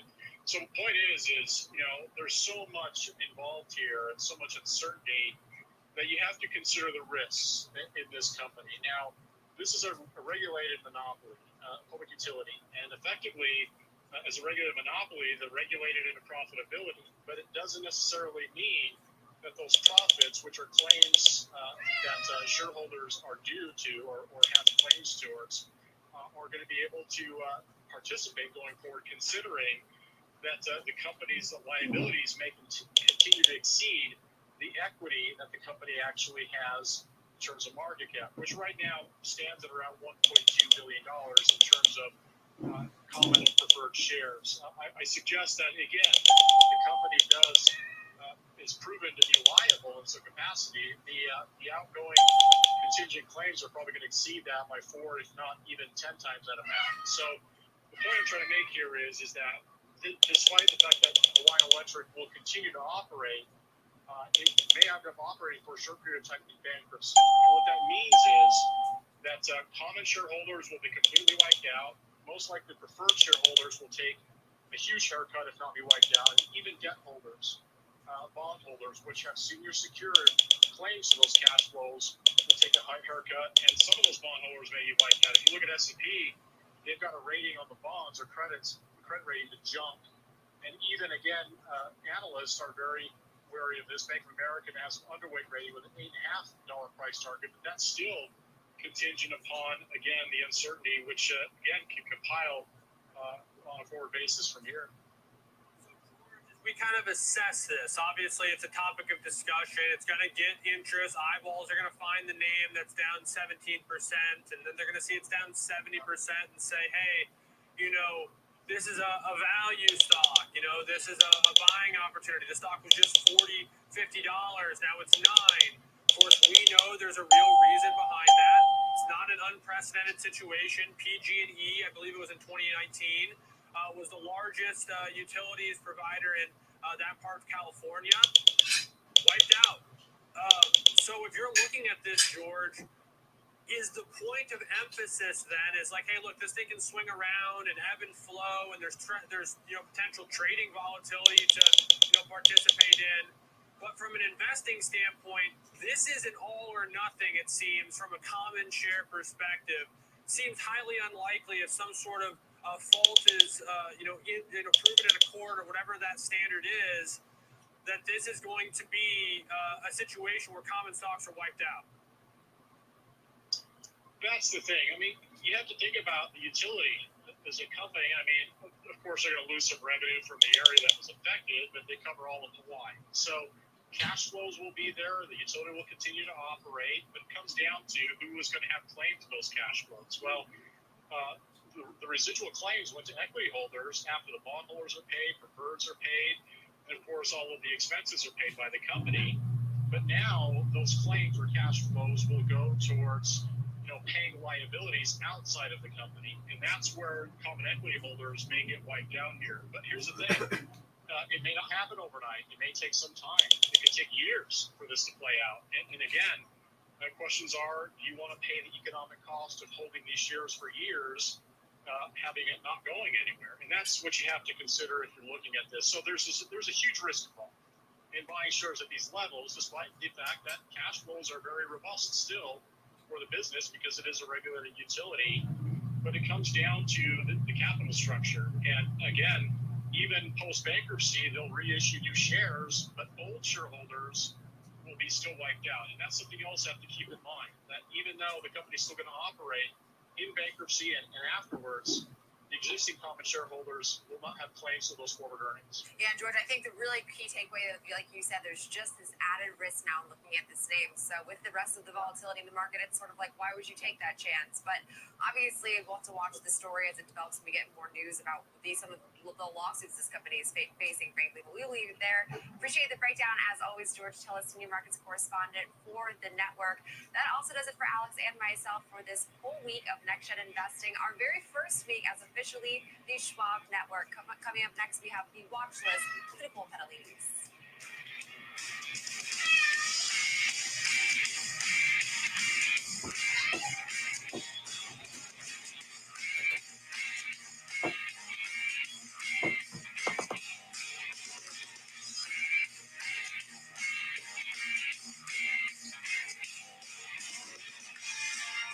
Young lady who was mid-30s, a couple of kids, recently went through a divorce. She had a lot of questions when she came in. I watched my mother go through being a single mom. At the end of the day, my mom raised 3 children, including myself. And so once the client knew that she was her, we were able to help her move forward. Your client won't care how much you know until they know how much you care. Nicole Petalides, live from the New York Stock Exchange. Catch me on Schwab Network, available anytime, anywhere, any device, for free. Schwab Network.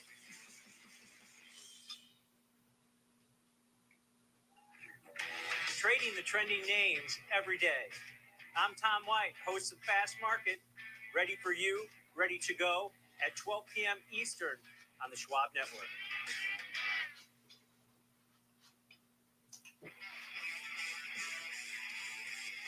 Binge watch the market with the Schwab Network. Tune in 24 hours a day, 7 days a week on schwabnetwork.com and on all of your favorite streaming services. Schwab Network, available anytime, anywhere, on any device for free. Binge watch the market with the Schwab Network. It's time to look forward. Find the next trend. From every click to every tick. There's no fear of missing out on next trend investing. Available anytime, anywhere, on any device for free. Empower your portfolio with the Schwab Network. He's Alex Coffey. I'm Jenny Horn. Join us for Next Gen Investing. 1 p.m. Eastern, only on the Schwab Network.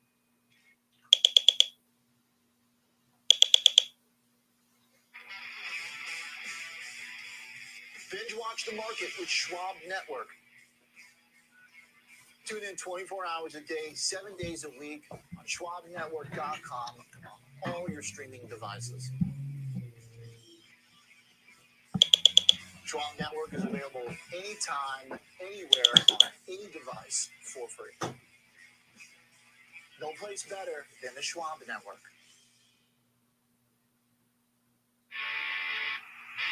Cut the cord on the way you get market news. It's Market on Close. Join me, Oliver Rennick, for the biggest earnings coverage, insights from the smartest minds on Wall Street. Monday through Friday, 3 p.m. Eastern, available anytime, anywhere, on any device for free. Only on the Schwab Network.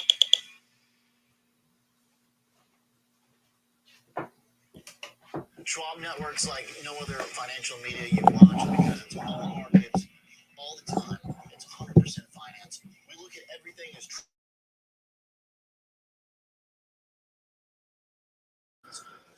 All right. That was a nice lunch. Okay, Tesla moving higher. Tesla's trying to go. we have the best CEO interviews, hands down. They're longer, more thorough, and tailored specifically to our audience. Never take our eye off the ball, which means we're always ahead of our peers. Yeah, Scott, those 440s, they filled good till canceled. This still a day trade at this point.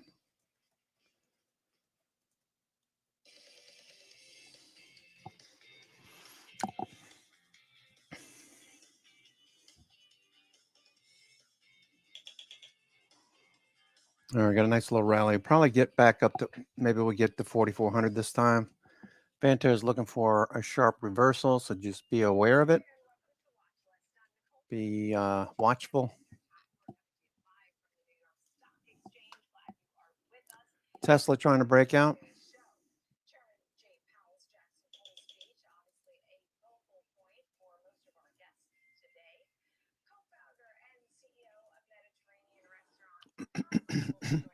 Excuse me.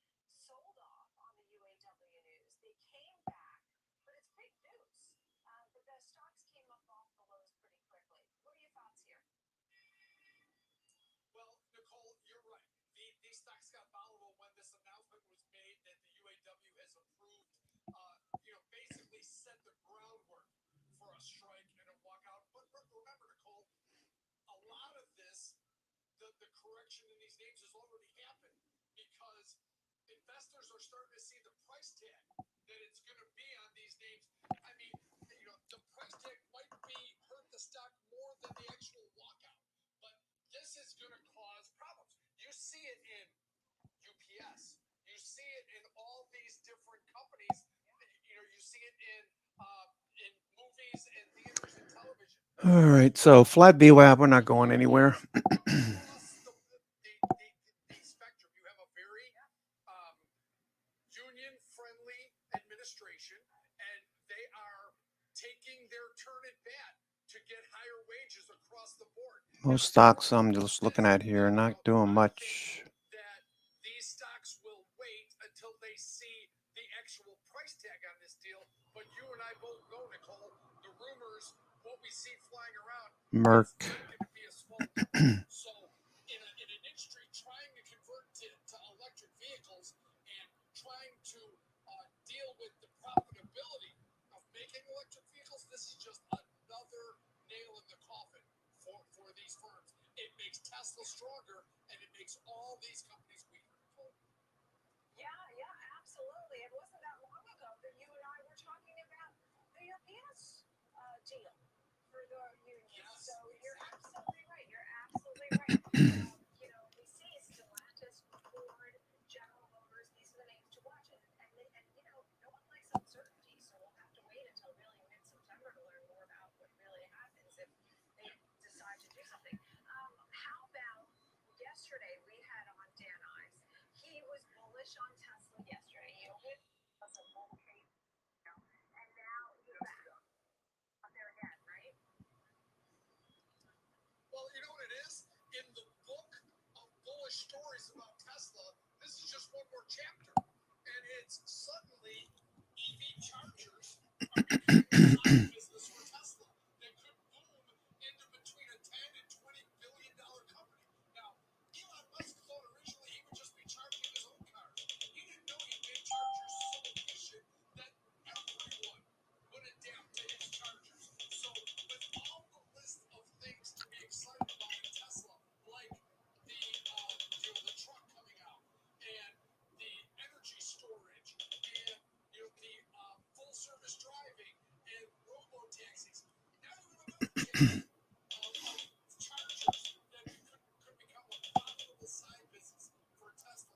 So yeah, in the book of bullish stories, this is just one more chapter that Dan Ives is talking about.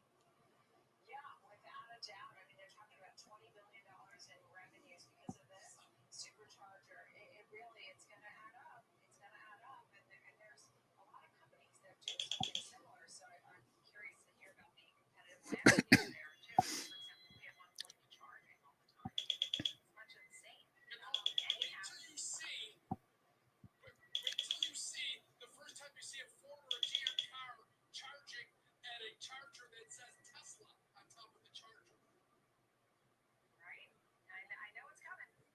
Kevin Hanks, thank you. Good to see you always. All right, a little bit higher. Kevin Hanks, all right. Now let's take a look at the bigger picture. Ben Evans is with us, senior portfolio manager, head of fixed income macro strategy at New Edge. Well, thank you for being with us. I'll start with Jackson Hole because I think that there was so much anticipation.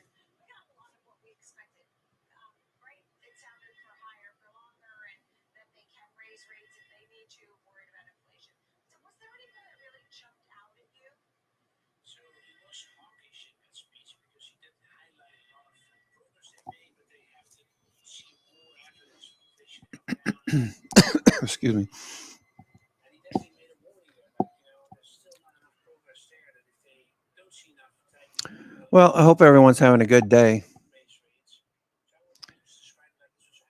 I often am asked to tell you the time of day.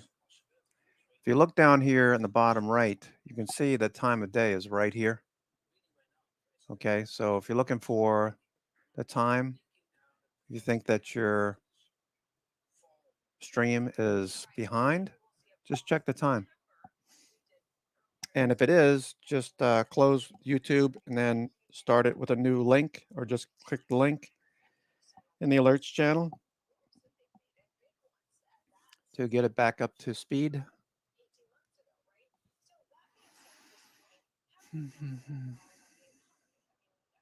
All right, so this evening we've still got about 70% green, 30% red on the Nasdaq, being led by Workday ISRG, which is up $10 now. ISRG. Okay, going ISRG.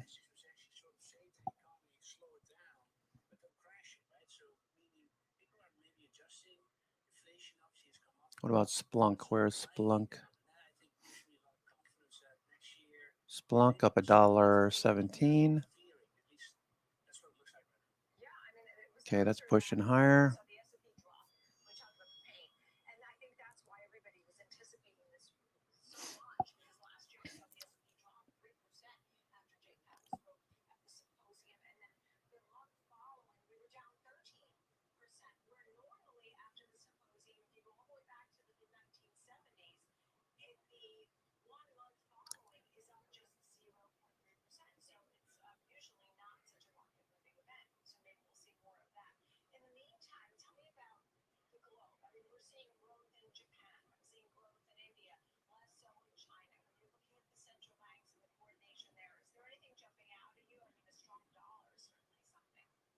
That's for sure. I think if you focus on the short dollar for a moment, we also get Christine Lagarde about an hour from now speaking. Lots of attention to the ECB now because they are too in a position to say, let's maybe pause here for a period of time to assess the data. There's in Europe. S&P still climbing a bit. Tesla at the highs of the session. Evening session highs, Tesla. Here's Tesla. Tesla evening session highs. It still needs to get above this 1020, 1015 high. We hit 237.75. Looking for Tesla to follow through.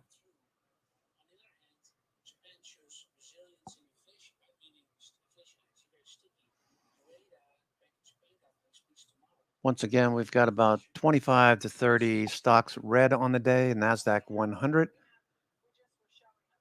About 70 to 75 stocks are green. 75 stocks are green out of 100 on the NASDAQ, being led by Workday, ISRG, Intuitive Surgical, Intuit, DocuSign, and Autodesk. Those are the top 5.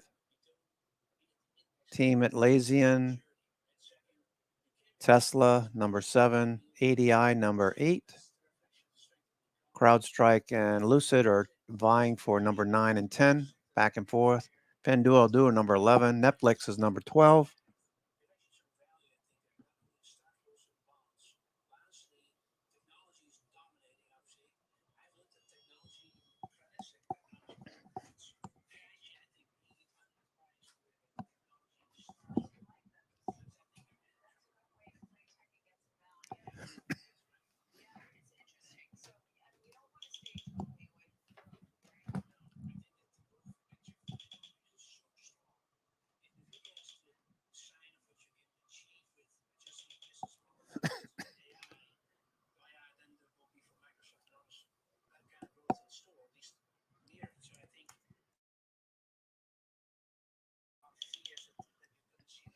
All right, we're pushing higher. If we break above this level, look for another push.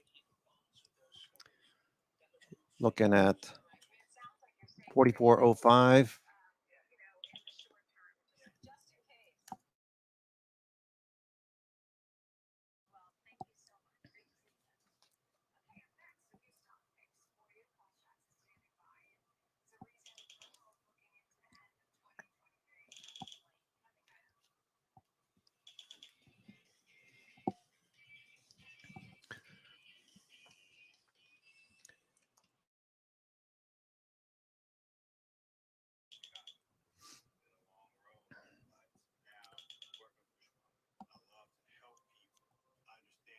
Okay, FANG stock's looking a lot better.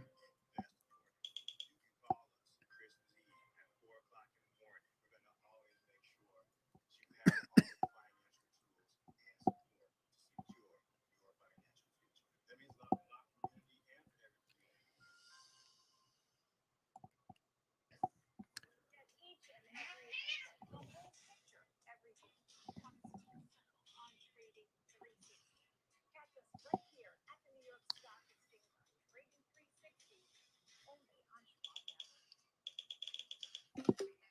No politics, no noise, bell to bell and beyond. Available anytime, anywhere, on any device for free. Schwab Network. Download the Schwab Network app and join in on the latest market trends. Anytime, anywhere, on any device for free. Schwab Network.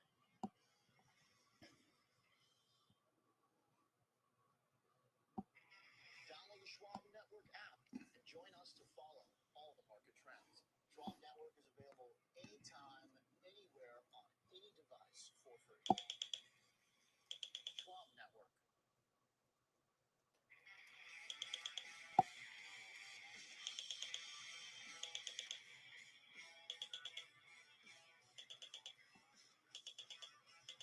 All right, nice little rally going here.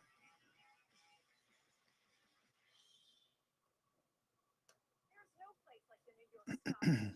We got you covered, the biggest stocks, the biggest trends, all the market moves, the watch list. High tick alert plus High tick. 800. High tick alert. Here we go. Here we go. Dun, da, dun, da, da, da, dun, dun, dun, dun, dun, dun, dun, da, da, dun.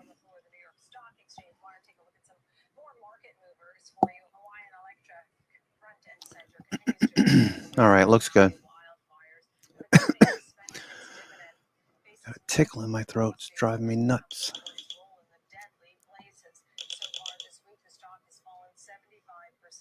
Today, those shares are hitting all-time lows. Netflix, different story here, upgraded over at Loop Capital to a buy rating. The analyst raised its price target to $500 from $425, calling Netflix the best positioned media stock for the Hollywood strike. And the analyst Wow, it's 2 o'clock. offers greater content availability for a smaller price. Are up 40% this year. Watching a firm that All right, here goes Microsoft. Okay, looking good. Amazon.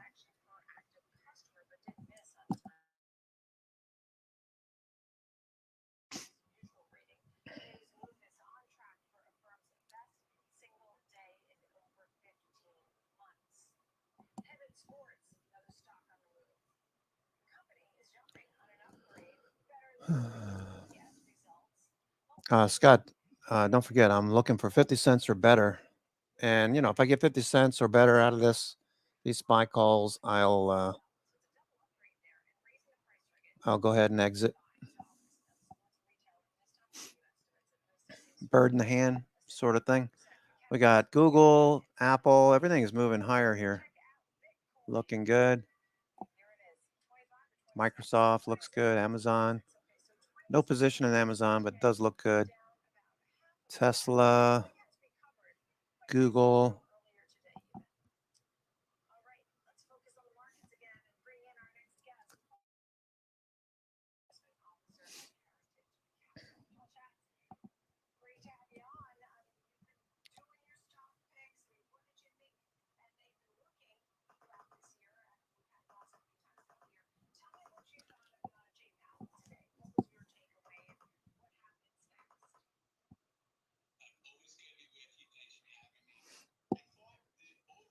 $4,400 is a major level.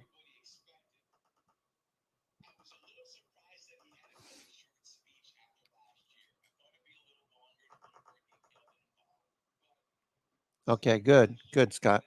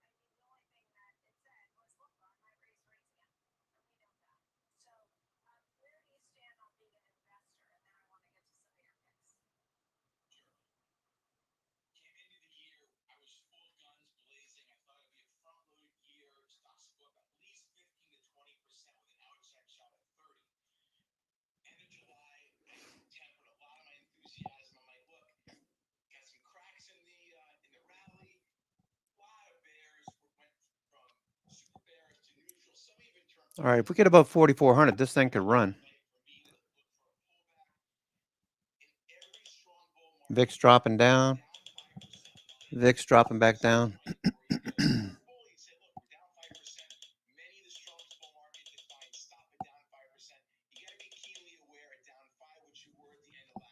Tesla, nice move on Tesla. Google. All right, everything's getting bought at the low.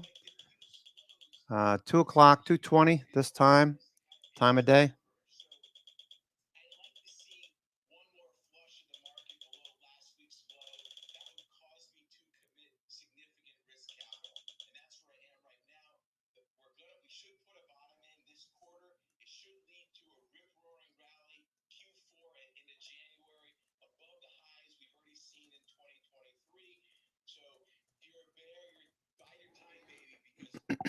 Two to 2:30. We're looking for institutions. Institutions got a nice follow through. All right, I got 50 cents. All right, let's see how much more I can get out of this. I'm sorry, 35 cents. 35 cents. Okay, let's go. LATSGO. Everything is popping higher. Shorts covering, VIX dropping.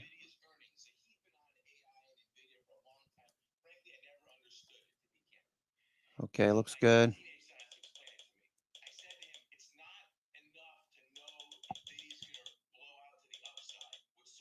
High tick alert plus 800. High tick.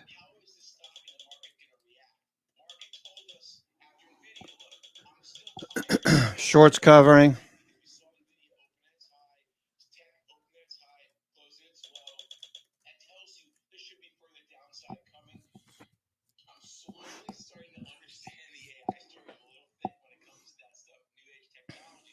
All right, I'm going to take these calls off. That was a nice little run there. Beer money, as Scott said. Beer money, SPY. Extreme high tick alert.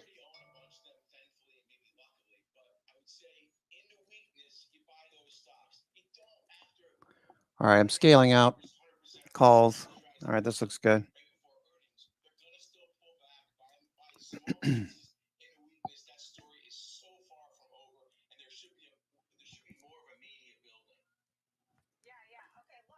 All right, Tesla running here and looks good. Google at the high.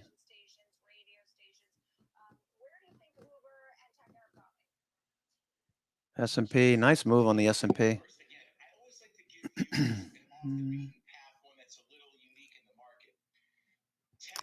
Okay, U.S. Steel rally, nice. Okay, most stocks are following through, seeing the same kind of action.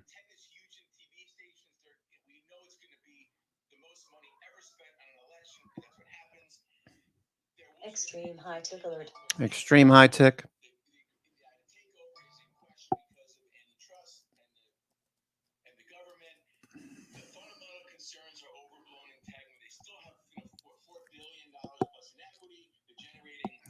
Nice follow through. Well, I hope everyone's having a good day.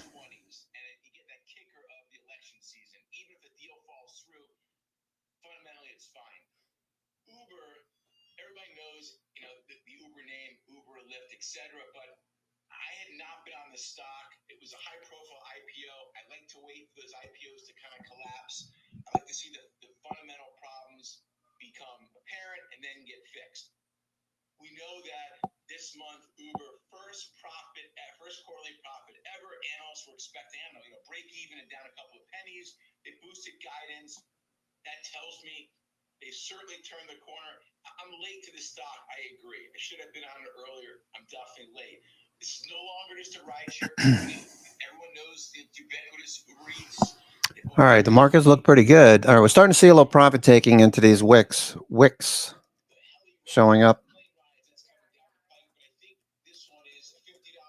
Profit taking. Wicks up at the highs, starting to see some profit taking. Take profits.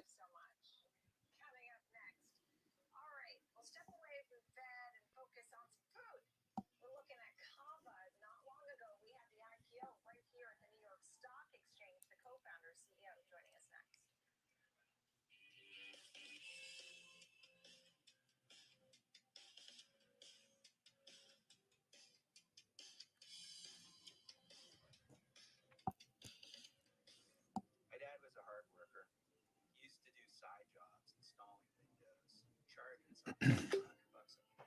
Other guys were charging $400 or $500. He just didn't want to do that. He's proud of the price he was charging. My dad instilled in me always put the people before the money. Be proud of offering a good product at a fair price. I think he'd be extremely proud of me.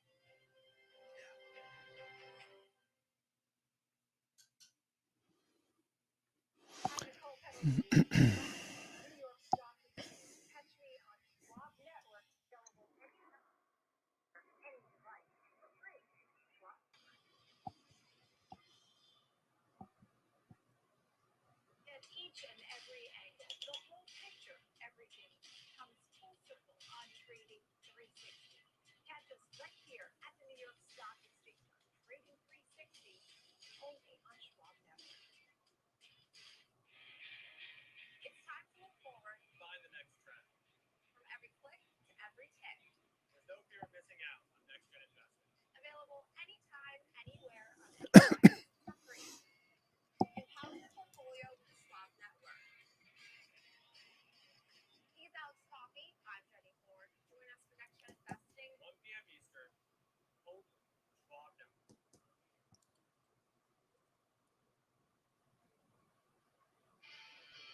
Every morning, every trade, always live.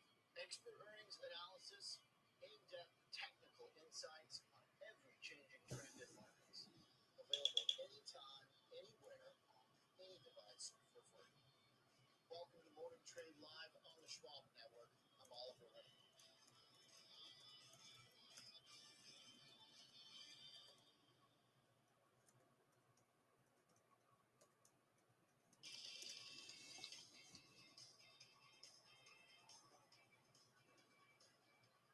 Welcome back to the watch list. I'm Nicole Petalides. We're watching Kava. Kava had its debut and reinvigorated investor interest in IPOs this year. And this company's got ambitious plans to take Okay, starting to top out now. has already started doing so. Joining me right now, Brett Schulman's with us, co-founder and CEO of Kava. Welcome to the show. It's great to see you again, and want to hear more about Kava and how it's going. I mean, you had a great earnings season. The stock's been doing great since the IPO. Tell us, give us some trends and outlook. Yeah, hi Nicole. It's great to see you again, and thanks for having me. Really thrilled with the quarter. The team was able to deliver as our first quarter as a public company, and I think it's again a reflection of the incredible white space opportunity we have as we define what we believe to be the next large-scale category in Mediterranean. Mediterranean cuisine that is the unique cuisine where taste and health unite. So you think about all the trends of the modern consumer. I saw a stat the other day: 93% of Americans desire to eat better, but only 10% feel that they're able to, and that's where Kava comes in. We're able to have this unique cuisine where taste and health unite, where you can come in, you don't have to make sacrifices or compromises, and have a really flavorful, craveable, satisfying meal that you can feel good about eating. And I think that is just reflected in the momentum we had in the quarter coming out as a public company. It's amazing because there's no doubt you're providing something people want. You've already seen now profits and revenue swing into a profit there. You have big plans. Oh, we're still going. Still going. Good. As the analysts are raising their price targets across the board, this was a $22 IPO, I believe, and I know it had priced on the higher end of the range, and we had an exciting day here. But right now, it's at $42, and you have analysts moving even higher. For example, I see 52 from Piper Sandler. So there's a lot of excitement surrounding this one overall. That being said, tell me about the plans to continue to expand the company so more and more people who maybe don't know Kava will soon. Yeah, so we've talked about our target of 1,000 restaurants by 2032. Hi, tick alert plus 800. All right. Still having high ticks. A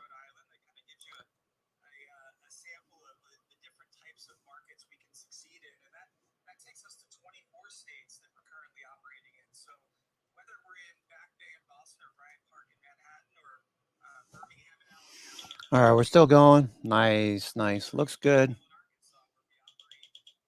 can see that this cuisine is resonating in both big cities, in suburbs, in small towns, and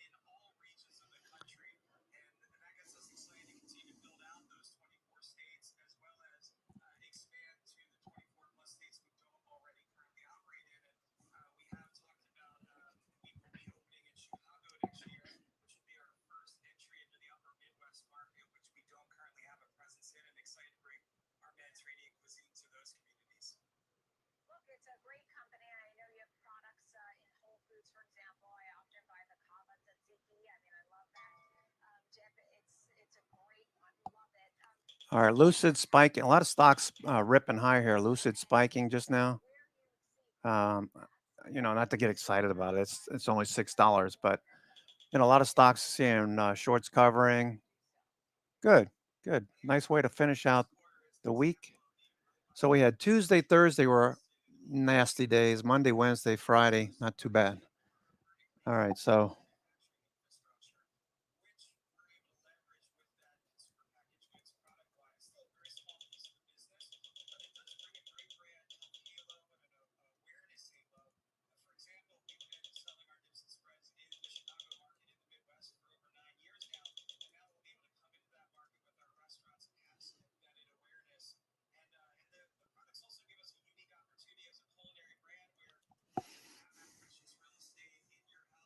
High took alert plus 800. we're right up against resistance. Van Ter, so I would agree. I'd be taking profits off into this. That's where we sold this morning.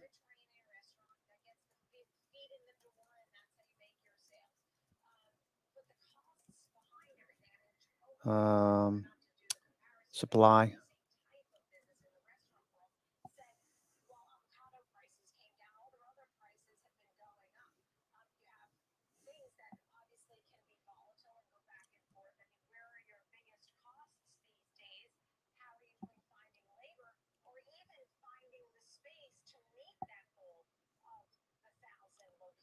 So talk a little bit about some of the daily costs, the labor picture, and the real estate that's needed.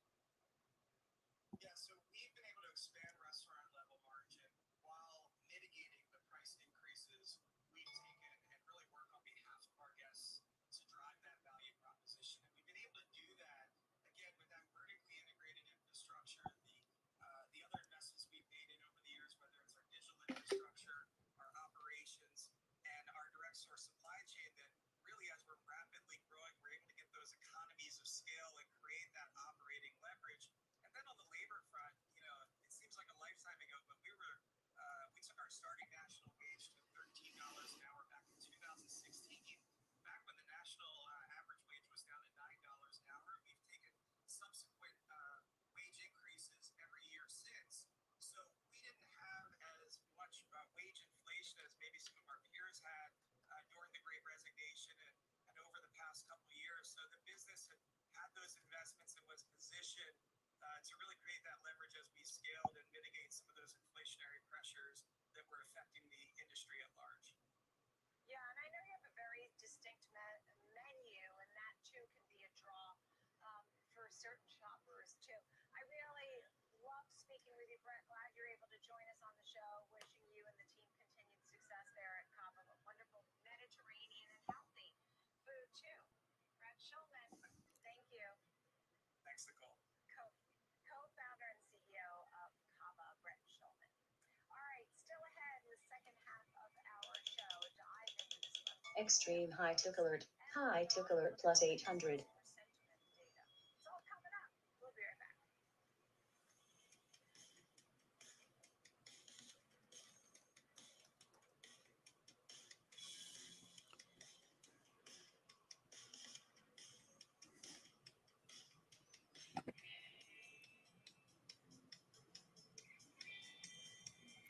I remember when I first started flying and we would experience turbulence, I would watch the flight attendants.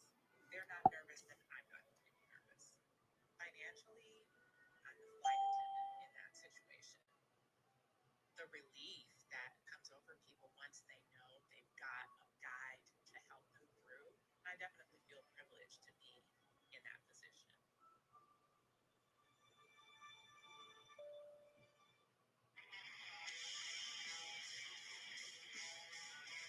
Extreme high took alert.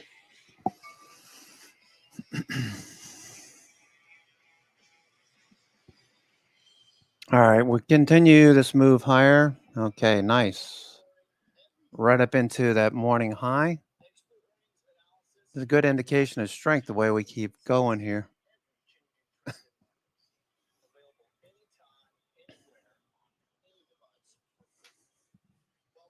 We haven't had one of these nice runs in a while.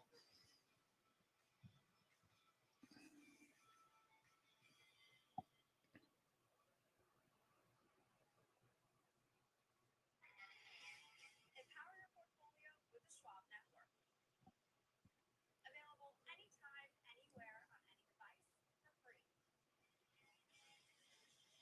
Schwab Network. Kickstart your morning with a focus on technical analysis, economic data, Wow. Pretty trade there. available anytime, anywhere, on any device, and available on all your favorite streaming services. Futures with Ben Lichtenstein every weekday, 8 a.m. Eastern on the Schwab Network.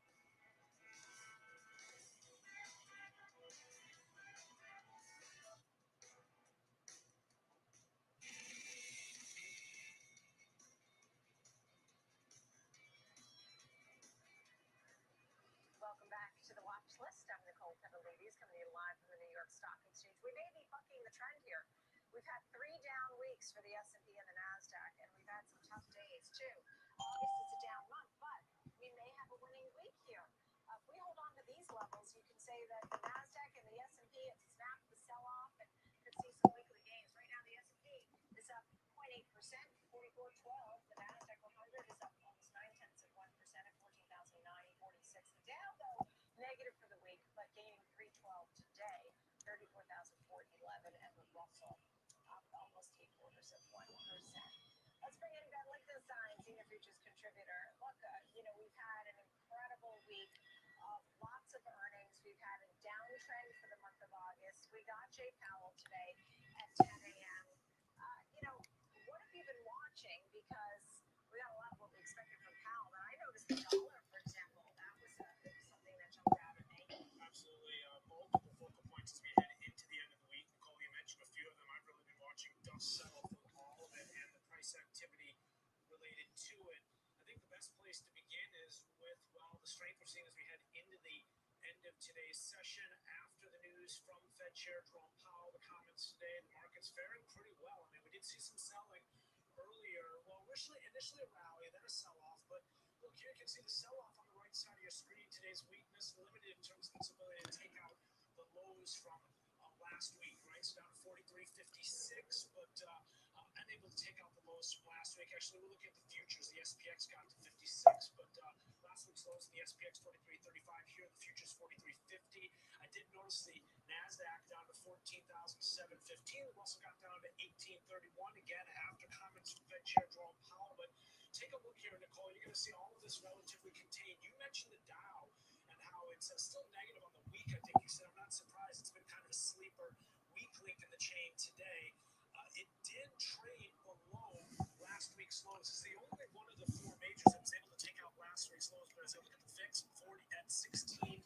This again, very much resemblant of a market that's contained and not a lot of concerns. You also mentioned the US dollar up to 104.38 today. I do think that's significant. As I take a step away here from just this 1-minute candle chart and look at the dollar, you can see that's really a continuation of the pattern that we've been seeing, this more intermediate trend that's been playing out since the beginning of August. Hi, Tick Alert plus 800.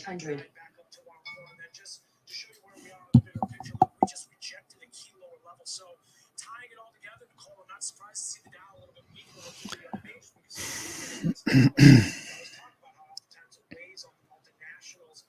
I'm a little bit surprised to see the NASDAQ as strong as it is. Don't get me wrong, what we saw this week in rates up to 16-year highs, but lots going on here and lots to keep an eye on next week as well with the jobs reports and all of this here as investors and traders sift through all of it. All right. Thank you for all of that. Appreciate it, Ben. Ben Lichtenstein. Okay, let's take a look at what's going on in ETF trends. Todd Sohn is with us, ETF strategist at Strategas, their company. What kind of flows are we seeing? Are people interested in ETFs or not so much? So here's the great thing about ETFs, right? They are a reflection of the emotions of the market, right? Through volumes, through flows, and what I find most important right now is that there's a subtle sentiment shift over, right? August, we've had this equity market correction, and you now have negative equity ETF flows. That's the first time since April 2022. So flows are suggesting that there is a sentiment shift underway. The market is not fully washed out on a trading basis, but I like that sentiment's getting there. That's a necessary ingredient to complete any sort of correction. So negative ETF flows, and how would you compare it to what had been hot and what might come back if the market, because for example, Paul Schatz was saying, oh, look, I'm expecting another bounce in the market. And so maybe some of those areas that had been working for ETFs might pop back. Yeah, I think earlier in the year, flows were a little bit disbelief of the rally. And then post-March, post the regional bank fallout, they really started to pick up, and sentiment got a little bit too hot earlier in the summer. Now, I tend to agree with Paul. I would watch the QQQ, right? You were trading at a very extreme level earlier this summer relative to your 200-day moving average. That's starting to cool off. I would suspect if there is a rally in the back end of the year, you'll start to see flows really pick up because you don't want to have a FOMO type feeling for your clients. Yeah, well, that's the whole thing about tech. And after the NVIDIA, I guess people were taking some profits, right? And look, you know, I think there was also just sort of anticipation for Jay Powell. We got walloped last year on Jay Powell's speech, so maybe people were just taking some money off the table. Yeah. Well, I think what was interesting prior to this week, you had a surge in allocations to very short duration treasury bill type ETFs. $1 billion on one day. It's very rare to get that kind of shift in a very short amount of time. It suggests that there's some unease, right? And Powell was perhaps the wild card. The NVIDIA earnings were a wild card. So I like that. That's another ingredient that shows that sentiment is finally cooling off as stocks pause here too. Well, you had said that last time you were on, that there was an interest in bond ETFs, and I'm not surprised, obviously, because that's been a good trait this year. Tell me about some of the other areas that you're focused on. You had energy. Right. Was an area you were focusing on closely, and industrials. So energy is interesting. From a pure contrarian perspective, that's where my antenna goes up. Energy took the first half of the year off. We've seen commodities start to pick up here again, back over $80. And so if you're looking for something that's non-tech, non-AI, right, energy would be the place to go. Industrials are another area. And I think they're also a beneficiary of AI too. Some of those machinery type names are going to gain from the productivity that's offered from this technology. But it's not a pure tech play too. I think it's a great way to play it. And if someone wants to get involved with ETFs, I think we need to sort of back up and, talk about how you diversify a portfolio. Yeah. So, you start from the top, right? You have your vanilla index exposure, your SPY, your VOO, but you'd like to add thematic or sector tilts on top there, depending on the environment, especially for the S&P 500, right? That's 30% tech.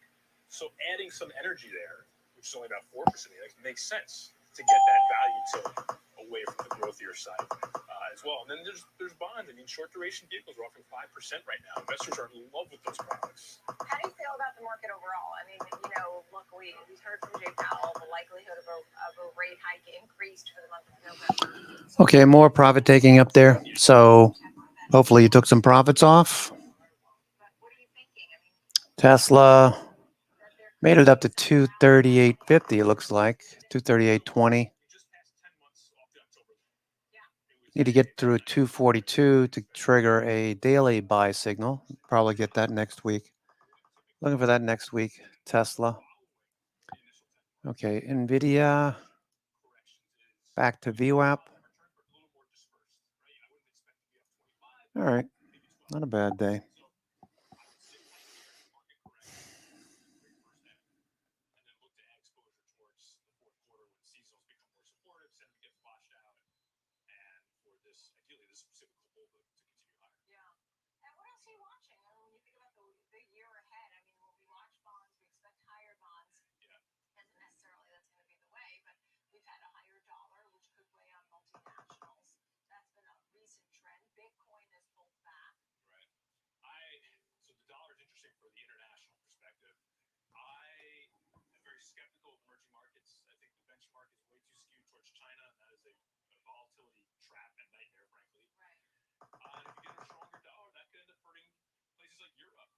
So it almost, in a way, it almost brings you back home to tech in the S&P, right? You're left with that option where those multinational tech companies can handle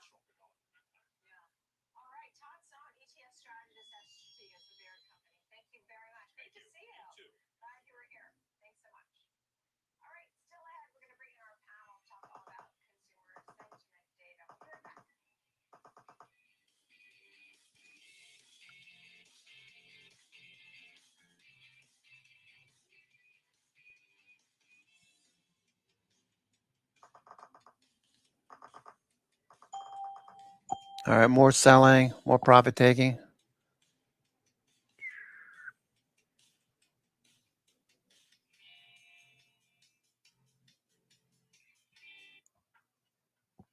You could think getting commission-free trades is as good as it gets, but you know better.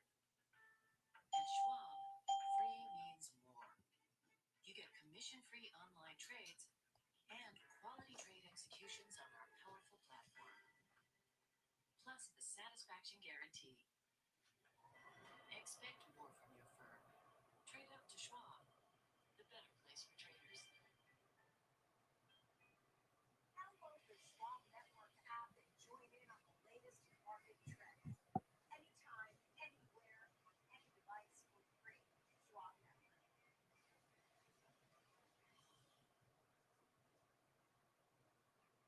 Trading the trending names every day. It's Fast Market. Ready for you, ready to go. I'm Kevin Hicks. Catch me on Fast Market. Weekdays at noon on the Schwab Network. All right, more selling, more profit taking. That's what I'd be doing right now, is taking profits off. Been a pretty nice run into the evening session. Monday through Friday, 3 p.m. Eastern, available anytime, anywhere, on any device for free. Only on the Schwab Network.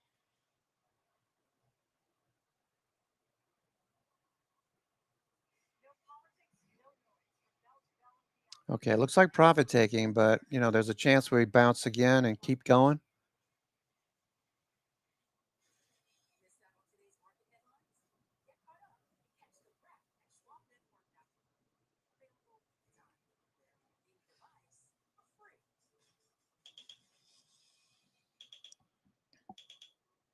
Okay, so it looks like profit taking is resuming some buying here.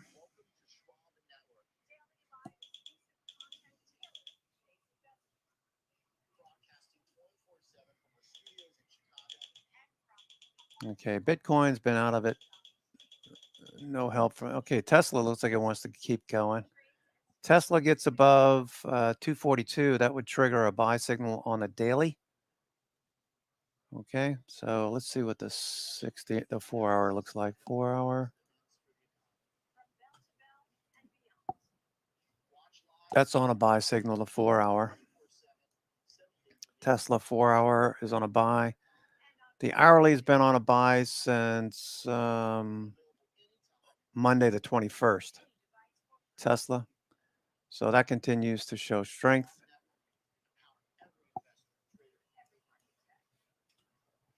What does weekly look like? Weekly, yeah, weekly's got a ways to go. Weekly's still on a buy. Okay, so it's just a daily. We're waiting for a buy signal on Tesla.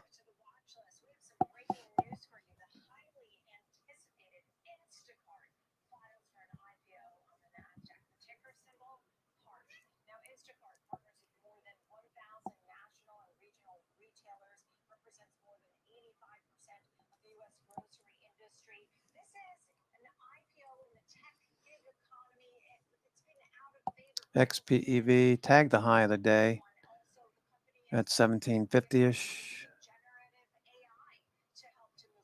The energy sector pulled back a little bit from 88. Looking for that to follow through next week and head towards 90. XLE looking for energy to pick up the pace next week. Bristol Myers Squibb hit a high 62.30 or so. Rivian, Carvana trying to break higher here. Watch Carvana.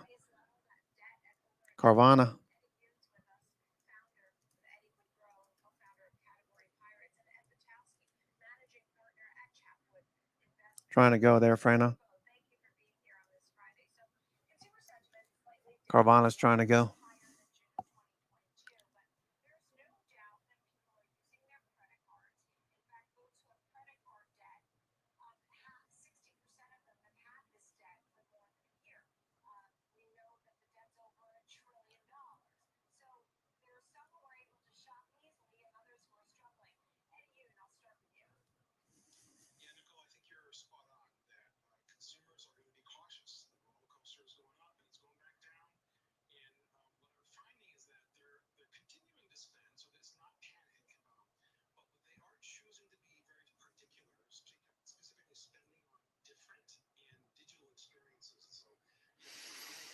All right, let's take another higher high. Yeah, let's give us another higher high. Let's run this sucker higher. That'd be nice.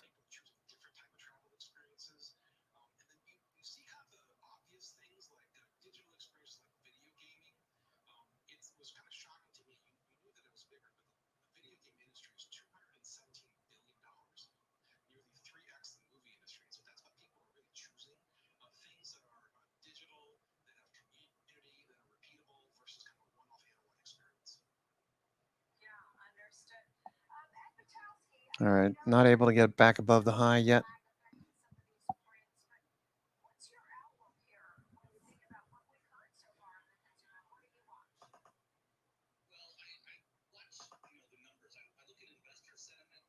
Lower high. Looks like selling might resume.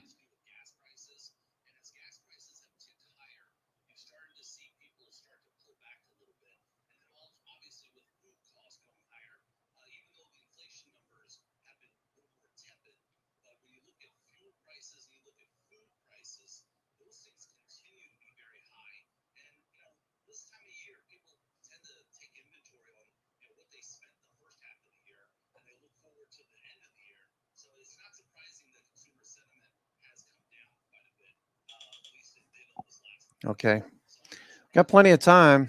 It's only 250 on the East Coast. 250, 251, 251.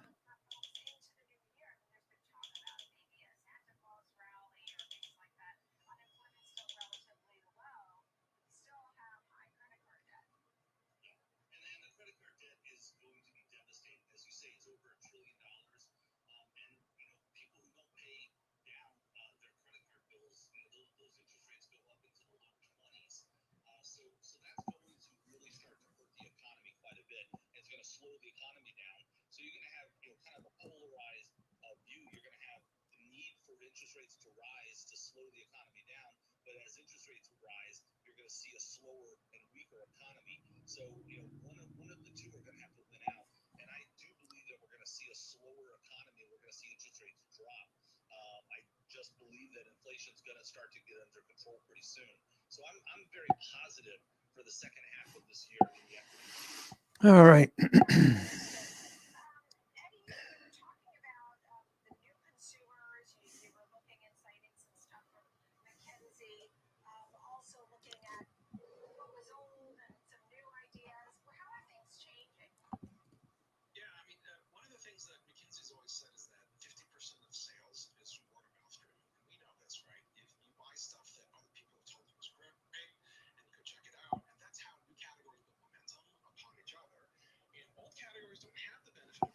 Carvana trying to break towards 50. It's at 41 now. 45 overhead. There's some pivots right here at 41.25 or so, 41.50. That looks good. Apple. Nice.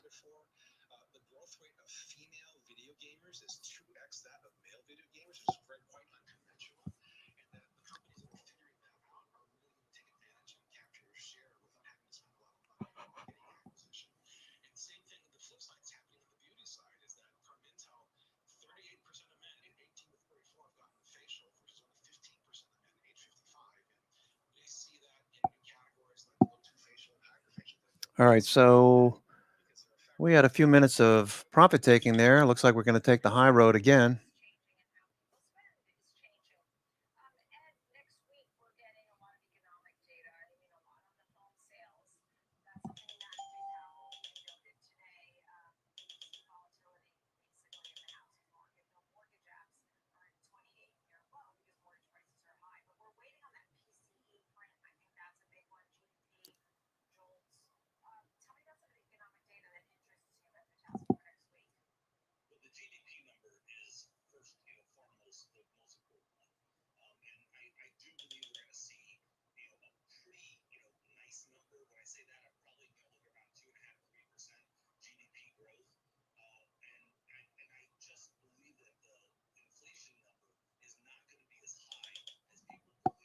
All right, we're going to try to make another high, higher high.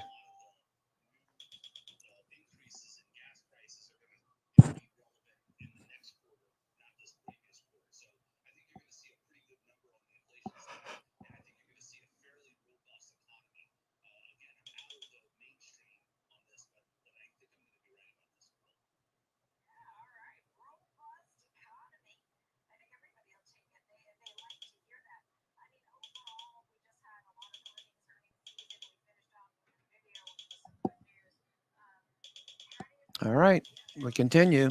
We continue. They're not done.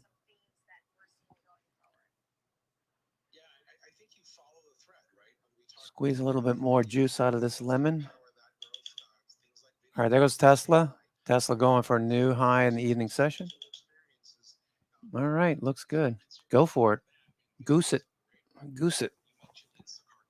Yeah, that's your name, right? Goose, right? Your name's Goose? Yeah. Goose. You know how you got that name? From Top Gun. That's right. The cat's name is Goose.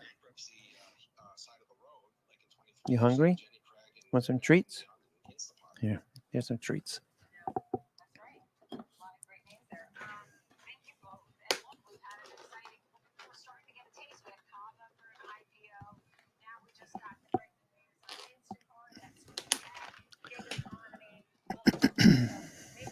All right, it's been a pretty good day. Yeah, it could be. I would agree with you, Corey. 4,400 was that major level. 4,400.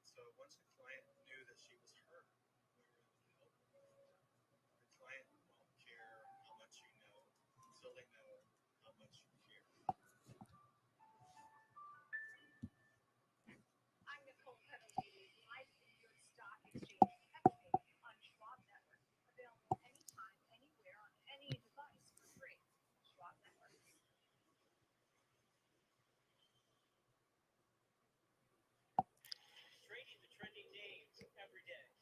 I'm Tom White, host of Fast Market, ready for you, ready to go at 12 p.m. Eastern on the Schwab Network.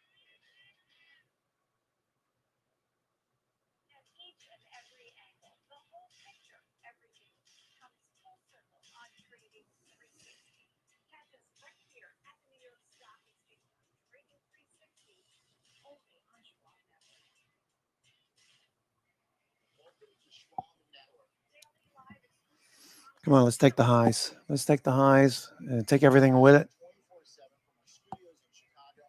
And from the heart of Wall Street. All right, more. Give me more. Example trades and stock specific. All right. Featuring the smartest minds in the business. No politics, no noise. Analysis ahead of the biggest events for the economy. From bell to bell and beyond. Watch live And on demand. 24/7, 7 days a week. SchwabNetwork.com. And on all your favorite streaming services. Available anytime, anywhere. On any device for free. Schwab Network. Powering every investment. Trading every market today.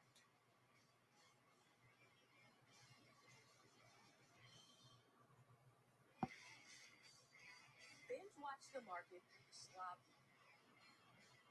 Tune in 24 hours a day, 7 days a week at SchwabNetwork.com and on all your favorite streaming services. Schwab Network, available anytime, anywhere. Eyes, free.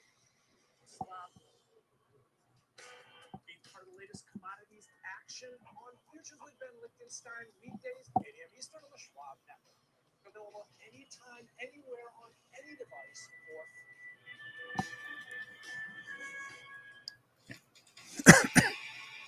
I'm Oliver Rennick. Get ready to cut the cord.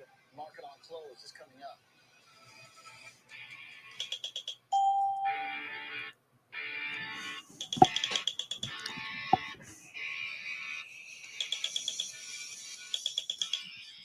All right, we're going to take the high road.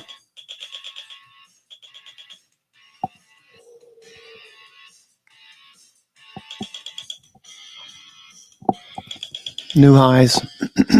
Nice strength.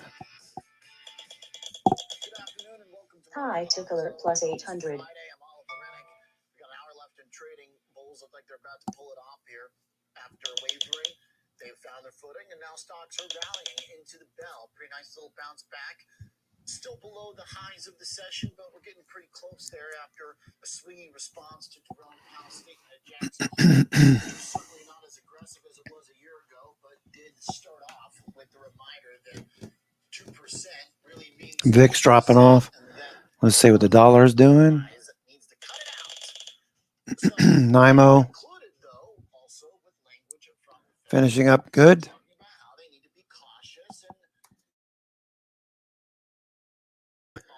All right, we're finishing up looking pretty strong here.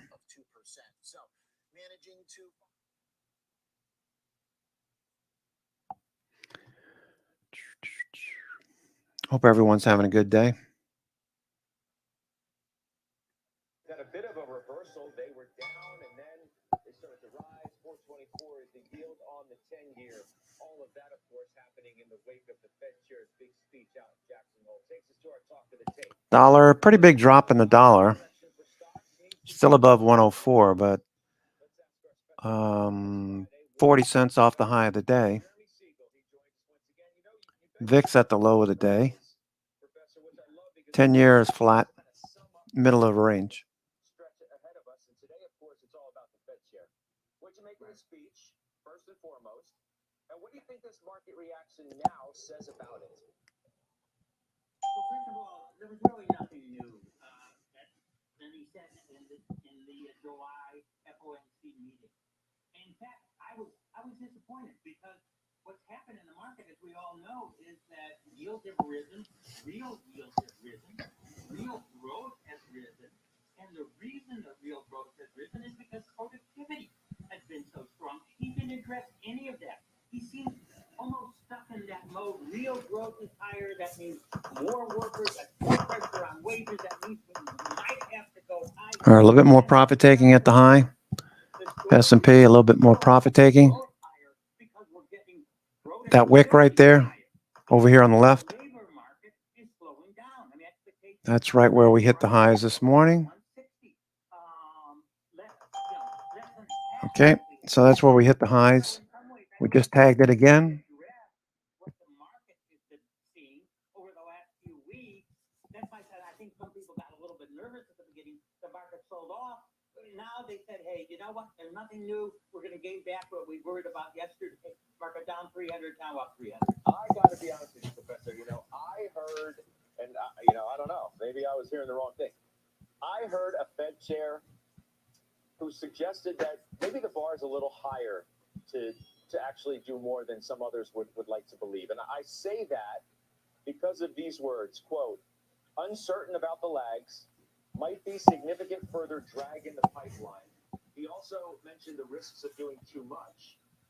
That tells me that they're not quite sure what's yet to come, and they're going to be real, real careful because they don't want to mess it up. They don't want to snatch defeat from the jaws of victory. I think you're right there. And in fact, we detected that as you and I had talked about after the July FOMC meeting. He became much more two-sided. He became much more aware that there are downside risks. I think he heard from 2 or 3 voting FOMC members that are saying, we have done enough. I think he looked at rising delinquencies, credit cards. We've been hearing that on some of the earnings calls. He looked at other, what's happened to mortgage rates at nearly 7.5%. So that he mentioned that little pickup in housing. We don't know how long that's going to last. So I think that is on his mind. How, even though his orientation has been, we may have to do another quarter point. Okay, we're almost up 1% on the NASDAQ. S&P, Dow, just shy of 1%.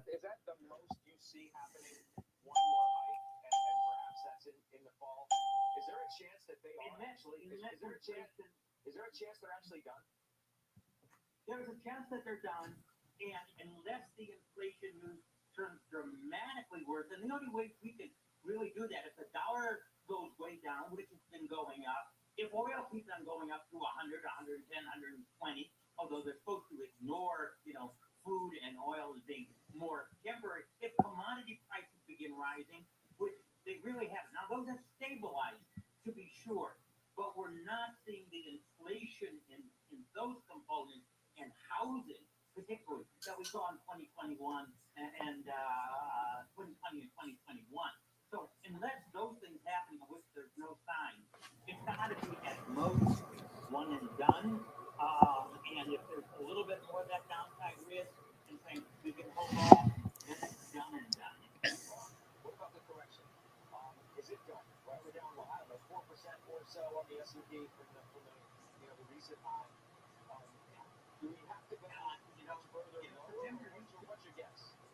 September for decades had been the worst month of the year, and then when all that used to get published, I published about that in my book. Everybody said, well, then we better off in August.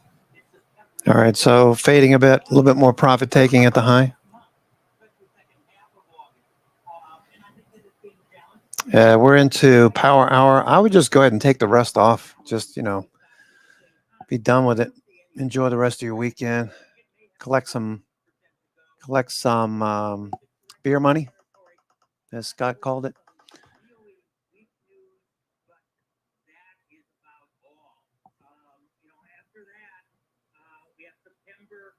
October, choppy months, news months, November, December usually being much better. You're ending on an uptrend. So I think for the rest of the year, we're stable to upward, and we have the 15 to 20%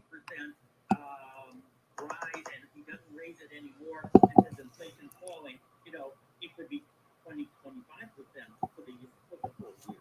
Wow, big call. Let's broaden the conversation too, if we could, Professor, and bring in CNBC senior markets commentator Mike Santoli and Shannon Sakosha of NB Private Wealth. Shannon, of course, a CNBC contributor as well. Mike, I had to wrestle you out. I know you're getting ready for your special, but I wanted your opinion here. I mean, it's been an interesting move in the market. Didn't really know which way it wanted to go. Got a little bit of a ramp here as the day goes further. Yields are up and stocks are up. VIX is trying to hold. The dollar's trying to bounce. The 10-year is bouncing a little bit.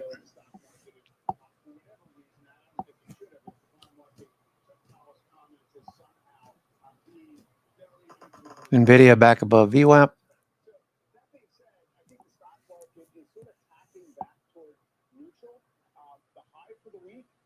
I think 44.60, the low is 43.60. We're 50 points above and 50 points below. We're right in the middle, taking back yesterday's decline. So I still think you can say this is an indecisive market. We don't know if this pullback has kind of fulfilled everything it has had to from the highs in terms of, resetting valuations and expectations and things like that. But I do think that it showed you there was nothing today with Jay Powell, as you alluded to, using the phrase proceed carefully twice. That changes the general premise of the Fed policy this year, which is a patient Fed that's just about done. We can argue about whether it's going to be a quarter. It's not going to be in September. It might be later, but so what? They've done 5 1/4 already. The 1-year Treasury bill yield is at 5.4, suggesting we already kind of priced in rates around this level for the next year. So Printing a higher low right now. Printing a higher low.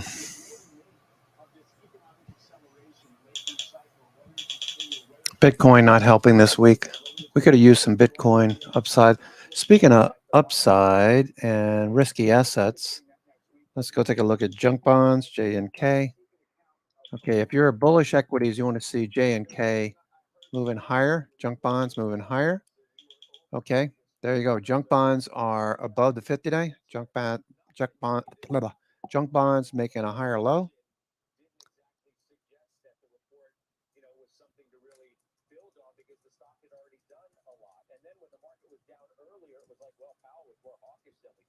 When the reality is, if you now have the ability to step back and look what happened this week, NVIDIA did not. Junk bonds and high yield corporate debt. You see these bounce? That's bullish. IWM, IWM, another risky asset. If this is bouncing, let's see. Yeah, it's a 50-day. So I would call this neutral because it could drop through the 50, 200, the 200-day to next week. IWM's neutral.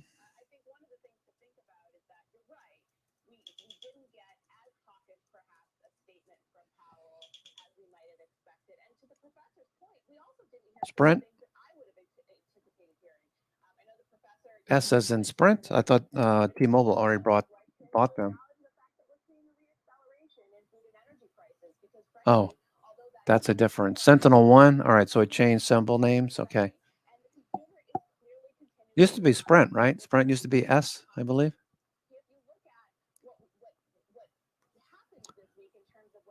Okay, maybe something goes on there. Maybe some at the money calls.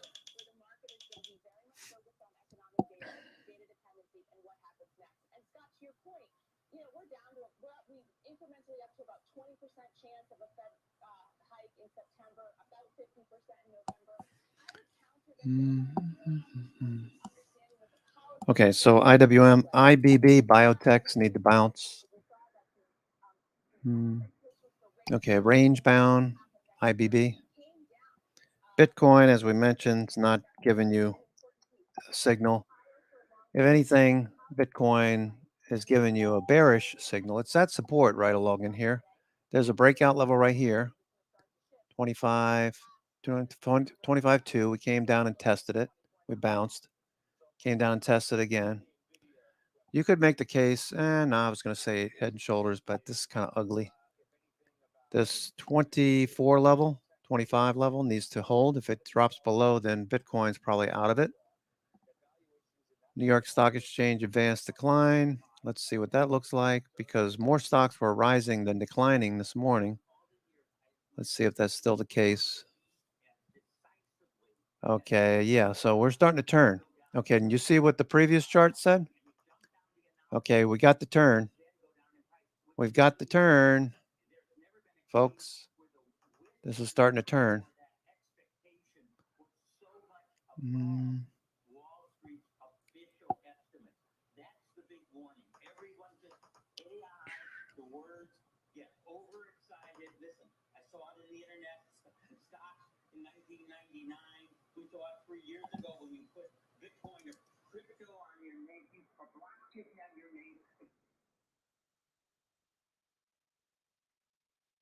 That's the danger when even when you blow the cover off the ball.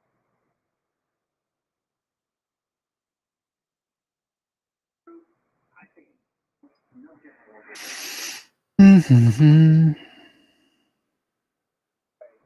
Okay, profit taking. Today reported in what was, billed to be not only the most important earnings report this week, but maybe one of the most important we've seen in quite. When you talk about that,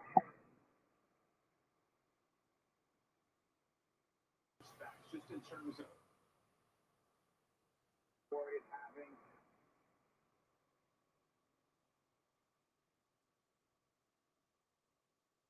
Microsoft, that it was not putting a lot of the excitement.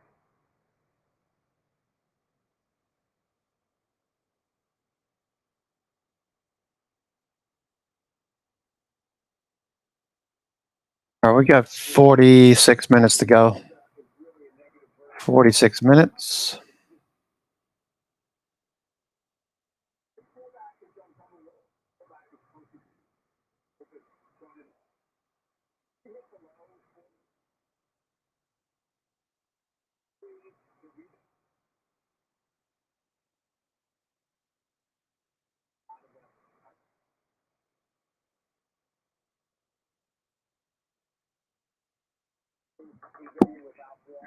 Okay, more profit taking. Just call it a day. Take the profits and enjoy the rest of your day. Let's not even take into consideration whether they hike again or not. If they remain elevated now for a while, and since the beginning of earnings season, we're talking about a 50 basis point or so move higher in the 10-year. So if this remains the case, do stocks generally and then specifically, does tech have a problem? Tech has a problem if it can't grow faster. I mean, when NASDAQ is going at 30 times earnings, but value stocks are going at 15 times. That's a 2-to-1 ratio. You're building in 5, 6, 7% higher in general earnings growth. For NVIDIA, you're building in 15, 20% for how many years? I mean, that's the main thing. It's if your earnings growth is growing faster than the increase in that discount rate, then you still can go up. NVIDIA is a very, very special company right now, and AI has the promise to transform the economy. That magic is still going to be in that stock. When it went down actually today, I was saying, maybe I'm tempted to buy it when all the price targets are so much higher. Hey, Shan, coming off Jackson Hole, I'm looking at a headline here from Christine Lagarde, the ECB president. Do we care about at this point what other central banks are doing and what other central bankers are saying? She said ECB to set more inflation.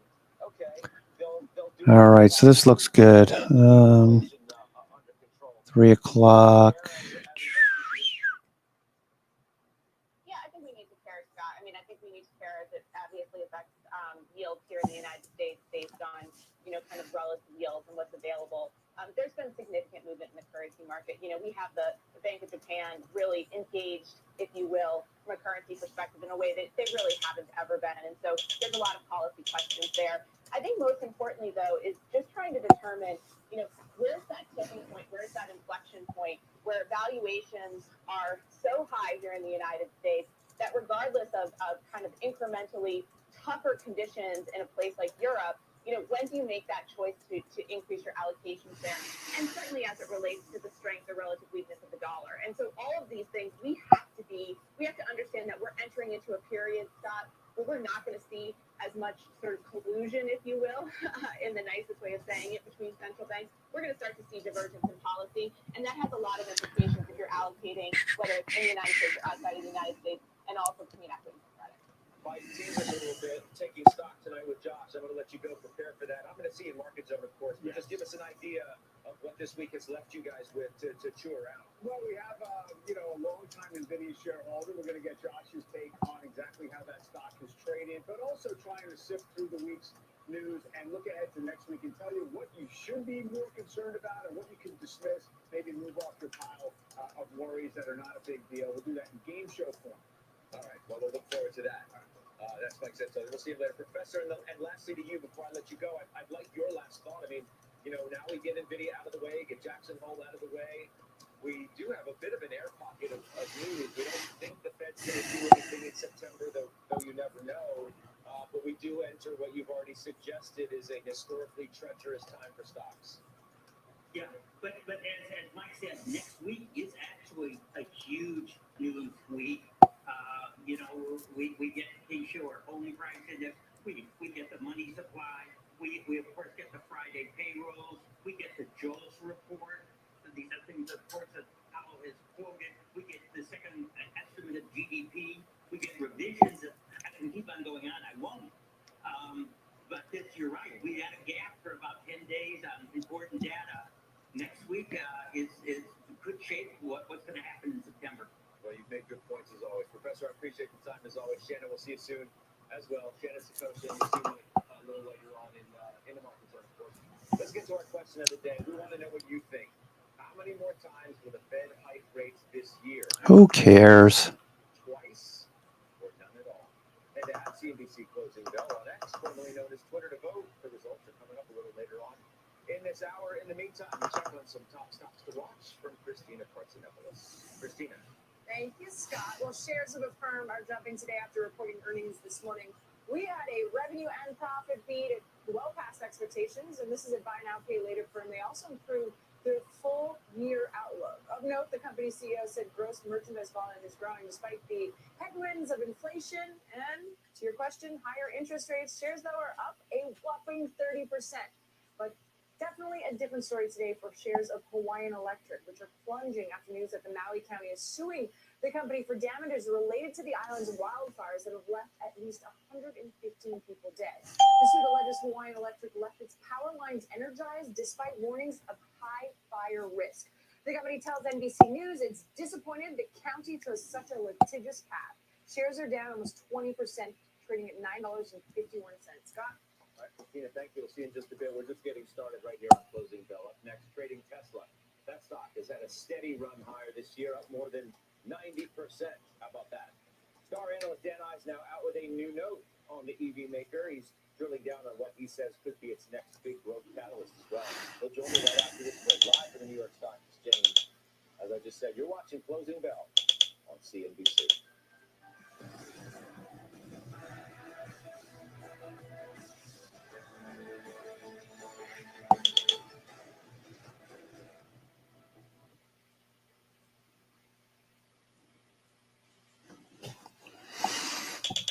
All right, so volume oscillator is turning. Okay, last time, March. This time, turning again. Look for a bounce. Looking for a bounce. All right, so we're back testing the highs again. All right, that high wick noted by that horizontal blue line on the live screen.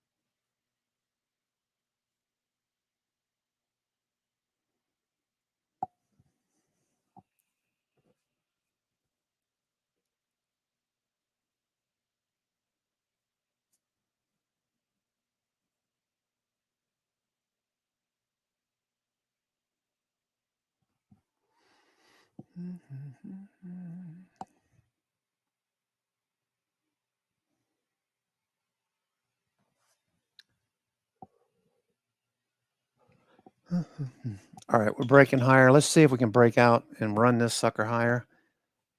Do yourself a favor and take some profits off in the strength. We can always buy higher next week, all right? But collect some profits, lock them in. You never know what's going to happen over the weekend. We've got the volume oscillator turning, so that's a huge, huge plus for the bulls. High tick alert plus 800. I'd love to see NYMO cross zero for the close.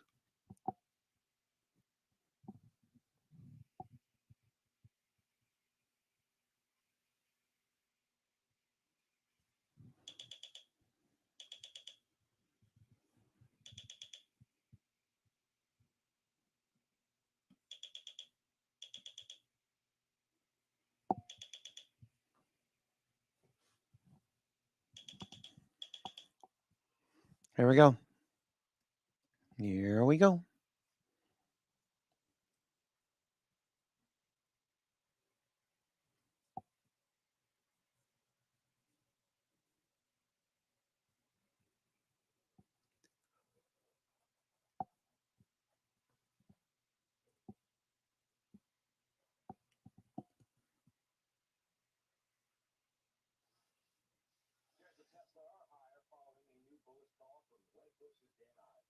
He estimates Tesla's supercharger business will be worth $20 billion by 2030 and make up as much as 6% of the EV maker's total revenues. He joins me now. It's good to see you. Why did you feel compelled to write this story today? Yeah, I was really putting pen to paper and really doing the model and from everything we've done over the last 4 to 5 weeks. I mean, you talked about it when it came out, Ford, GM, others, the 313 area code going to Tesla. Now we're trying to model it out. And I think for investors, it's very helpful. We think conservatively 10 to 20 billion per year.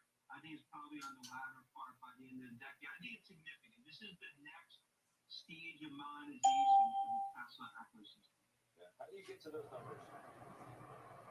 And that's really going on our, we have a whole model putting out the percent of overall EVs that ultimately are going to be using the charging stations, what they're going to be charging per kilowatt hour.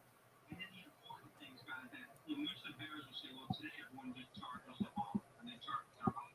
But it's also looking at now down the road, how are they going to be using these charging stations?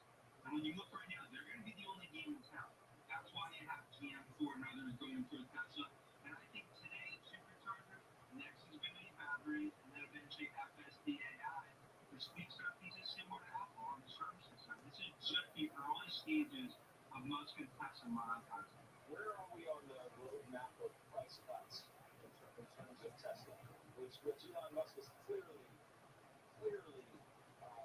All right, one more shot at the highs. Yeah, and I think that's been the right call for him. And I think it's paid off significantly, especially in China. I think now 95% of those cuts we think are going to be better. And I think you saw maybe some overreaction last week, and we definitely seen a rebound as I think more investors are recognizing that. But right now, margins suffering at the cost of units. Now, I think that solves for the next quarter or two and starts to rebound into next year. And that's the yin-yang that they're going to strike. But ultimately, it continues to be Tesla's world, and everyone else is paying rent in terms of overall EVs. And I think that's becoming clearer and clearer. So, in terms of the stock, it's up 10% this week. It's down 10% over a month. And the reason, I'm trying to get the correlation here between it and the NASDAQ. If the NASDAQ continues to have some trouble and big tech in general pulls back, this stock is going to be susceptible to that as well. Don't you think? Of course. Yeah, I mean, look, we continue to be customers of disruptive technology. Not an outlier, right? But it's our view going the second half of the year. I think tech stocks red hot. I mean, it's my view that the new tech bull market has already begun. I think growth is going to exceed street expectations. And I think we saw with NVIDIA, that's just the appetizer for what we're going to see with this $1 trillion private spend over the coming years for players across the tech ecosystem. No, but then these stocks are already up like 5 years worth in 6 to 8 months. I mean, even with the pullback we've seen, a lot of these stocks are up minimum 30 or 35%. We can't just continue to suggest that they're going to, in your words, rip higher to no end, are we? But it comes down to growth. And everything we see from growth across software, across chips, I think ultimately numbers, especially going into next year, accelerate 15-20% beyond where the street's modeled. And I think this is a 1995 moment, not in 1999, 2000, where I think started the internet. And I think we are seeing. Okay, NVIDIA trying to get going here. Maybe next week we can get a follow through. It's probably going to base up here, I would think, right? As long as it bases up at the highs and doesn't fall off, it'd be fine.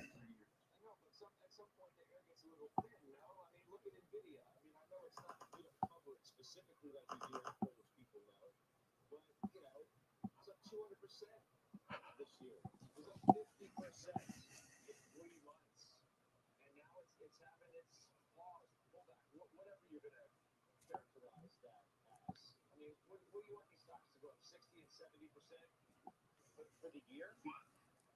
I mean, my view is, first of all, way overcorrected last year. I mean, that's our opinion. And I think now investors more and more going into 2024, 2025. XPEV 1750. XPeng highs of the week. XPEV high of the week.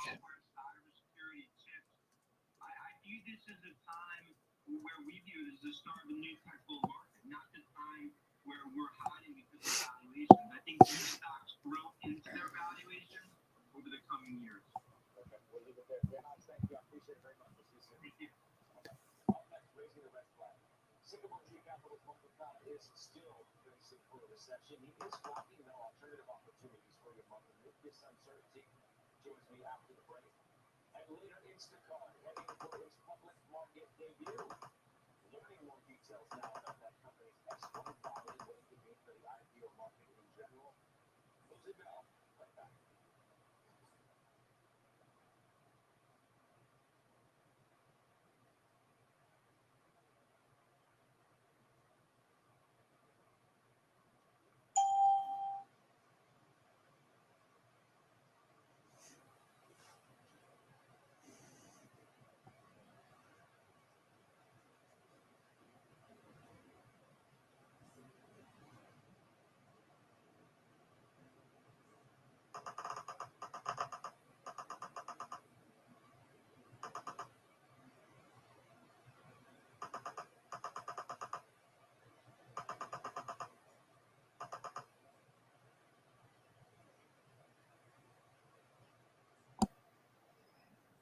Fading again. Just a matter of time before this starts to fall off a bit, it looks like. Well, yeah, maybe pin around 4,400.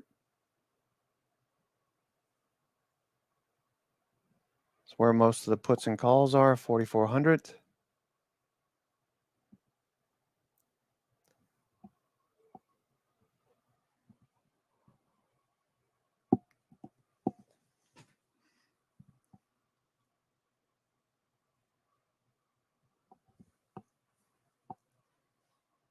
Energy, like to see that at 90 next week.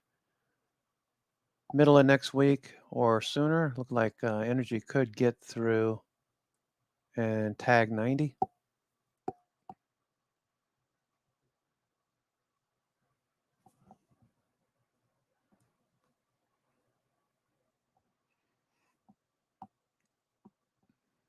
Apple trying to finish the highs. Can we get back to 180? Carvana, 4150, rejected.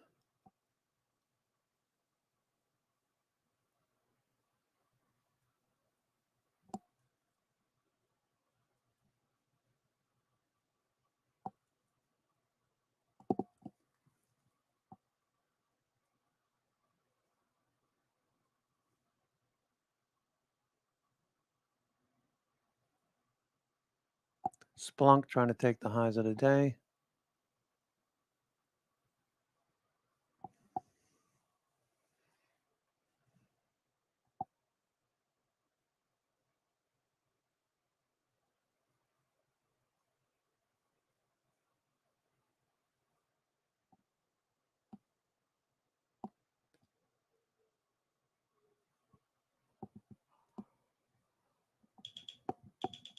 Okay. A little bit more buying into the close. Okay, it's we got 27 minutes to go. 27 minutes to go. I'm your host, Cousin Vinny, coming to you from theclosingprint.com. It's Friday the 25th.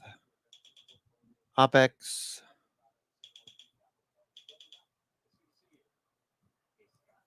Make sure you double check your expiration dates on any stocks or assets you don't plan on getting assigned. If you're in the money, like I did a few weeks back, got assigned 300 shares of the Q.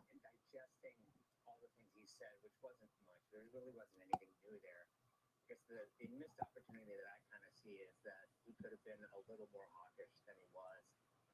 We certainly have had a run of very strong economic numbers, which I think put this sort of no landing scenario on the table for everyone. I'm not in that scenario. I do believe in the lag scenario. We are still in the recession camp. And so, I think what he said was we're navigating by the stars under cloudy skies. That doesn't feel very comforting to me as far as where we're going and how we get out of the situation of pretty persistent inflation. And so I think he's set it up that there certainly isn't rate cuts in the near-term future for anyone. We're basically going to be either here or higher. And I think that was the strong message that I heard. And from that standpoint, I think he's paying attention to what's happened to the 10-year in the last couple of weeks. It's going pretty hard. Yeah, when the 10-year's done some of the pictures, so yes. Why do you sound like you're in the half-empty camp rather than the half-full? You say inflation is, in your word, persistent. Others would say it's declining quite rapidly. Well, I mean, he talked about the four contributors to PCE and the part that's going sideways with capital. So I think that in order to get that down, the lag effects of the move in rate, the massive move in rate that was done, will take time. And so I think that's what's coming. The reality of that hasn't really happened. All right, the high looks like it's going to hold. $1.3 trillion of CRE debt coming due in the next year, 18 months. They've got over $500 billion of mark-to-market losses in their security portfolio. So I think as that trickles through the economy and starts to you're going to see this sort of no landing scenario kind of. Okay, S&P 500. Something that looks much more like a traditional cycle. And as far as like the outlook on stocks and how bearish I guess I sound per se. This looks pretty good. We got growth outperforming, growth outperforming value as this rises. Okay, here's growth. And here's value. Not quite back to the 21 day. All right, so we need to transition back above the 21 day next week. S&P equal weight index. We were looking for a trigger. We got a nice bounce here at the 200 day. All three of these are trying to trigger. 50 day, 200 day in the lower panel, 50 day in the top panel, and CCI in the middle. All three of these need to rally. Last time it happened was over here. That was in June. So that looks good too. Low tick alert minus 800. All right, more profit taking. I'm not selling anything to anybody. I'm just basically stating the facts about the relative value of things. And honestly, it's like when you think about what's happening within the treasury market. S&P 1500 still on a bearish signal. Red line moving lower. Need to see this back above the histogram and green. That would be good. Look, I totally hear you. It makes perfect sense, right? I mean, you've got to manage your risk, and you want to be able to sleep at night, and you can, forego some of the volatility in the New highs minus new lows. Still not back above the zero line, but turning. Next week should be good if this resumes.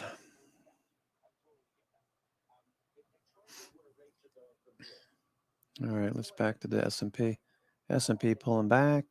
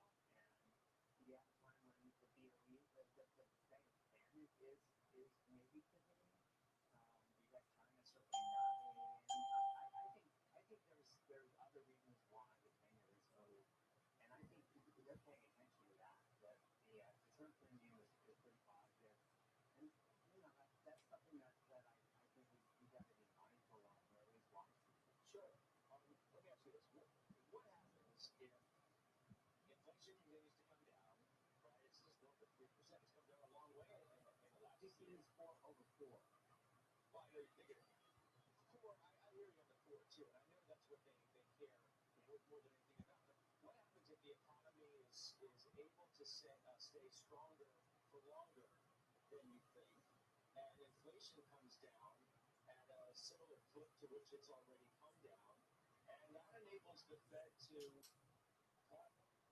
cut rates. Not because the economy is dramatically bad that dictates they have to, but because they can, because they actually have mission accomplished. They've achieved the goal. I'm thinking about that. All right, VIX, a little spike there in VIX evening session. NYMO minus 32, improving. I'd love to see that cross zero. It's not going to, but I'd love to see it. All right, the cycles are fading at the high. The dollar fading, the 10-year fading, and the VIX, while it's trying to bounce, is fading. It just made a new low of the day. Low, lower than Thursday's opening low.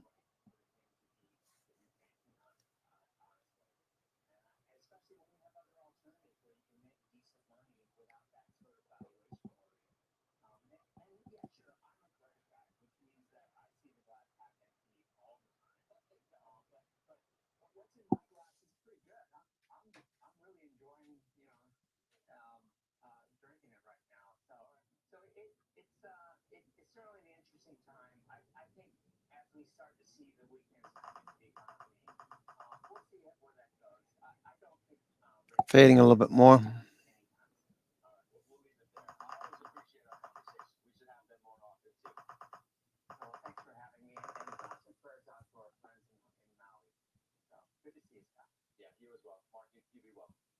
Mark Okada. All right, up next, we are tracking the biggest movers as we head into the close. Christina Partsinevelos is standing by with that, Christina. Well, with NVIDIA setting the earnings bar so high, does that mean other chip makers will fail to impress? They can't do the same? We discuss next.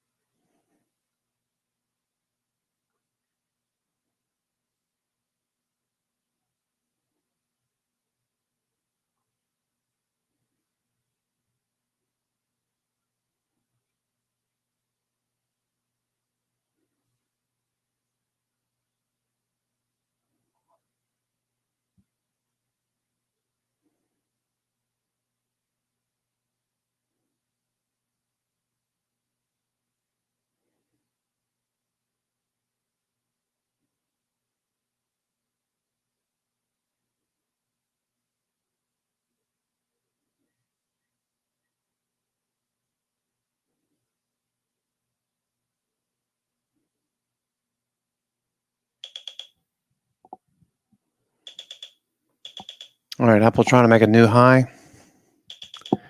We have 18 minutes to go. 18 minutes to go. It is 15:43, 3:43 on the East Coast.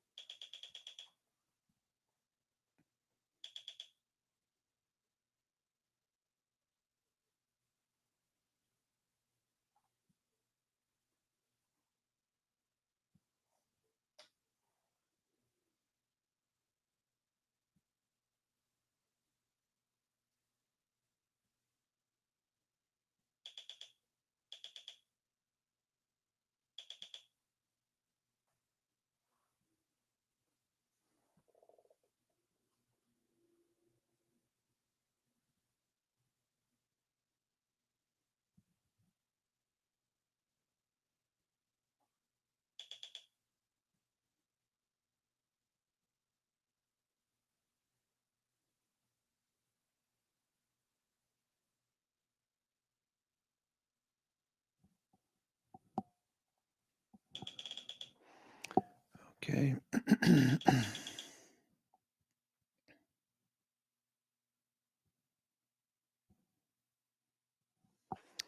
I hope you all had a great week.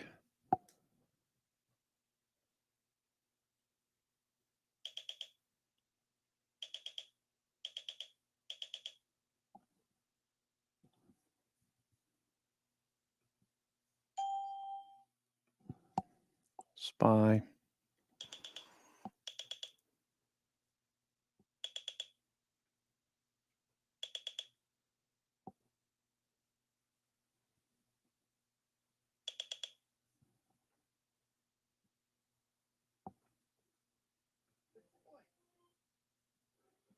All right, we got 15 to go before the closing bell. The Dow is still up near 300 points. Christina Partsinevelos is back with a look at the key stocks that she is watching. Christina.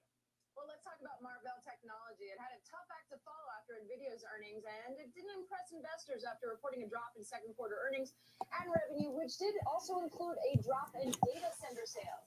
You had Morgan Stanley that cut the company's price target, and Morningstar downgraded the firm to hold from buy.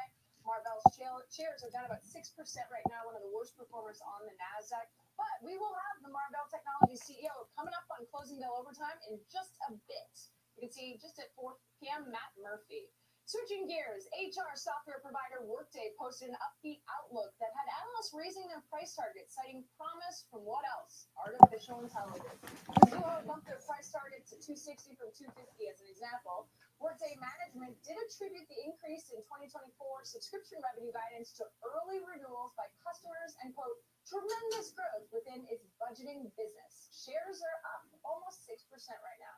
Happy Friday, Scott.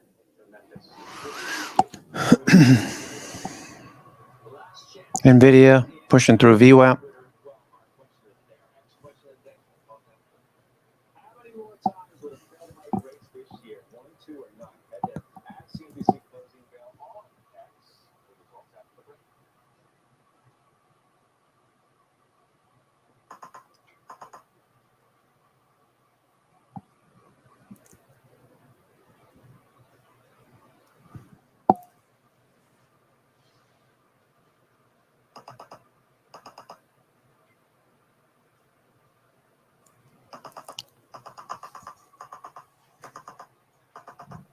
A little bit more selling.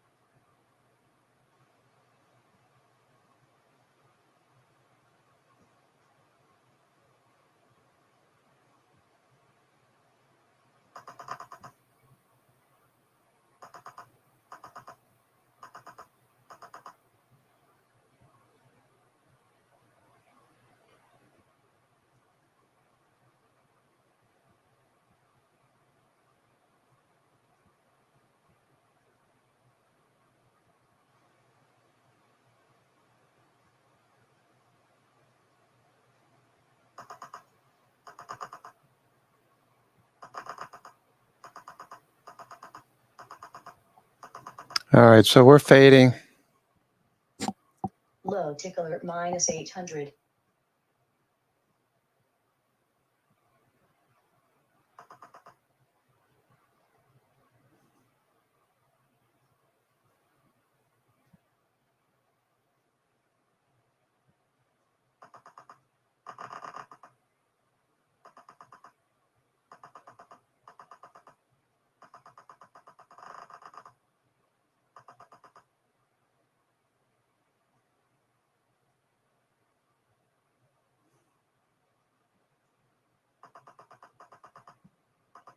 All right, fading.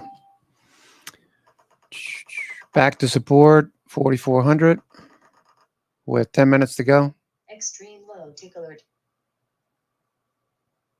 Wait for the last 10 minutes to sell. Back to 4,400. That's where all of the puts and calls are.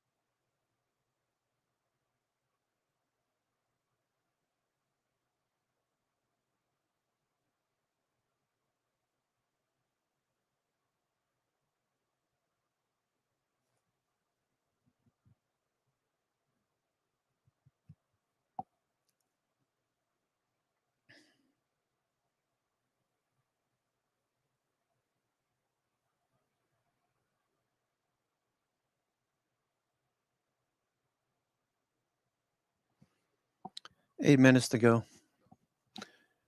All right. Tesla at the highs. Apple at the highs. Apple did pretty good. Apple doing well. Hoping to get back to 180. So I could roll those calls out to 185. I'll just stick with the 180s for now.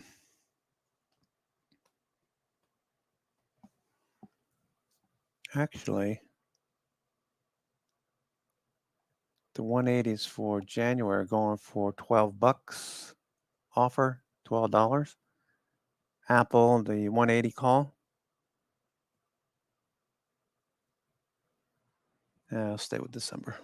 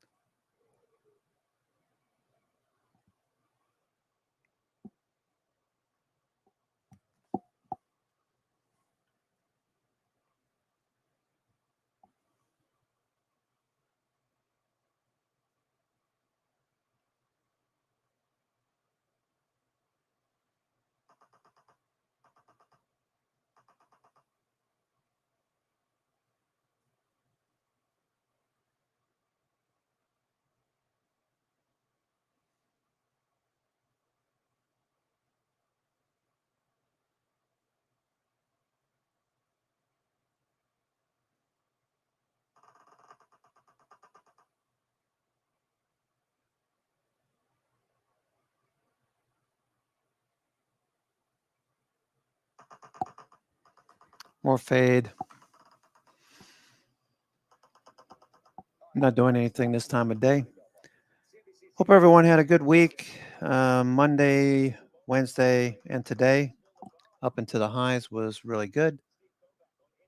A lot of stocks did manage to stay put for the most part. Tuesday and Thursday were down days. Bristol Myers.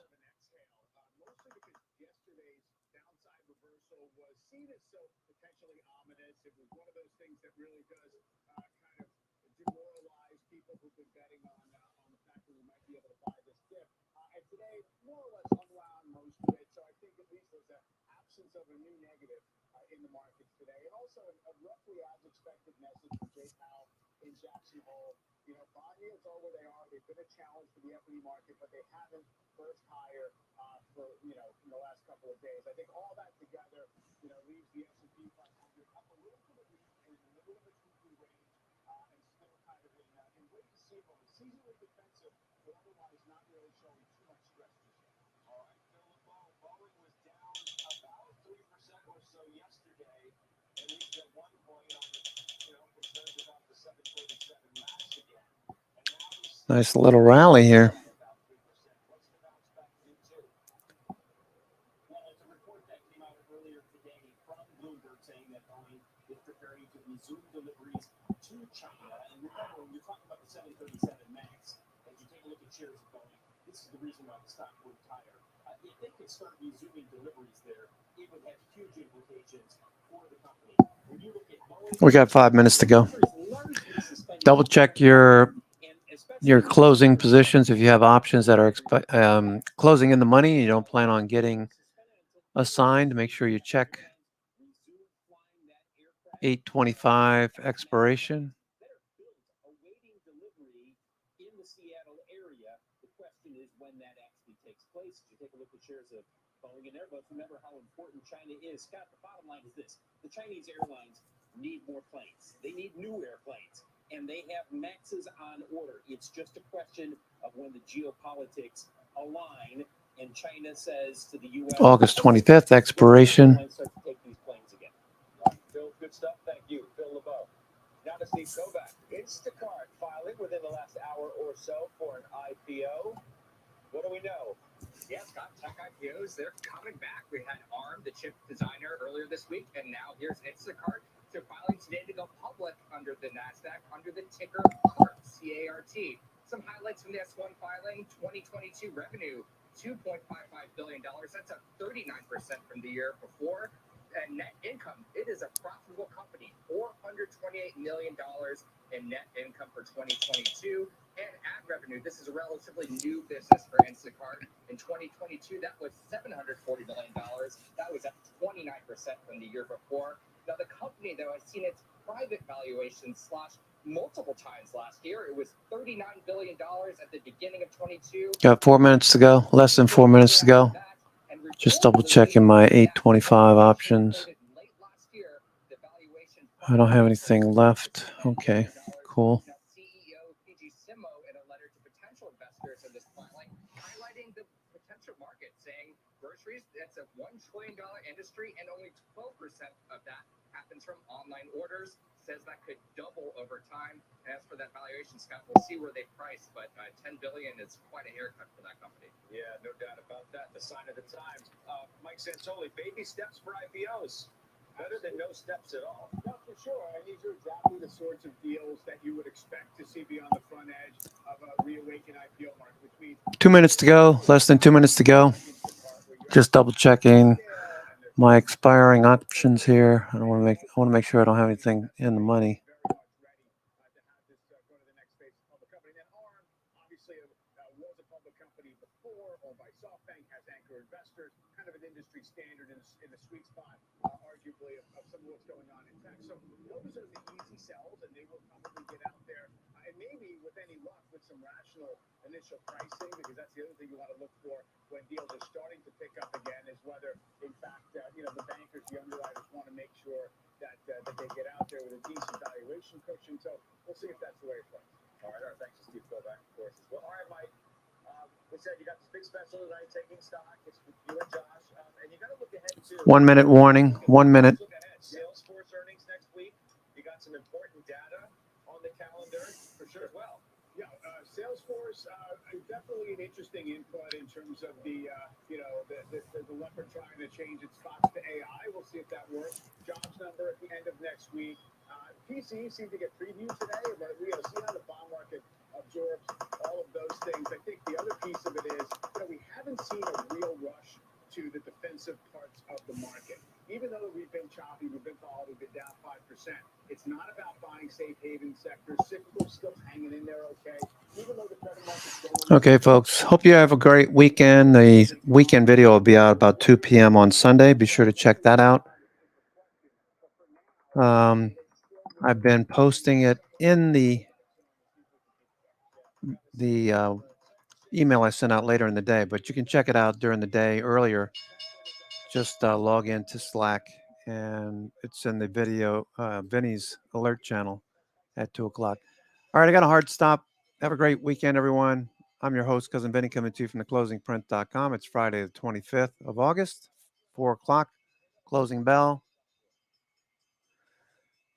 I got to go to my nephew. I think he's 7. No, the wife said he was 10. Okay, so that shows you how much I know.